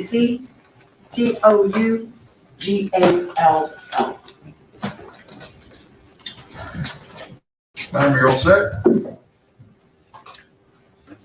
Ready to proceed? Yes, sir. You may. Thank you. Good afternoon, doctor. How are you? I'm good. How are you? Trigger warning possible. Viewer discretion is advised. Yes, my name is Rebecca McDougall. And where do you work? I work at the Broward County Medical Examiner's Office. What is your title at the Broward County Medical Examiner's Office? I'm the Chief Medical Examiner. How long have you been the Chief Medical Examiner? Right at 2 years. Okay, so June of 2021? June of 21, I was interim. July of 2021, it was official. Okay, with your permission, doctor, you can do the math because I'm not good at it, so please don't make me do any more. 2 years. Okay, thank you. Prior to being the Chief Medical Examiner, what other positions have you held at the Broward Medical Examiner's Office? So in 2010, I was a fellow, which is your last year of training before you become a forensic pathologist. From July 1st of 2010 to June 30th of 2011. I stayed at Broward County from July 1st of 2011 until November of 2015 as an associate medical examiner. I went up to Palm Beach County and I was an associate medical examiner in Palm Beach County for 18 months. And I came back to Broward in 2017 and I've been an associate there until June of 2021. So 13 years as a forensic pathologist, 2 years as chief. So have you worked at any other medical examiner's offices as well on a temporary basis? Yes, so when I was an associate medical examiner, I worked at locum tenens, so you go for a long weekend and help in other districts in Florida that are short-staffed. So I did that in Volusia County, and I did it in Pinellas, Pasco County. Can you describe to the ladies and gentlemen of the jury, what does a forensic pathologist do? I can. We are charged with determining cause and manner of death in cases that come under the jurisdiction of our office based on Florida statute and administrative code. And what is the jurisdiction of the office that you currently work for as the chief medical examiner? District 17, Broward County. You mentioned that you determine cause and manner of death. What does that mean? That's correct. So cause of death is the initiating event that leads to death. Okay, if someone has cystic fibrosis, diabetes mellitus, if somebody falls off a ladder and gets a brain bleed, if someone's in a motor vehicle accident and they pass away. So that would be cause. That's cause. So what is a manner of death? So manner of death, there are 5. Okay, there's natural, cystic fibrosis, diabetes, heart disease, accident, you fall off that ladder and you get a brain bleed, motor vehicle, collision, suicide, which is when a person takes their own life, so at their own hands, homicide, which to the forensic pathologist is death at the hands of another. And sometimes, no matter how many medical records we review, how many tests we do at the autopsy, we do not have a clear cause or manner of death. And in those cases, they're best classified as undetermined. And in terms of how do you do that, determining cause and manner of death? You do an autopsy. Could you define that for the I can, so means to look within. So it's an examination after somebody passes away to determine what caused the death. So you examine all the organs, any injuries they might have, medical records if they're available, if they're needed. We can do toxicology testing, we can do microbiology testing, so cultures, viral, bacterial. Sometimes we do genetics. Just depends on the circumstances surrounding the death, decides which path we take on what tests need to be done at the time of the autopsy. Okay, so Dr. Tell us a little bit about what training and education you had to become the chief medical examiner for Broward County. So I did my undergraduate degree in biology at the University of Texas. I went to medical school, which is another 4 years, at the Health Science Center in Houston, Texas. That was also University of Texas. I did a 4-year anatomic and clinical pathology residency at Texas Tech University in Lubbock, Texas, and then finished it with my 1-year fellowship in Broward County. And in terms of exposure to cadavers or dead bodies during your medical school years, how often do you deal with that? So the first 18 weeks of medical school was gross anatomy. So back when I was there, we still worked with cadavers. So we had 4 people on one body that we, did all of our own dissections. Okay, you also talked about your 4 years in anatomic and clinical residency. Correct. And what would you do during that? Well, for that you do everything. right? In Lubbock, we were lucky that I actually got to do 6 months of forensics. So I got to spend 6 months at the medical examiner's office in Lubbock. But we also learned clinical pathology, which is how the labs work, blood banking, hematology, all of the clinical chemistry. And then anatomic pathology is basically the study of disease in a hospital setting. So any appendix, any uterus, any prostate, any cancer, all come to you in the pathology lab at the hospital, and you then diagnose and stage the cancers or the appendicitis or fallopian tubes.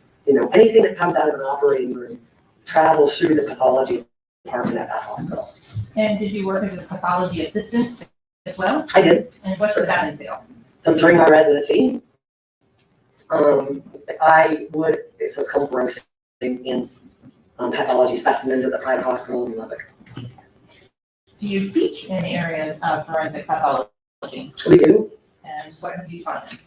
So we have public defender attorneys, we have state attorneys, we have private attorneys, law enforcement, medical students, EMTs, nurses, nurse practitioners all come through our office. For COVID, they didn't, but we're starting that up again. So they can learn about disease, the natural disease process, and also, autopsies. Do you participate in any boards or panels such as the Child Death Review in Broward County? I do. I do the Child Death Review, which means once a month, and we talk about children that have died in Broward County. I do the Opioid Death Review once a month, where we talk about the drug overdoses that are occurring in Broward County. I do 3 separate trauma meetings. Broward County has 3 trauma hospitals. Once a month, they have their separate hospital meeting, and then the 4th meeting once a month with everybody together to talk about trauma cases and people that passed away in Broward County due to trauma. So in terms of the amount of time that you spend in the morgue actually doing autopsies now, what percentage of your daily work is that? So I work every holiday so that my docs can have long weekends and holidays. And then if we're especially busy in the morgue, I will pop in and do a case or 2. Okay, so prior to becoming the chief medical examiner, what percentage of your work was actually performing autopsies? 23 days a month. We're usually on service 6 days a month. Or we do probably 5 autopsies every time we're on service, plus whatever examinations. We don't have to autopsy every person that comes to the medical examiner's office. Sometimes they come, especially in the fall and winter, our snowbirds, usually have a very well documented medical history. But if they die in Broward County without a physician in Broward County as their primary care doctor, then they have to come to our office so somebody can sign their death certificate. If you die in Broward County, your death certificate has to be signed by someone that's licensed to practice medicine in the state of Florida. So if they come from New York with 6 months worth of medicines and their primary care docs in New York, because that's where they live half the year, then they have to come through our office. We make sure there's no trauma. And then we can review medical records and just do an external examination on those people. So are you a medical doctor? I am. And in what states are you licensed? I am licensed in Florida, Texas, Mississippi, and New Jersey. Are you certified in anatomic pathology? I am. And what year did you obtain that certification? 2013. Okay. Are you certified in forensic pathology? I am. And what year did you obtain that certification? 2014. And what licensing or board issues that certification? The American Board of Pathology. And what do you have to do to show proficiency to obtain that certification? Study really hard and take a really hard test. And then every year, well, actually now, so you used to have, if you got boarded after 2006, every 10 years you would have to take another board exam. Now, a year ago, they decided that we could just answer 15 questions every 3 months. And as long as we maintained a certain percentage on those questions, then we would not have to take that oral test again. Okay, so Dr. McDougall, with regards to the number of autopsies that you have performed during your career, where are you at currently? Over 3,000. Have you had the opportunity to come to court before to testify as an expert in the area of forensic pathology? I have. How many times? Over 100. And what jurisdictions? Palm Beach County and Hurd County. You're at this time of tenure to come to court before Dyer in the area of expertise? I have no questions. Proceed, Counsel. Thank you. Thank you. Okay, so you mentioned earlier that there's a definition as to homicide for a forensic pathologist. That's correct. Does that mean murder? At the hands of another, to me. Totally. Did you have an opportunity to become involved in an investigation under the Broward Medical Examiner's Office, case number 2018-3118? I did. What was your involvement? So I was the medical examiner on service that day. So this case came in at like 4:45 in the morning, I believe 5 o'clock in the morning. So it becomes my case, because anything before 7 a.m. is mine. There was a double homicide. Broward County Medical Examiner's Office has a fellowship program. I was one of the fellows. And so I took one of the cases, and our fellow Dr. Sauter took the other case, the companion case in this case. So I did the autopsy on Mr. Williams. Objection. Suggestion. Identity. Thank you. Commissioner, we'll proceed. Okay, so you said you performed the autopsy on an individual who later became known to as Anthony Williams. That's correct. So you talked about the fellowship, and that you said it was the last year of training? That's correct. In terms of what is your role in supervising the fellow? So there are 5 associate medical examiners in my office and 1 deputy chief medical examiner. So when the fellow is on service with you, it is your responsibility to be there. July and August, you're real close, right? Because they're just starting. They've done probably 50 autopsies in the residency.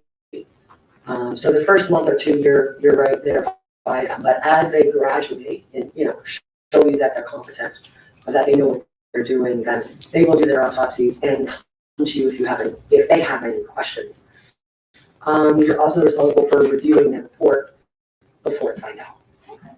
So in this case, with regards to the autopsy of Anthony Williams, were there photographs that were taken? There were. Would those photographs help explain and illustrate to the ladies and gentlemen of the jury the process and how that is undertaken? They would. So here I'm showing what's been previously shown to the defense counsel. I marked the states CCC for identification purposes only. Dr. Dugal, did you have an opportunity to look through those photos? I did. I did. Did they fairly and accurately depict the autopsy of one Anthony Williams on October 26th of 2018? They do. Did they reflect the Broward County Medical Examiner's Office case number that was assigned? They do. Here at this time, the state request moves to case CCC in at state 73. Any objection not previously raised? Not previously raised, no. Any objection voted, no be. Go. Now here, deposit 23 photos and 1 USD. States CCC, state 70. I'm sorry, what number? 70. Thank you.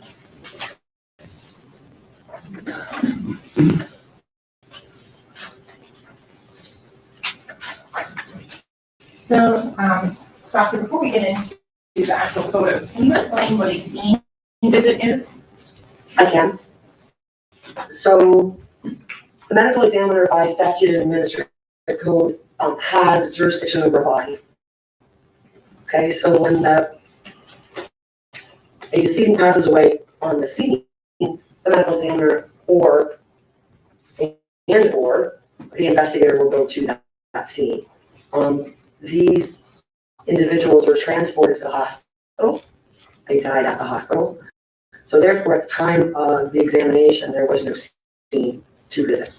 Okay. So want to go forward, and how do you receive the body of Mr. Williams? So when the body leaves the hospital, it actually, the two zippers on the bag get a seal put through them.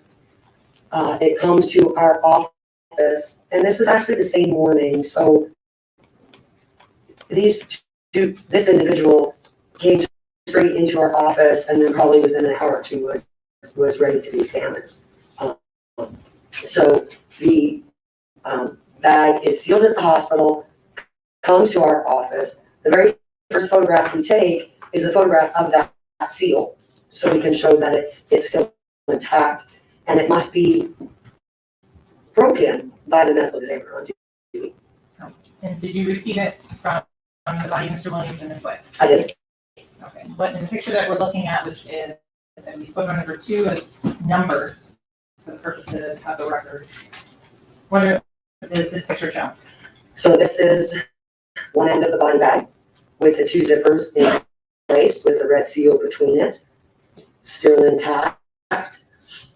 That case number 183118. So that is the 3,118th case for medical exam in the year 2018. That is a unique identifying number for this case and will be in every photograph that is taken for this examination.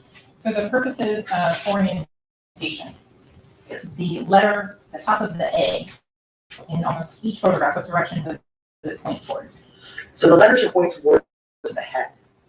Okay, so every photograph that we see, the case number, to look at it properly, the head should be above the number when you're looking at it the right way. So prior to opening the bag, is there a scan or some sort of x-ray that's done? So Broward County is lucky enough to have what's called a low dox. Okay? It's low radiation full body x-ray.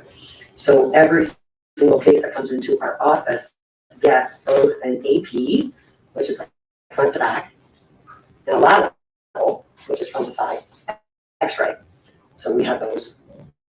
Okay, so you said AP. I know you know what that means, but if you could describe to the ladies and gentlemen of the jury what that means. So anterior, posterior, so the beam of the radiation is going through. So when you look at the body, it's the way you would see a body. Then we do one that's a lateral, where the beam goes through the side of the body, so we get the side. That allows us, especially if we're looking for foreign objects in a body, if I only have a picture front to back, I can tell about where it is front to back, but where is it? Is it right up here, or is it closer to the back of the body? So we have a lateral x-ray that we take, so I can see where in space, in 2D, not as good as 3D, right? But I get a 2D orientation of where that foreign object might be. In terms of when you're describing your findings, you do them in anatomical positions. Yes. And can you describe what that is to the ladies and gentlemen of the jury? I can. Can I show you? Please, if that will help. Yes, enough. Yes, sir. So anatomic position is with your hands out like this, palmar surface forward, just like this. When you were describing your findings in anatomical position, are you in any way suggesting that was the position the body was in when any injuries or defects were inflicted upon it? I am not. To go back, before we go into the photos of the autopsy itself, would you describe to the ladies and gentlemen of the jury what you do during an autopsy? Sure. So the first thing that the pathologist will do is break that seal. Okay, that seal is broken, the bag is opened, and we take what we call overall photographs. These are photographs that are taken before we do anything to the body, before we move the body, before we clean the body. We take photographs so we can see it as is. Once that is done, then we'll take the body out of the body bag. We will look for any identifying features, so scars, tattoos, defects. We take pictures of the hands as they are. Once we're satisfied with those photographs, then we will clean the body. And once the body is cleaned, then we will take overall photographs again with the body cleaned. Then we will take both an orientation shot and a close-up shot of any defects, scars, or identifying marks. Okay, so after you've done, it sounds like an external examination, is there another part of the autopsy procedure? So that we do the internal examination. Okay, and when you're doing the internal examination, what do you do? So we're looking for any kind of injury, disease, anything that's abnormal, right? Also want to look at what is normal. So we look at all of the organs, weigh all the organs, and complete our exam. Okay. So I'm going to go back to what was labeled on the photos labeled as photo 1. And so if we can describe what we are looking at here on photo 1. So this is the AP, or anterior posterior full body X-ray. That was taken before the bag was opened. So in terms of the different colors and things that we are looking at in this, what do you see that is medically significant? So I'm not a radiologist, but what I will tell you is that this is a projectile, and there are projectile fragments in the head. This is dental restorations. In terms of any of the other things on this that are... These are all buttons, I think, from the hospital. Yeah. So it's just artifact from the clothing that he's wearing. So going on to the next photo here, I'm just going to zoom in just a little bit. What is this picture showing? So this is one of our overall photographs that we take once the body has been cleaned. What you can see in this photograph is what later becomes known as an entrance gunshot wound, a defect, a circular defect to the middle of the chest. And that was for the purposes of what we're looking at in the photograph number 3. Okay. Going on to photo number 4. What is the purpose of this photograph? So this is what we call it's called a headshot. It's our identification shot. It's a picture of the decedent's face. Also with the number. So this 18-3118, this is the big number. You saw the smaller one in the picture body bag. That's the unique identifying number for this case that came to our office. In terms of the way that you label or determine gunshots or entrances or exits, is there a specific pattern you follow? Every pathologist does it differently. I like to start at the top of the head and go down, and then we turn them over on their back, and then we start at the top of the head again and go down. So it's an arbitrary system, dependent on the pathologist on how they want to organize, the number of defects that they have in their case. Are you assigning a specific order based on the labels that you use? No. So going on to the next photo, what are we looking at here? So these are the pictures of the hands cleaned up. We take dirty pictures of the hands and then we take clean pictures of the hands. We document the hands to look to see if there's any evidence of any kind of injuries. Are there any bruises? Are there any scrapes? Are there any cuts? And did you document any scrapes, injuries, or bruises on this left hand? There are not. And that is photo number 5. Going on to photo number 6. What are we looking at here? So this is the left hand. It's the palmar surface. So we'll take 3 photographs of each hand, at least 3, if they're negative, right? So the back surface, the front surface, and the side. And you mentioned side photo. Moving on to photo number 7. Correct. And in terms of the left hand, were there any bruises, injuries, any defensive wounds of any sort on the left hand? There were not. Can you define what a defensive wound is for the jury? I can. So defensive wounds are usually wounds that are on the extremities. They don't have to be on the hands.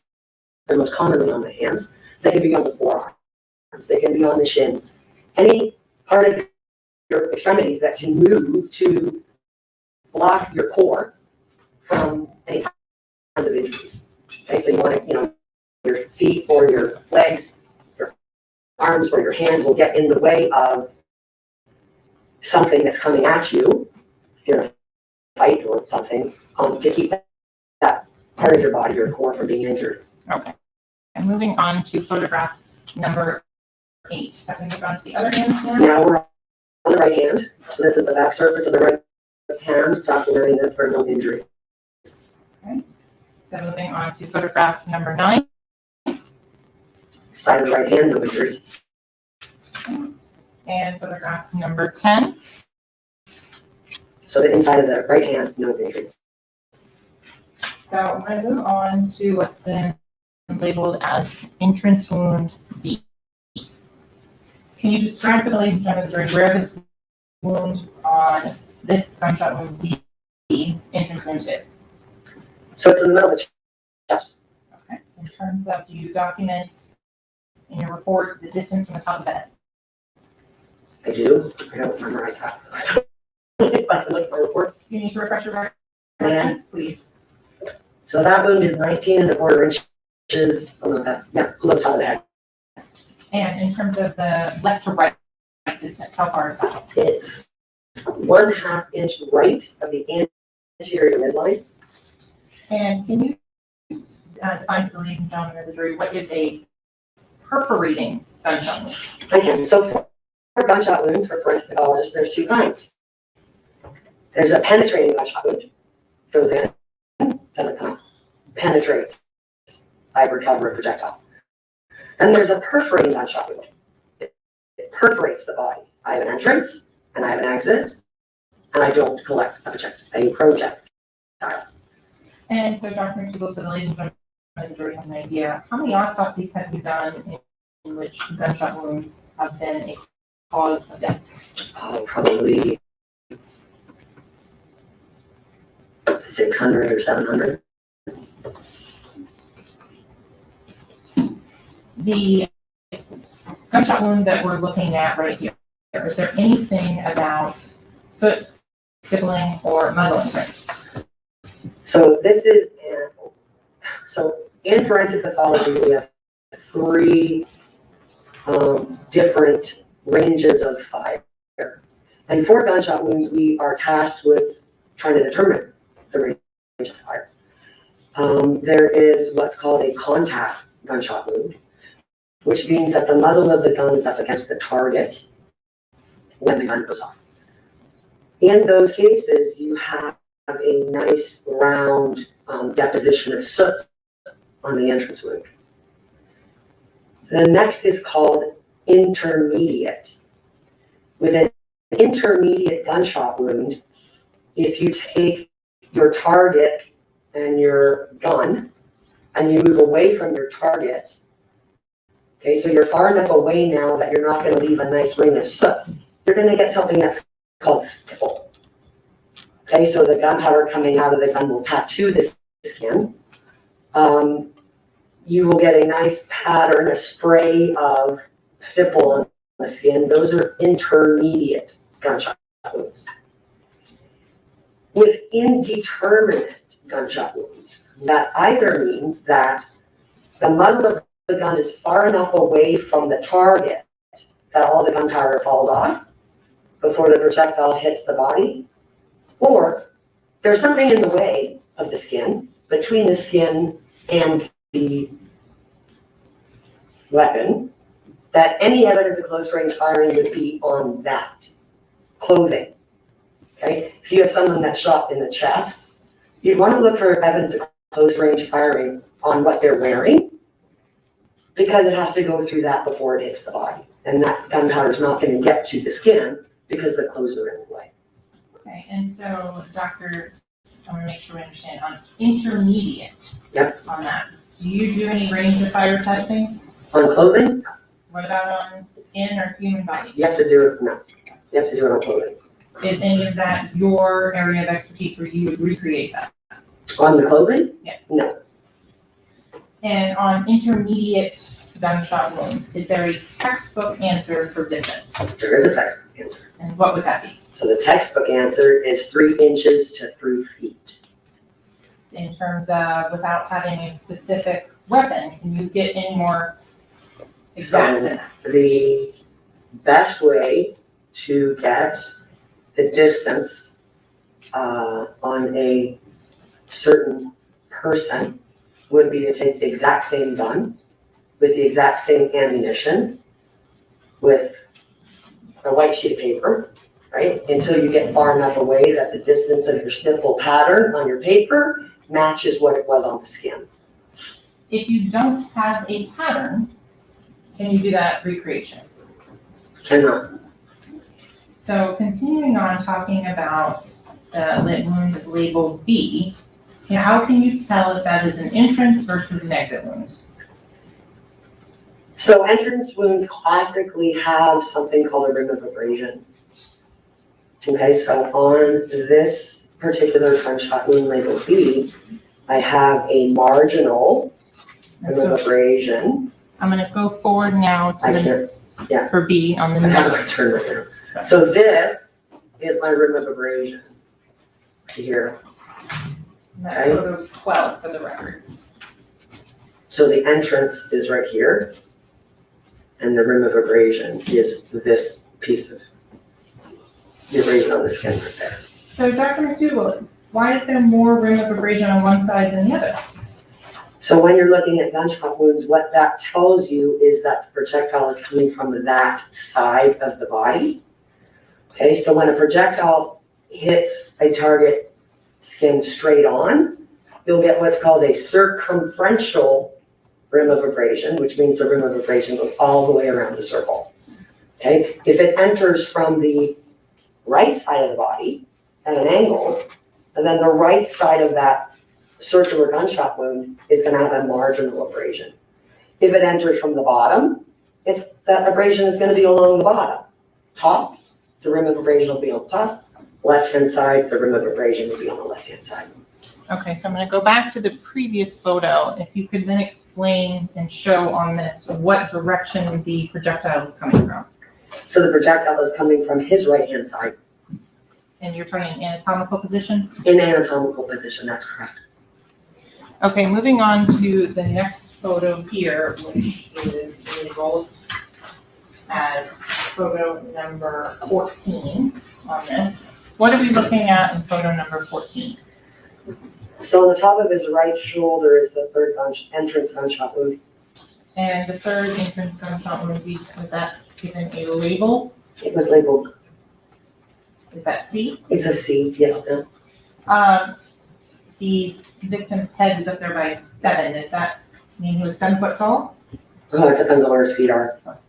Do you document the height and weight of the decedent when he's first brought in? We do. And what was for Mr. Williams? So he's 76 inches in length and 172 pounds. And can you convert that 76 inches to feet, please? I can. It's 6 feet 4 inches in length. Okay. In terms of the photo that we're looking at here,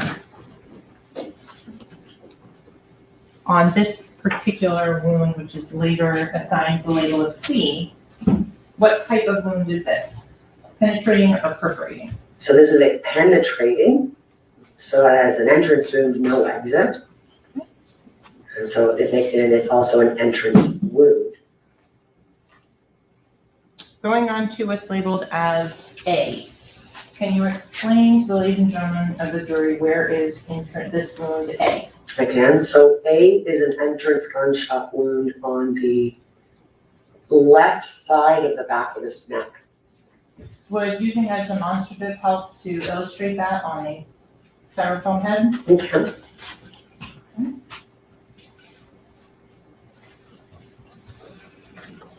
Sorry, counsel, that's been labeled. 18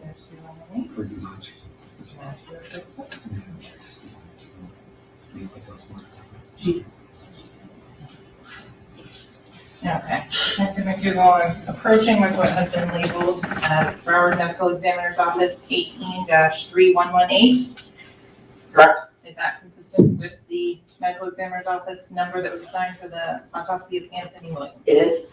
Okay, prior to coming into court today, did you have an opportunity to place markings on this styrofoam head to approximate the locations of the wounds on Mr. Williams? I did.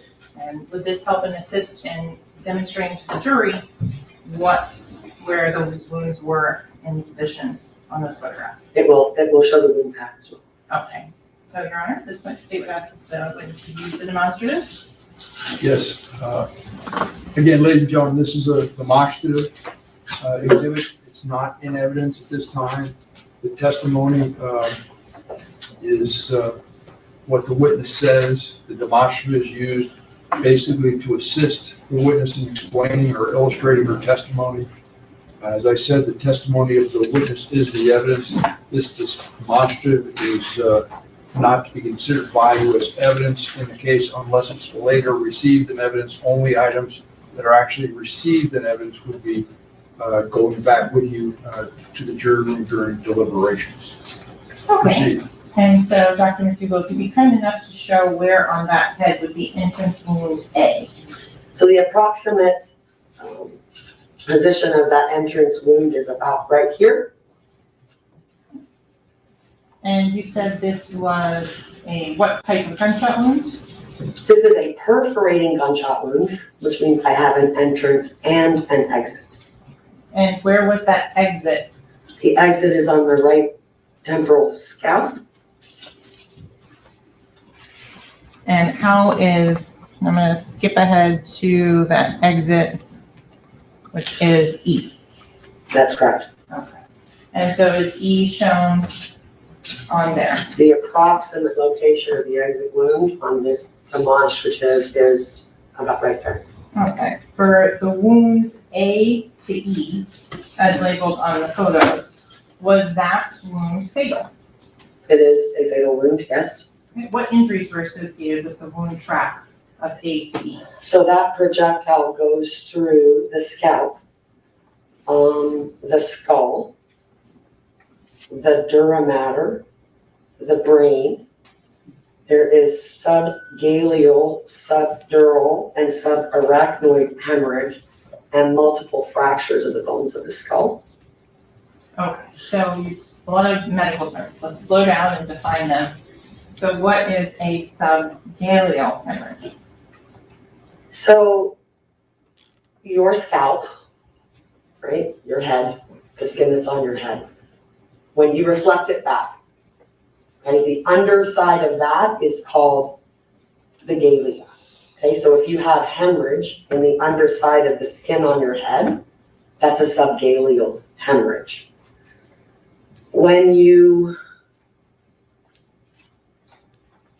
inside your head is your brain, okay? What you have a cover on your brain that is called dura mater. Okay, so you have your brain, you have this dura mater, and then your skull. All right, so if I have subdural hemorrhage, sub means underneath, I have blood between the brain and the dura. Subarachnoid hemorrhage, the arachnoid is a very fine membrane that covers the brain, and that is hemorrhage in that space. So there are different spaces within the cranial cavity where blood collects with injury. And so you said hemorrhage. If you could just make sure that that word is defined in your context as a forensic pathologist. So hemorrhage means there's bleeding. Okay, a bruise. If you ever had a bruise, that's hemorrhage underneath your skin, like after you bump into something or have some sort of trauma. Okay. So I want to go back to wound A. So I'm going to go back to that photo. On A, is there an abrasion margin? There's a very small abrasion margin around that wound. And is it concentric? It is. And what does that mean? It means it's all the way, it's around the whole thing as opposed to a marginal abrasion, which we saw before, which is just on one part of the entrance wound. This abrasion encompasses the whole entrance wound. The wound track or pattern, were there fragments that were recovered along this wound track? There were. Showing counsel what's been previously marked as stage quadruple B. Dr. McDougall, prior to coming into court today, did you have the opportunity to review the items inside state's quadruple B outside the presence of the jury? I did. Do you recognize what is in there? I do. What is it? Those are the projectile fragments that were collected at the autopsy. And are they in the same or substantially same condition as when they were collected? They are. They have your initials on the evidence tape on the outside. They do. Here at this time, the state would request to move state's quadruple B in as state 74. Is there any objection? No, sir. It'll be admitted. States quadruple B will be marked states 74. So, Dr. McDougall, in terms of this particular entrance wound, how can you tell this is the entrance versus site E? Because it has an abrasion margin, okay, abrasions are usually only associated with entrance wounds. Exit wounds are more commonly lacerated. And when we look at wound E, we'll see that it's a lacerated defect. In terms of any sort of stippling, did you note that on this particular injury? So I called the range of fire on this case indeterminate. Okay, there are, can you go out? Sure. I just want to show. So, you know, indeterminate does not mean distant. Indeterminate means I don't know. So, you know, you could say that might be stipple, that little defect right there. That might be stipple, but that's right around a hair follicle. And if you look over here, there are areas where you can tell there's scarring. So when you look at the nape of the neck, where gentlemen get shaved, you get ingrown hairs, you can have folliculitis, it's called. I'm not going to say this is intermediate.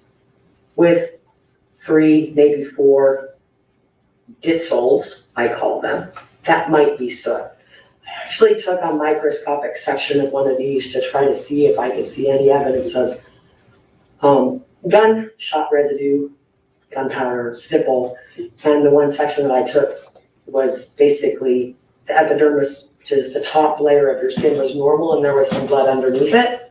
So I did not get to see what I wanted to see, but that doesn't mean that it wasn't there. It just wasn't in the section that I took.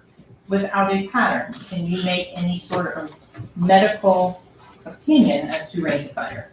I will not, based on 1 or 2, I call them ditzels, say that that for sure is intermediate. In terms of this particular injury, was the individual alive when it was inflicted? Yes. How can you tell that? From the hemorrhage. Is there any sort of other things that would help and assist you in demonstrating the difference between hemorrhage and not? Well, if we look at the other injuries. Okay. So let's move on then to gunshot wound C. So this is gunshot wound C, which was on the back of the right shoulder. Okay, the abrasion collar around that wound is not hemorrhagic. What that tells me is that there is no circulation to that part of the body when that gunshot wound is inflicted. If you think about, you know, an abrasion is a blunt force injury, okay, from an object. It's a friction injury. If you think about riding your bike as a child, falling off your bike, skidding your knee, right? That will quickly turn red and bleed because you've taken off that front, that top layer of skin. Same scenario here, except I don't have any circulating, I don't have a heartbeat, I don't have any blood circulating to this part of the body. Therefore, that abrasion stays yellowy white. So Dr. McDougall, can you give any opinion as to how long time frame elapsed between gunshot wound A to E in the head and gunshot wound C? I cannot. Why not? Oh, because I don't know how long it would have taken him to pass away. Is there any medical studies that can be recreated in? We can't do that. You said he is deceased at that point. Correct. Can you give the ladies and gentlemen of the jury an example of what you would see if they were inflicted within seconds of each other? Well, I can tell you of the hundreds of gunshot wound cases, not even, I just had a stab wound case, but in the hundreds of cases that I've done, the thousands of cases that I've done, there are only 3 where I can tell you the order in which the shots occurred, because some were before the person passed away and some were after. You know, I've had hundreds of gunshot wound cases where they're shot 15, 20, 25 times, and every single gunshot has hemorrhage. So are they within seconds? No, but I can't tell you, is it, 5 minutes? Is it 30 minutes? There's no way for me to tell you what the time frame between gunshot wound A to E is from when B and C were inflicted. Moving on to D. What about this particular mark tells you that this is an exit wound? So D is an exit wound. It's lacerated, okay, because you have a blunt force object, the projectile, traveling at a very high, traveling at a rate of speed and with enough energy to perforate the skin, and it causes a laceration. And so this is photo number 16 for the record. Can you explain, and I'm going to go forward on to photo number 17 so you can explain what a laceration is and what it looks like. Yeah, so this skin is lacerated. There's no abrasion margin around it, and it's consistent with an exit wound. And in terms of where on the body is D located? So it's right almost underneath the armpit. And on the left-hand side of the back. Going back to picture 16, which direction is the body facing when this photo is taken? Face down. Okay. Going on to photograph number 20 for the record. What are we looking at here? So this is the left lung. There's a trajectory rod through it showing the pathway of the projectile. What is interesting in this photograph is that there's absolutely no hemorrhage around any of those wounds. Okay, your lungs are very vascular, right? Because your lungs are responsible for taking the oxygen out of the air you breathe and pushing it into your blood, right? In the really small sacs in your lung. So an injury to your lung is going to bleed a lot, okay, if your heart is beating. Okay, there's no hemorrhage in the upper or the lower lobe of the left lung.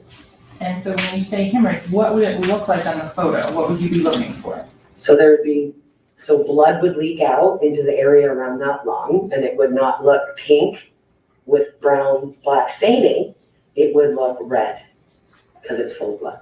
And so Dr. McDougall, if you could remind the ladies and gentlemen of the jury, what entrance and exit wound does this correspond with? So this is entrance wound B. That goes to exit wound D. Moving on to what has been admitted as photograph number 18. Can you describe to the ladies and gentlemen of the jury what we're looking at here? I can. So this is the exit wound E. That went with entrance wound A. The back of the neck comes out the right side of the temporal scalp. This is with the scalp reflected forward. So we do an incision across the head behind the ears. We reflect the scalp forward and back. And what this is showing you is this is hemorrhage. Okay, this is blood. This is bleeding. There is a heartbeat.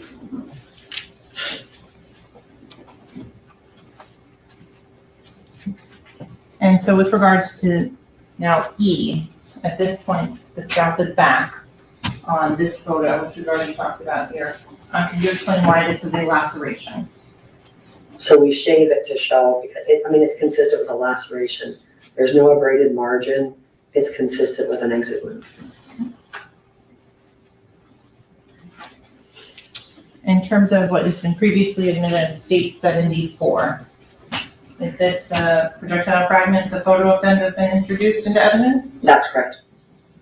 Why do you recover these? Because, we usually recover projectiles and fragments so that, turn them over so that crime scene can do whatever gun testing they want to do with the projectiles.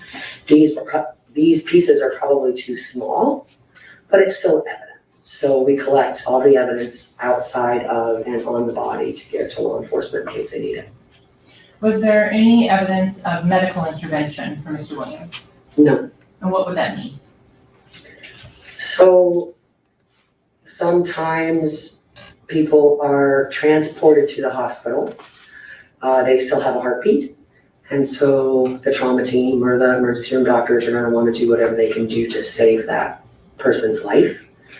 So sometimes with gunshot wounds, especially, you can have, they can put chest tubes in, they can do a thoracotomy, which is where they open up the side of your, they open up your rib cage to try to get your heart beating again. There's lots of things that they will do to try to save somebody's life. Were there any of them? You said there was none of those in this case. There were not. In terms of the rest of the internal examination, were there any other findings that led to the death of Mr. Williams other than the gunshot wounds you talked about? No. At ADE? There are not. Do you collect samples for the purpose of processing for toxicology? We do. And do you do that testing? We have a toxicology lab. I don't do it personally. We have a toxicologist that does it. And did you do that for Mr. Williams? We did. And in terms of the results of that toxicology, what showed up? So he has marijuana, THC, and marijuana metabolite. And can you give any sort of time frame on the ingestion of those I substances? Based on your autopsy, did you come to an opinion as to the cause and manner of death for Anthony Williams? I did. And what was that? The cause of death is multiple gunshot wounds, and the manner of death is homicide. Going forward, were you also involved briefly with the case number 18-3119? I was. And what was your involvement in that in March of 2022? In March of 2022? So prior to March 8th of 2022, it was brought to my attention that there was a gunshot wound on the lower extremity that we, Dr. Zotter and I, labeled as a penetrating gunshot wound. We labeled it as a ballistic injury, okay? Because we had a wound on the outside of the leg. There was no projectile in the leg, and there were just two little ditzels on the full body x-ray. So it was most consistent with a projectile usually hitting something else and then just coming up against the skin to make a rivet in it, but not a projectile that goes through the leg. One of the crimes, Chris was at the Objection here. Ask him second.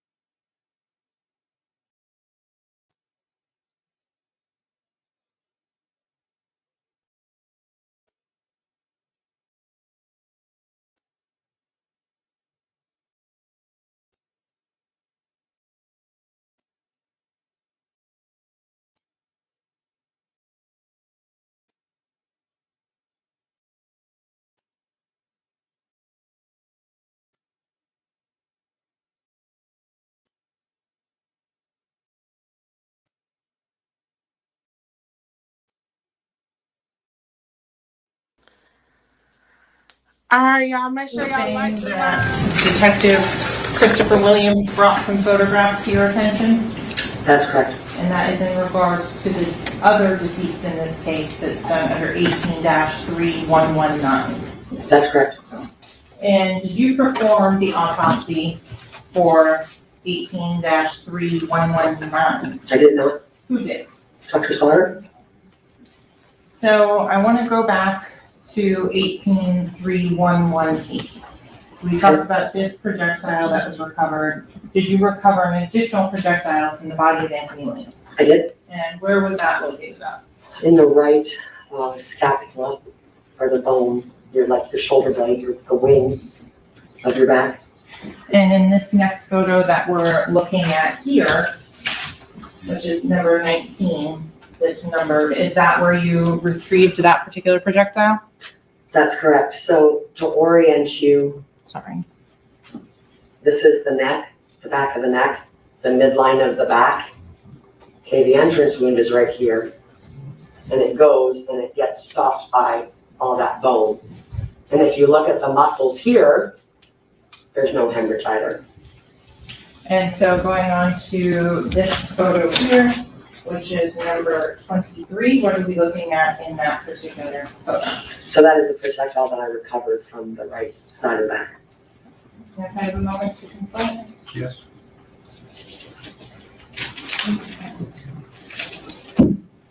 And so, Dr. McDougall, to make clear, we talked about B and D. Was the victim, Anthony Williams, dead when the B and D was inflicted to the body? So when gunshot wound B was inflicted, yes, he was dead. And it exited D, so it's one gunshot wound. Correct. So when wound C was inflicted, was Anthony Williams dead? Yes. Mayor, I don't have any other questions. After we approach that door for a moment.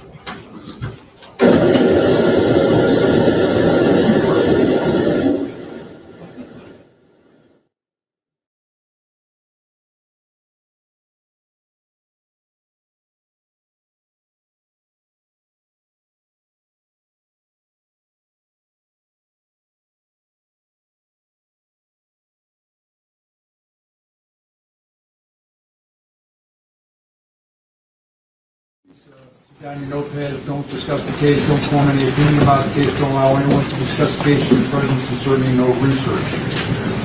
Thank you.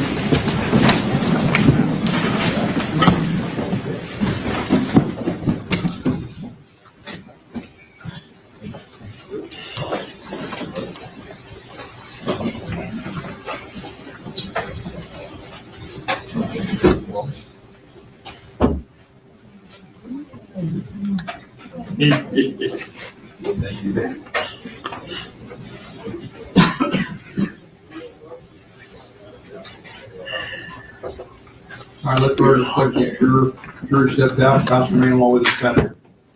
So Council, I did notice you're a fan yourself and things like that. That's why I was texting to try to see if they get the AC person down here again to lower the temperature. All right, anything to discuss at this point? No. Anything from your end? Okay, all right. We're in recess. Do you want? Is that right? No. You hear that? Can we arrange for a restroom break, Mr. Demis? Got it.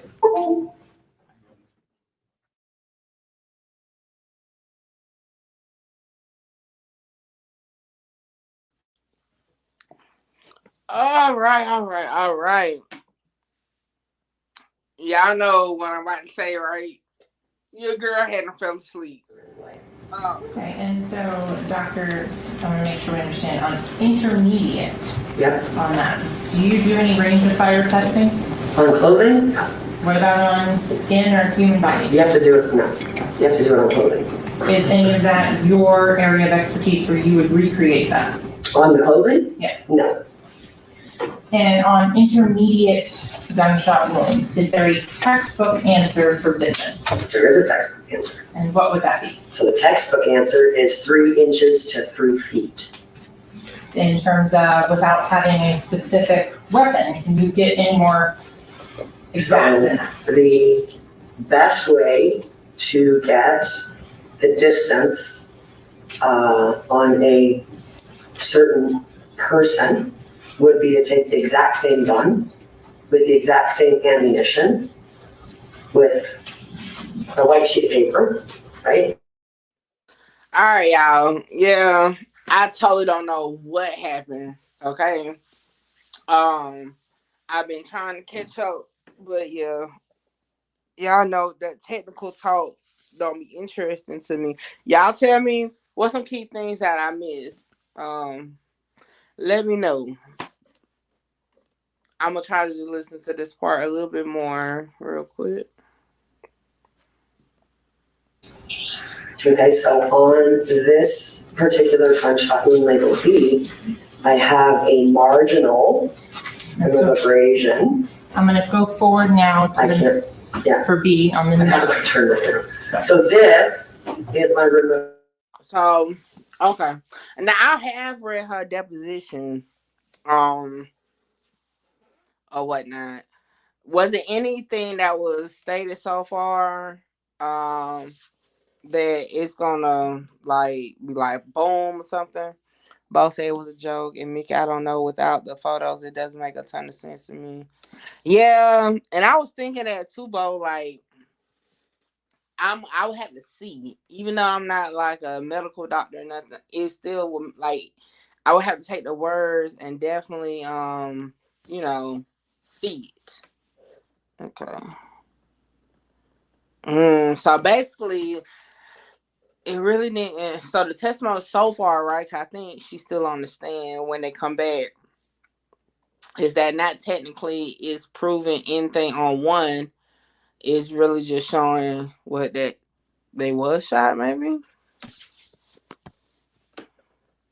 Prince says she needs the actual gun and the actual ammo to determine the actual distance of the headshots. Not sure if anyone else got that. So I'm gonna tell y'all. So again, I fell asleep during this testimony. I can't even tell you. Okay, so this is what I said earlier. Y'all remember earlier I said, "Yo, I got a theory, right?"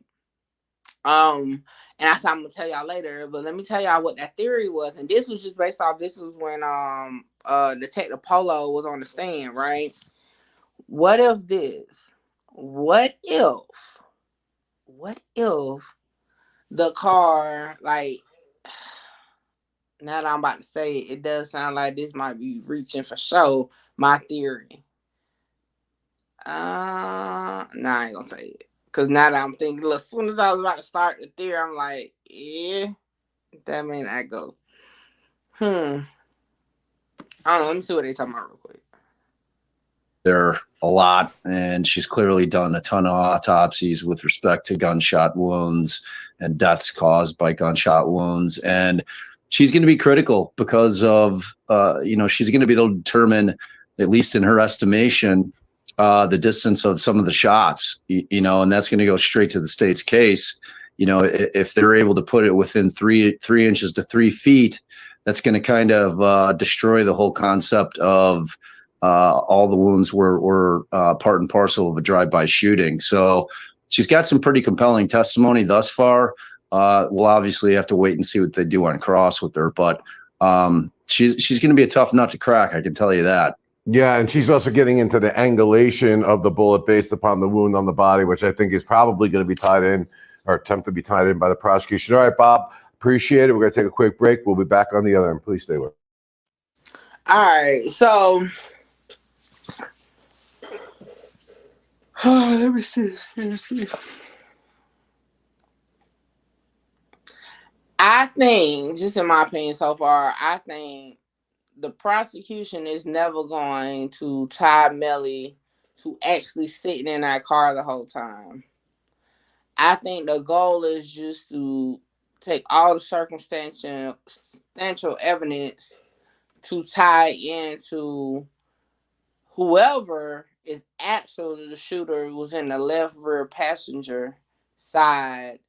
And all evidence we have shows that Melly at some point that night or close to the point was sitting in that seat.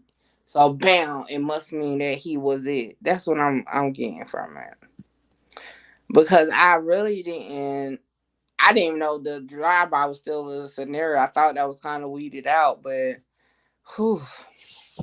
I don't know.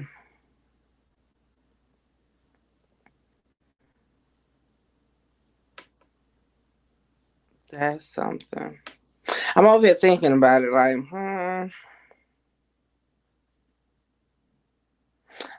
unless um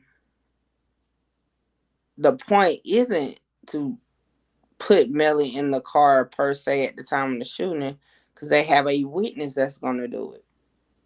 So then if that's the case, well, maybe that's different then. If I'm thinking about it, the only way how they're going about it on the prosecution side is if, like, yo, we're gonna show all the evidence that we have to say, whoever did it was sitting in that seat and had to be part of this and part of that.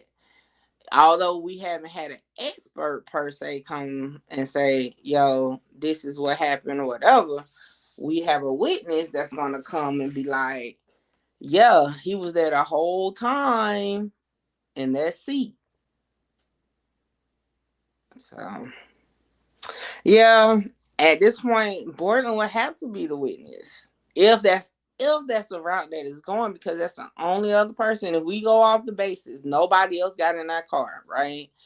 The only way to confirm that theory is not accurate, meaning is nobody that got in the car, the original 4 people we saw is the only 4 people in there, then it would definitely have to be him to take the stand, because that's the only other person to do it at this point. Now, the flip side, because I don't want to just say the flip side, is if at some point Melly is going to take the stand, right? And has to say on record what's what.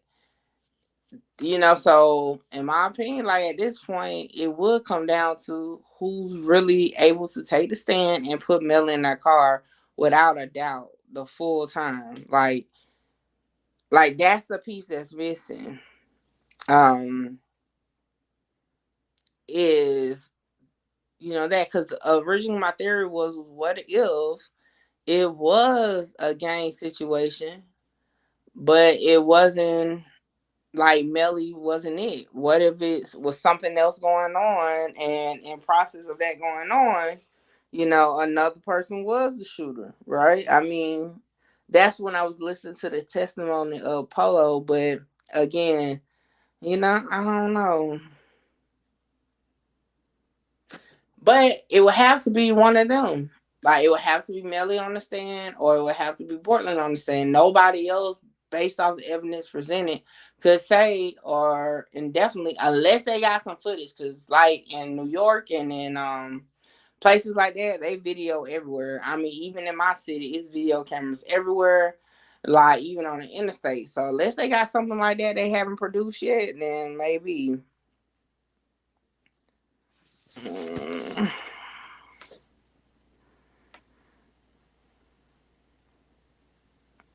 Said, other than Melly, why are you going to cover for a dude that just allegedly kills your other friends? I wouldn't be too confident he was going to take care of my family. No way Melly gets up there.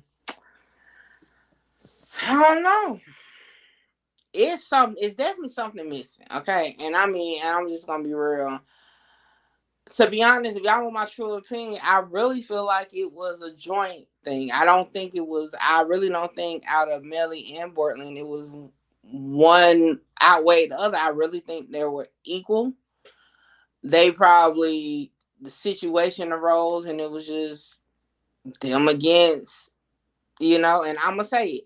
I would say it was them against Set Chaser. And I just always felt, and if y'all listen back to my original live about this case, I felt like Juvie was just honestly probably in the way or something and got hit. I really don't think he was even going to be the issue. I really think it's going to boil down to Portland and Melly had a situation arise with Set Chaser. Boom. And Juvie just, for whatever reason, got caught up in the mix too. So, That's always been my whole like honest opinion. Like just off of what I feel based on what I'm thinking, no evidence on that. I always felt like indeed they had something going on together. I don't think it was just, oh, Melly did it and then, you know, Bortland helped stage it. Nah, it's deeper than that. I really think. Now I do feel like it was a situation that came up. Now I do say that. I definitely do say that. But if you ever watch the documentary, I cannot show it because they definitely would block my video. But if y'all watch that documentary, Melly speaks about him and Juvie's relationship. I always just felt like Juvie, for some reason, just was caught up in the mix because him and Juvie for sure has been friends since they were kids, like little kids. So y'all say y'all just think he had a strap as well and had to go. I don't think it's that, in my opinion. Hold on, are they back?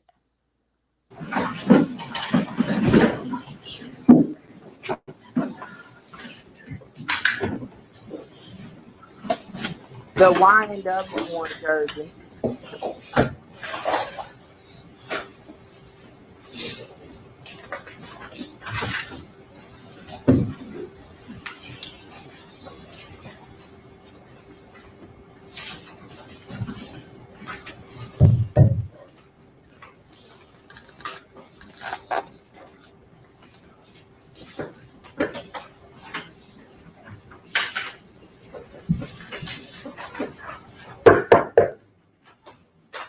Jury entering.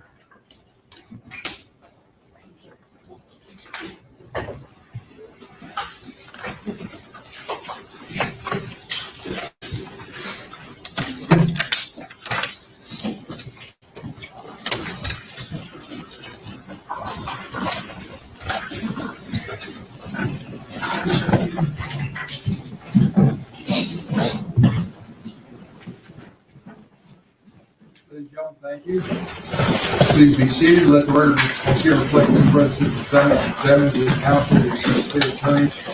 Ladies and gentlemen, the jury, Dr. Who remains on the stand. Ladies and gentlemen, as you can tell, the AC has changed its temperature. We contacted them and suppose they're going to come over and try to get it corrected. It just seems we can't have a happy meeting here. So we're trying, we're working on it. In any event, I think the state completed its direct examination of the doctor. Is that correct? Yes, sir. Every cross-examination? Yes, sir. You may. May. Doctor, you weren't at mass following CDC rules because you just got over COVID, correct? That's correct. But you're not carrying that disease, are you? Sir. I'm going to keep my distance. That's okay. Yes, sir. Okay. And you're the reason I went to law school because I can't spell half the words you use. But let me ask you a few questions if I could, Doctor. Sure. You indicated you did the autopsy and the person came into the morgue around 4 or 5 o'clock in the morning? No, it was pronounced at like 4:45 at the hospital. Okay. Don't know what time he came into the office, but the autopsy started at 11:30. 11:30, okay. And you did an external and then an internal examination? That's correct. The external examination revealed that this person was 6'4". Correct. He weighed 172 pounds. Yes, sir. And his hair was 6 inches in length. Correct. Braided. Correct. The pictures I saw did not show the braids on his hair that were shown to you. Did you cut his hair? We shaved the hair around the wounds. Okay. Did you save the hair so that it could be tested to determine if there was any GSR or gunshot residue on it? We shaved the hair so we can see the characteristics of the wound.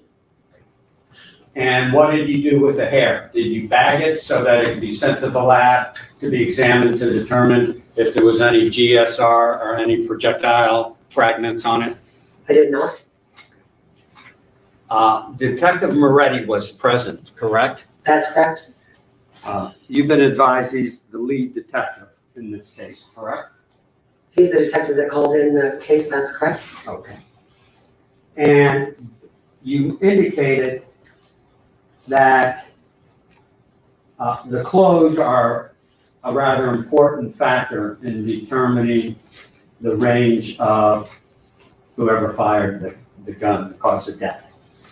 If the entrance wounds are around where there is clothing, they are important to determine range of fire, that's correct. Okay. And you indicated that one of the wounds was in the chest area. Correct. Were you advised at any time that this person was wearing clothes? Yes. Okay. And Moretti didn't bring the clothes to you to look at?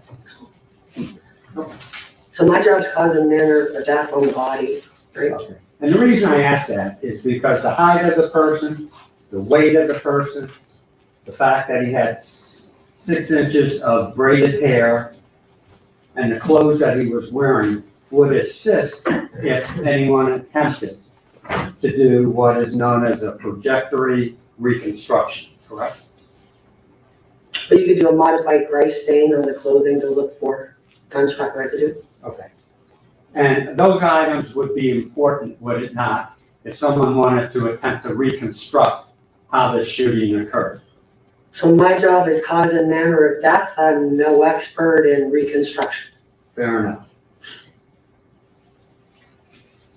Now,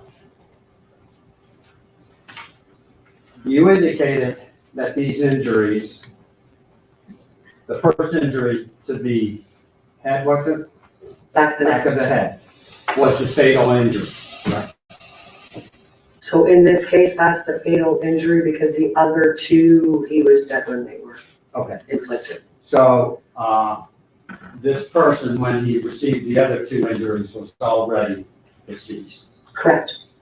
Did not suffer any pain from those 2 injuries. He's already dead. Fair enough. Okay. And you indicated that these injuries were indeterminate. Correct.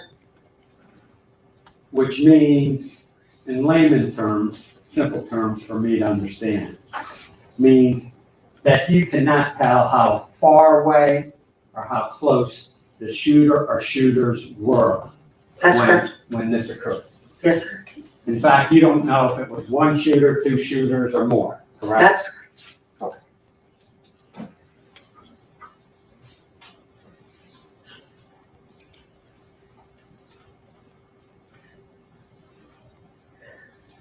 Now, I think you told me when I met you back in April of 2022, the day I took your deposition. Yes, sir. That the scientific way to determine the distance would be, and I think you said it today, take the same gun, correct? Correct. Take the same ammunition, correct? Correct. And then fire that gun with the same ammunition into a white paper or poster or whatever, wrapping paper, until you could get the same type of stippling pattern that you observed on the body, correct? If you have an intermediate gunshot wound, yes, sir. Do you know if that was done in this case? All 3 of my gunshot wounds are indeterminate. Determinate, which means you can't tell the number of shooters or the distance. Right. Indeterminate means I don't know the range of fire from looking at the gunshot on the body of the victim.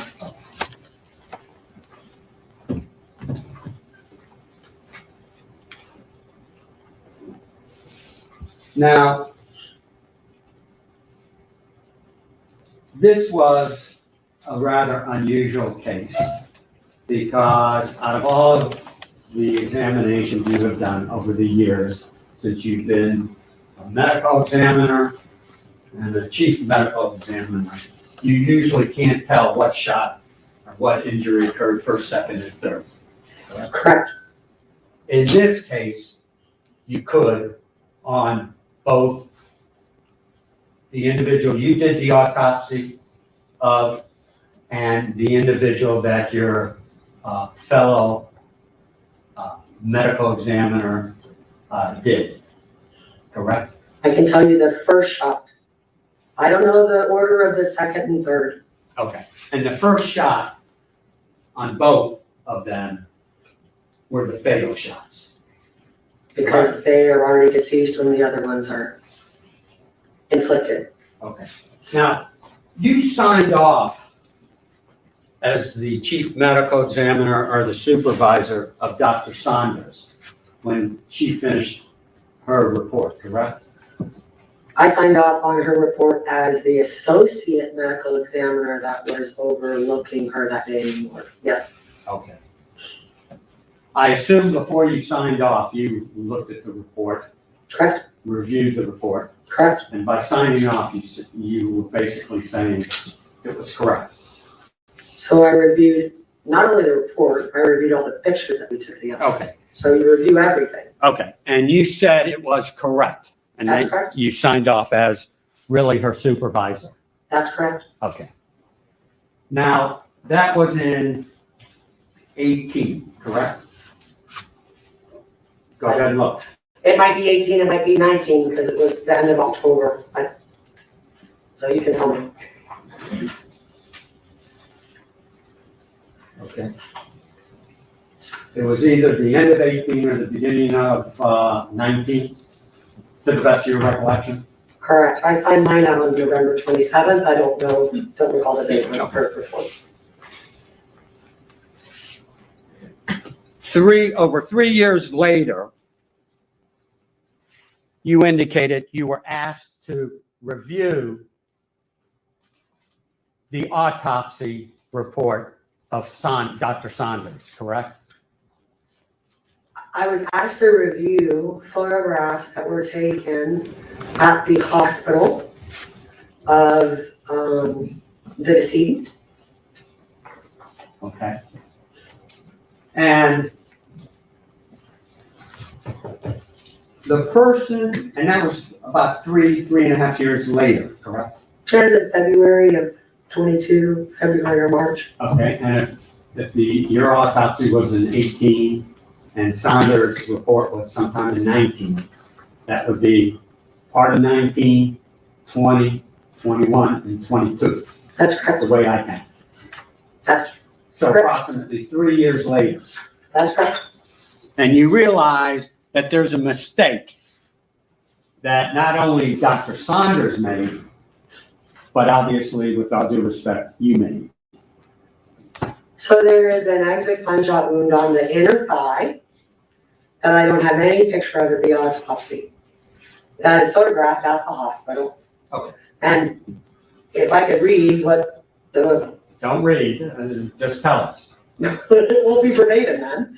At the end of every autopsy report that we author, there is a statement that I haven't memorized, but it goes something like this. If any probative something information becomes available, we have the right to amend the report. Of course. And that's exactly what it is. Okay.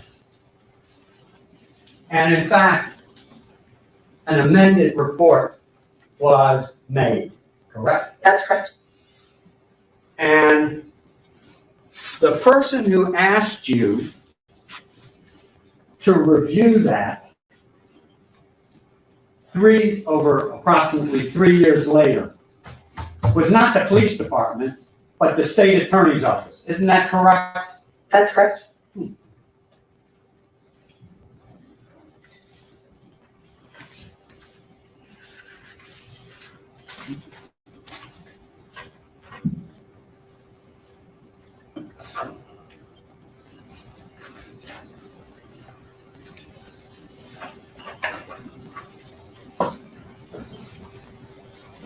And before you corrected that report, did you make any attempt to exhume the body to verify that injury? I have a photograph of it, I don't have to exhume the body. So the answer would be no. That's correct. Okay. Can I have one moment, Colonel? Yes.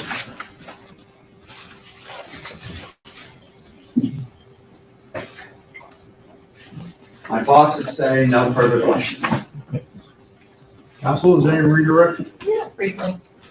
Dr. McDougall, do you recall approximately how many defects were on the body of Christopher Thomas, the 183119 autopsy?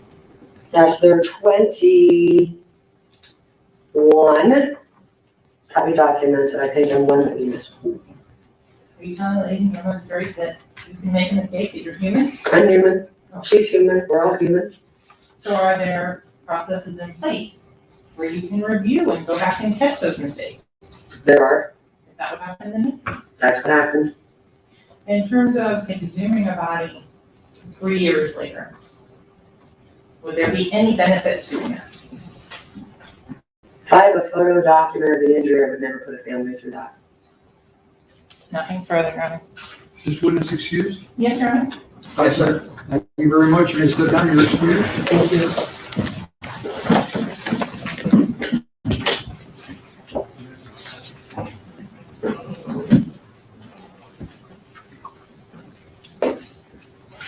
It's getting cooler. And we are just going to briefly so we can sanitize witnesses so far. Thank you, ladies and gentlemen. Just take a short recess. Don't discuss about the case. Don't allow anyone to discuss the case in your presence, certainly no research. Thank you.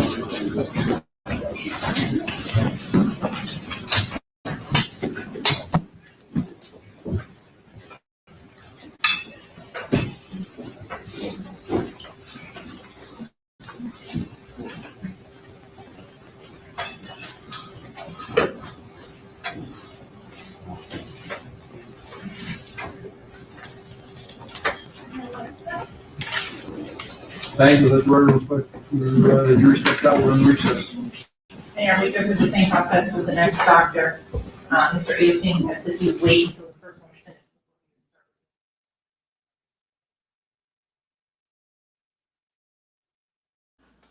All right, while they doing that, yes, Fredo Bain did do a deposition. And then Prince says he refused to answer any questions pertaining to the actual case, though. He pled the fifth. Prince said there is no mention in their statements that we were told this one story and we knew different. Seems like they weren't told anything but the bare minimum. Well, yeah, nobody told them to say anything, right? It's really all speculation Bob? as far as Yeah, I found it befuddling. Can you? because they were telling untruths based off evidence that was collected. Nobody's story was adding up, so I don't think anybody ever said that's where they actually, went and what they did. And then even when they go to retrieve the gun, it just says the bloody .40 caliber at that point is not the murder weapon. I need to read Mill's statements again. Well, they never say if it is a murder weapon. And anybody can correct me if I'm wrong. I believe it says they went looking for 2 weapons, right? Because, have they even confirmed it was 2 weapons shot? But in the statement, anyway, it says they went looking for 2 weapons, right? Only one was found with blood on it, and that Henry, meaning Bortland, was the one that showed them where the gun was and all that. So that witness is putting Bortland as the one that showed them the area where the gun was and what they was looking for. And then Mills put the gun in his hand as being the one to provide it to Trey, right, who got rid of it. So to be honest, even though Mills' testimony is definitely damaging, it doesn't, it really doesn't, I said Mills don't think it's a murder weapon, right? He's thinking it's a drive-by, and my boy's blood spit. At the time of his statement, Prince, so, I mean, now, remember, his statement didn't happen to like 3 to 4 months later. And this is the same statement when he says that Melly was acting strange and pretending to cry. So I'm going to say definitely he felt like it probably was foolery. I don't know. It would be hard because my opinion on Mills. I feel like he only spoke with the police to fight the case he was on at the time. So, well, you have to go and it's in the affidavit. But if you're talking about his actual statement, it got to be requested from Broward County. Welcome back, Kat. But as far as the affidavit, is the summary of his statement is in the affidavit for arrest, but his actual statement, yeah, Broward County for sure. If they even let it out, because that's not even through the district attorney. You have to get it from the actual police department. But hey, it does kind of light up some things now at this point because it's like, well, how do we maneuver through everything to say what's what? But I'm telling you, I feel like the defense is about to go at the DA as being shiesty. And that's going to be, I really feel like at this point it's more so preparing for technicalities than it is as far as to and again, they haven't even presented their case yet. It might change, but just now, feel like that the goal is to, point out technicalities for sure.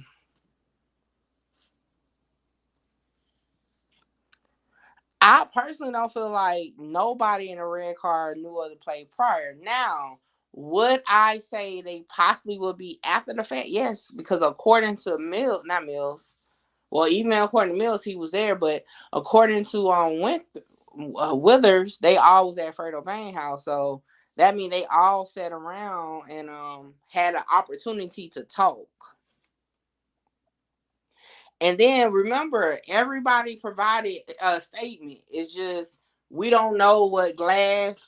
Okay, so Glass and what's Adrian last name? Davis. Is Adrian last name Davis? The guy whose name is Adrian, right? He provided a deposition also. So I don't know what's in those. It's some now. I will say it is some YouTubers, right, that say they have those depositions. So they can shed light on what it is. I never thought to request a deposition from them. Like I said, the whole Fredo Payne deposition, I mailed my payment. I'm just waiting for it to come in the mail, but it haven't gotten. So I don't know what they would say, but everybody that was in that red car either provided statements in the beginning or has already provided a deposition, which means they're probably going to take the stand. What about this Track dude? Track definitely provided a deposition. What it says, I don't know. I actually recently, since we've been working on the trial, we found the discovery notice that said he got like a 34-page deposition. So I don't know what he said either, but I did put that request in. But like I told y'all, for some reason they had to mail it to you. You got to mail your payment, then you got to get it mailed back to you. So it's gonna take a little bit for that. But yeah. So really everybody provided something, right? It's just a matter of really who provided what. For sure. Let me see what this one is talking about. Thomas Jr., also known as YNW Juvie.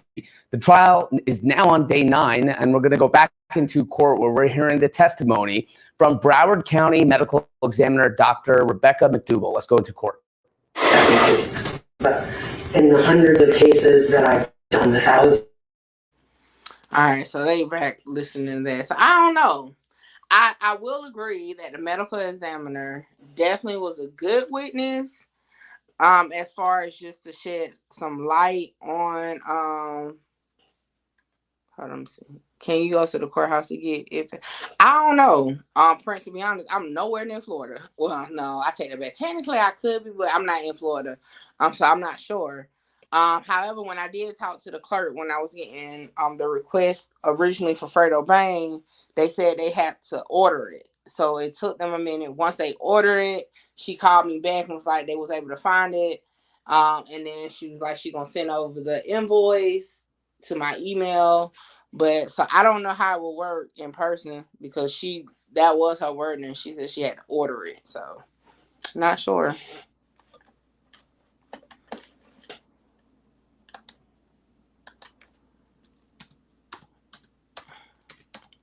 Look up this real quick. But I know here in South Carolina or in Columbia, well, I'm pretty sure it's probably the same. If you go in person, you can sit in there and look through files in person.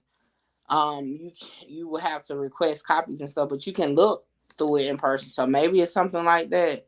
Maybe if you go in person, you can read it while you're there. I don't know.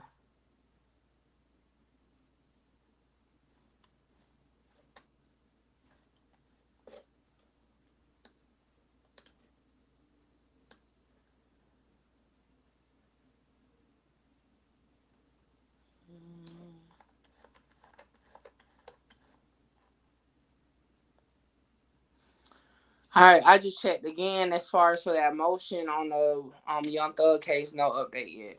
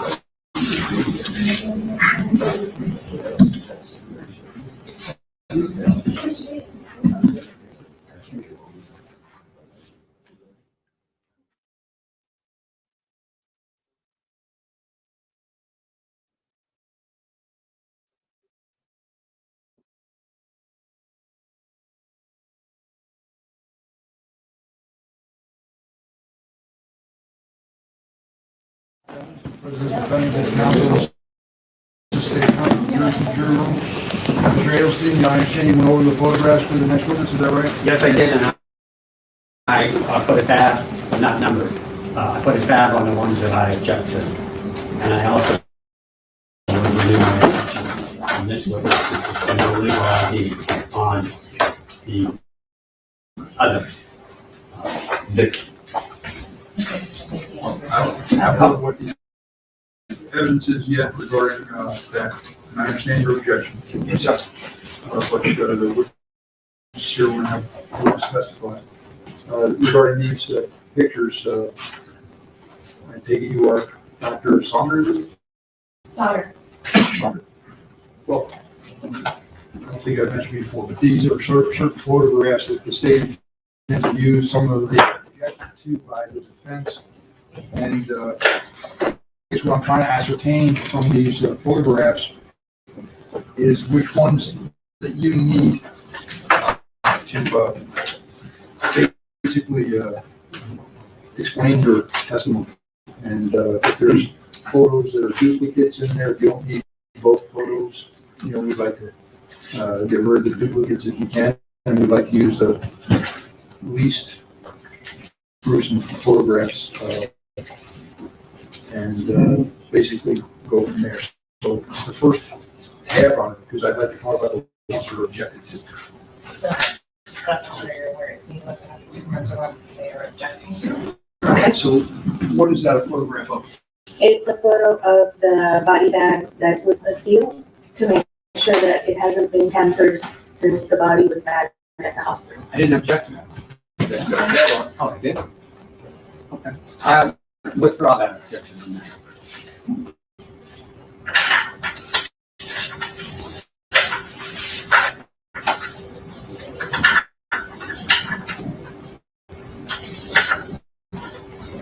This one is a photo of his hand, and it shows the wound on the lateral aspect of his thumb.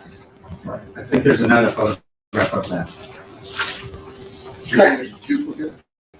It's a different angle. Right. But both those photographs reflect an injury to a single injury to a hand, right? Correct. I can the one that's not objected to. It's not These two, which one's the one with the better lady. and what about then the implicitness? Yes. We're trying to just make sure we're not duplicating it. If the photograph that I see that you're holding up shows an injury to the thumb. And But it's not, I mean, there's a wound there, I don't know how you describe it, but it's not a gruesome photograph or anything like that. It's not, this is an external photograph. Correct. So for the record, this is also post-cleaning of the body. Thank you, I'm sorry. Good. Post cleaning of the body. So the objection goes over. I'll allow one of the photographs in. This is a photograph. That's not it. This one is showing the abrasions, which are wounds to the lower lip. And there's any duplicates of that? No. And what's the objection? It has nothing to do with that. He's got abrasions. He has abrasions. You're testifying as the abrasions are. The plan is to document all the injuries during the autopsy. So. Objection goes over. It's not a gruesome photograph, not.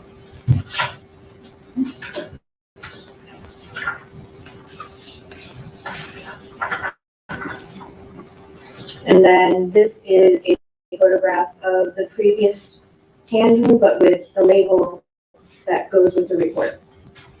Do you need both of them? No. So it'd be better if you can roll the label on it? Correct. We're going to substitute one for the other, and previous picture is very deleted. We'll move from the package.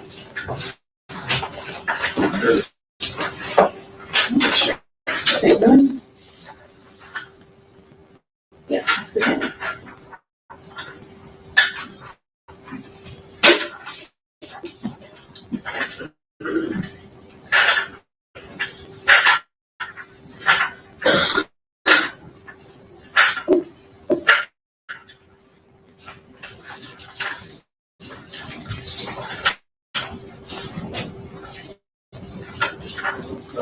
Next one in the series is objected to, and There's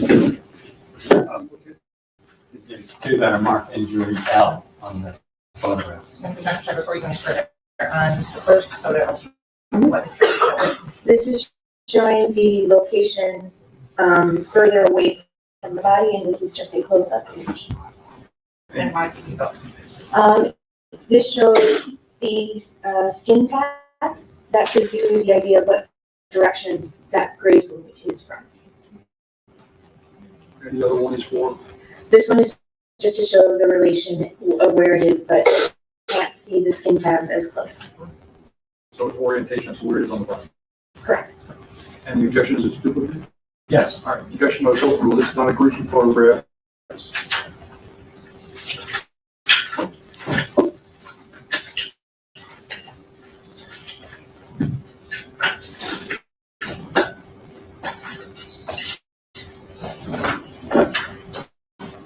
Those are, Next one is objected to. And they have photographs of injury labeled NOPQR in the other stack. And, so this is a picture of all the injuries at the same place. This is an orientation picture to show where they are in the back, and these are close-ups of the same injuries. Thank you. The objection, again, the photograph's not gruesome.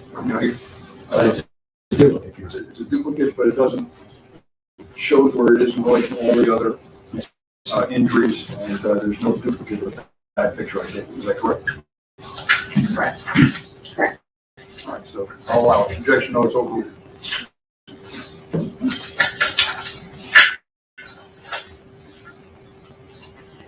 And this is a photo to show where in location on the body the projectile was recovered. Is that to illustrate or explain your testimony? Yes. All right, is that the only one of the? Of this gunshot wound? Yes. it's with the skin pulled back. Correct. Correct. It's gruesome and I object to it. I don't disagree that it has some might be labeled as gruesome and concerning, that it shows the injury. It's the only one of its kind, as I am told. Is that correct, doctor? That's the only one you're displaying? Yes. Objection, no, it's overruled.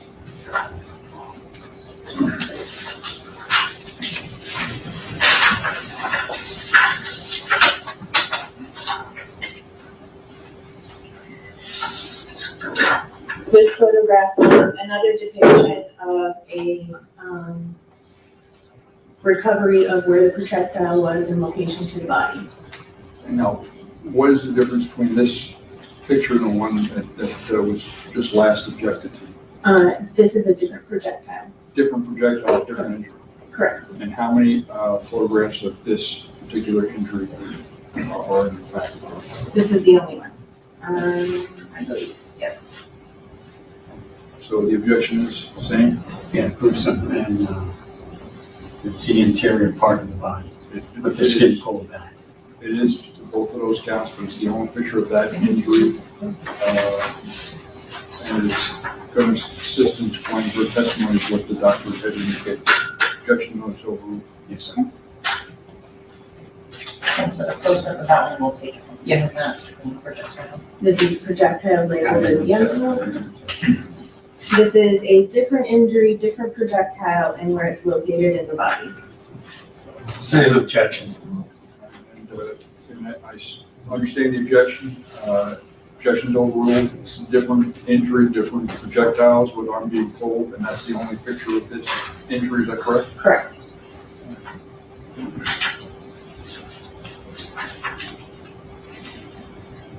This is a picture of when we opened the body after the projectiles have been removed. Okay. Y'all, okay, your girl Mickey Trues get real squirmish at the stomach on certain things, and it seems like this witness about to be graphic. What it do, Spike? All right, y'all. I'm about to put the link to the direct feed to that coverage. I'm about to end my live because I ain't gonna be able to sit through that for sure. And then yeah. I can't look. She said skin pull back and all that. Y'all, that's the link directly over. I had looked to see if anybody else that, be rocking with me is live, but I didn't see nobody. Y'all go over there and finish watching it. Y'all tell me in the comments the summary for this witness, because I'm not going to be able to see through it or look at it. I'm going to go ahead and end off, man. That is crazy, okay? Okay. It was the second time around. Y'all, I'm going to do an update later on. After all this is over, y'all hit the link.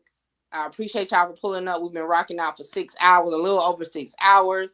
The regular Truth Team members definitely showed up. We done had about 390 overall people pull in and out, and I appreciate it. I'll see y'all later on. I'm out.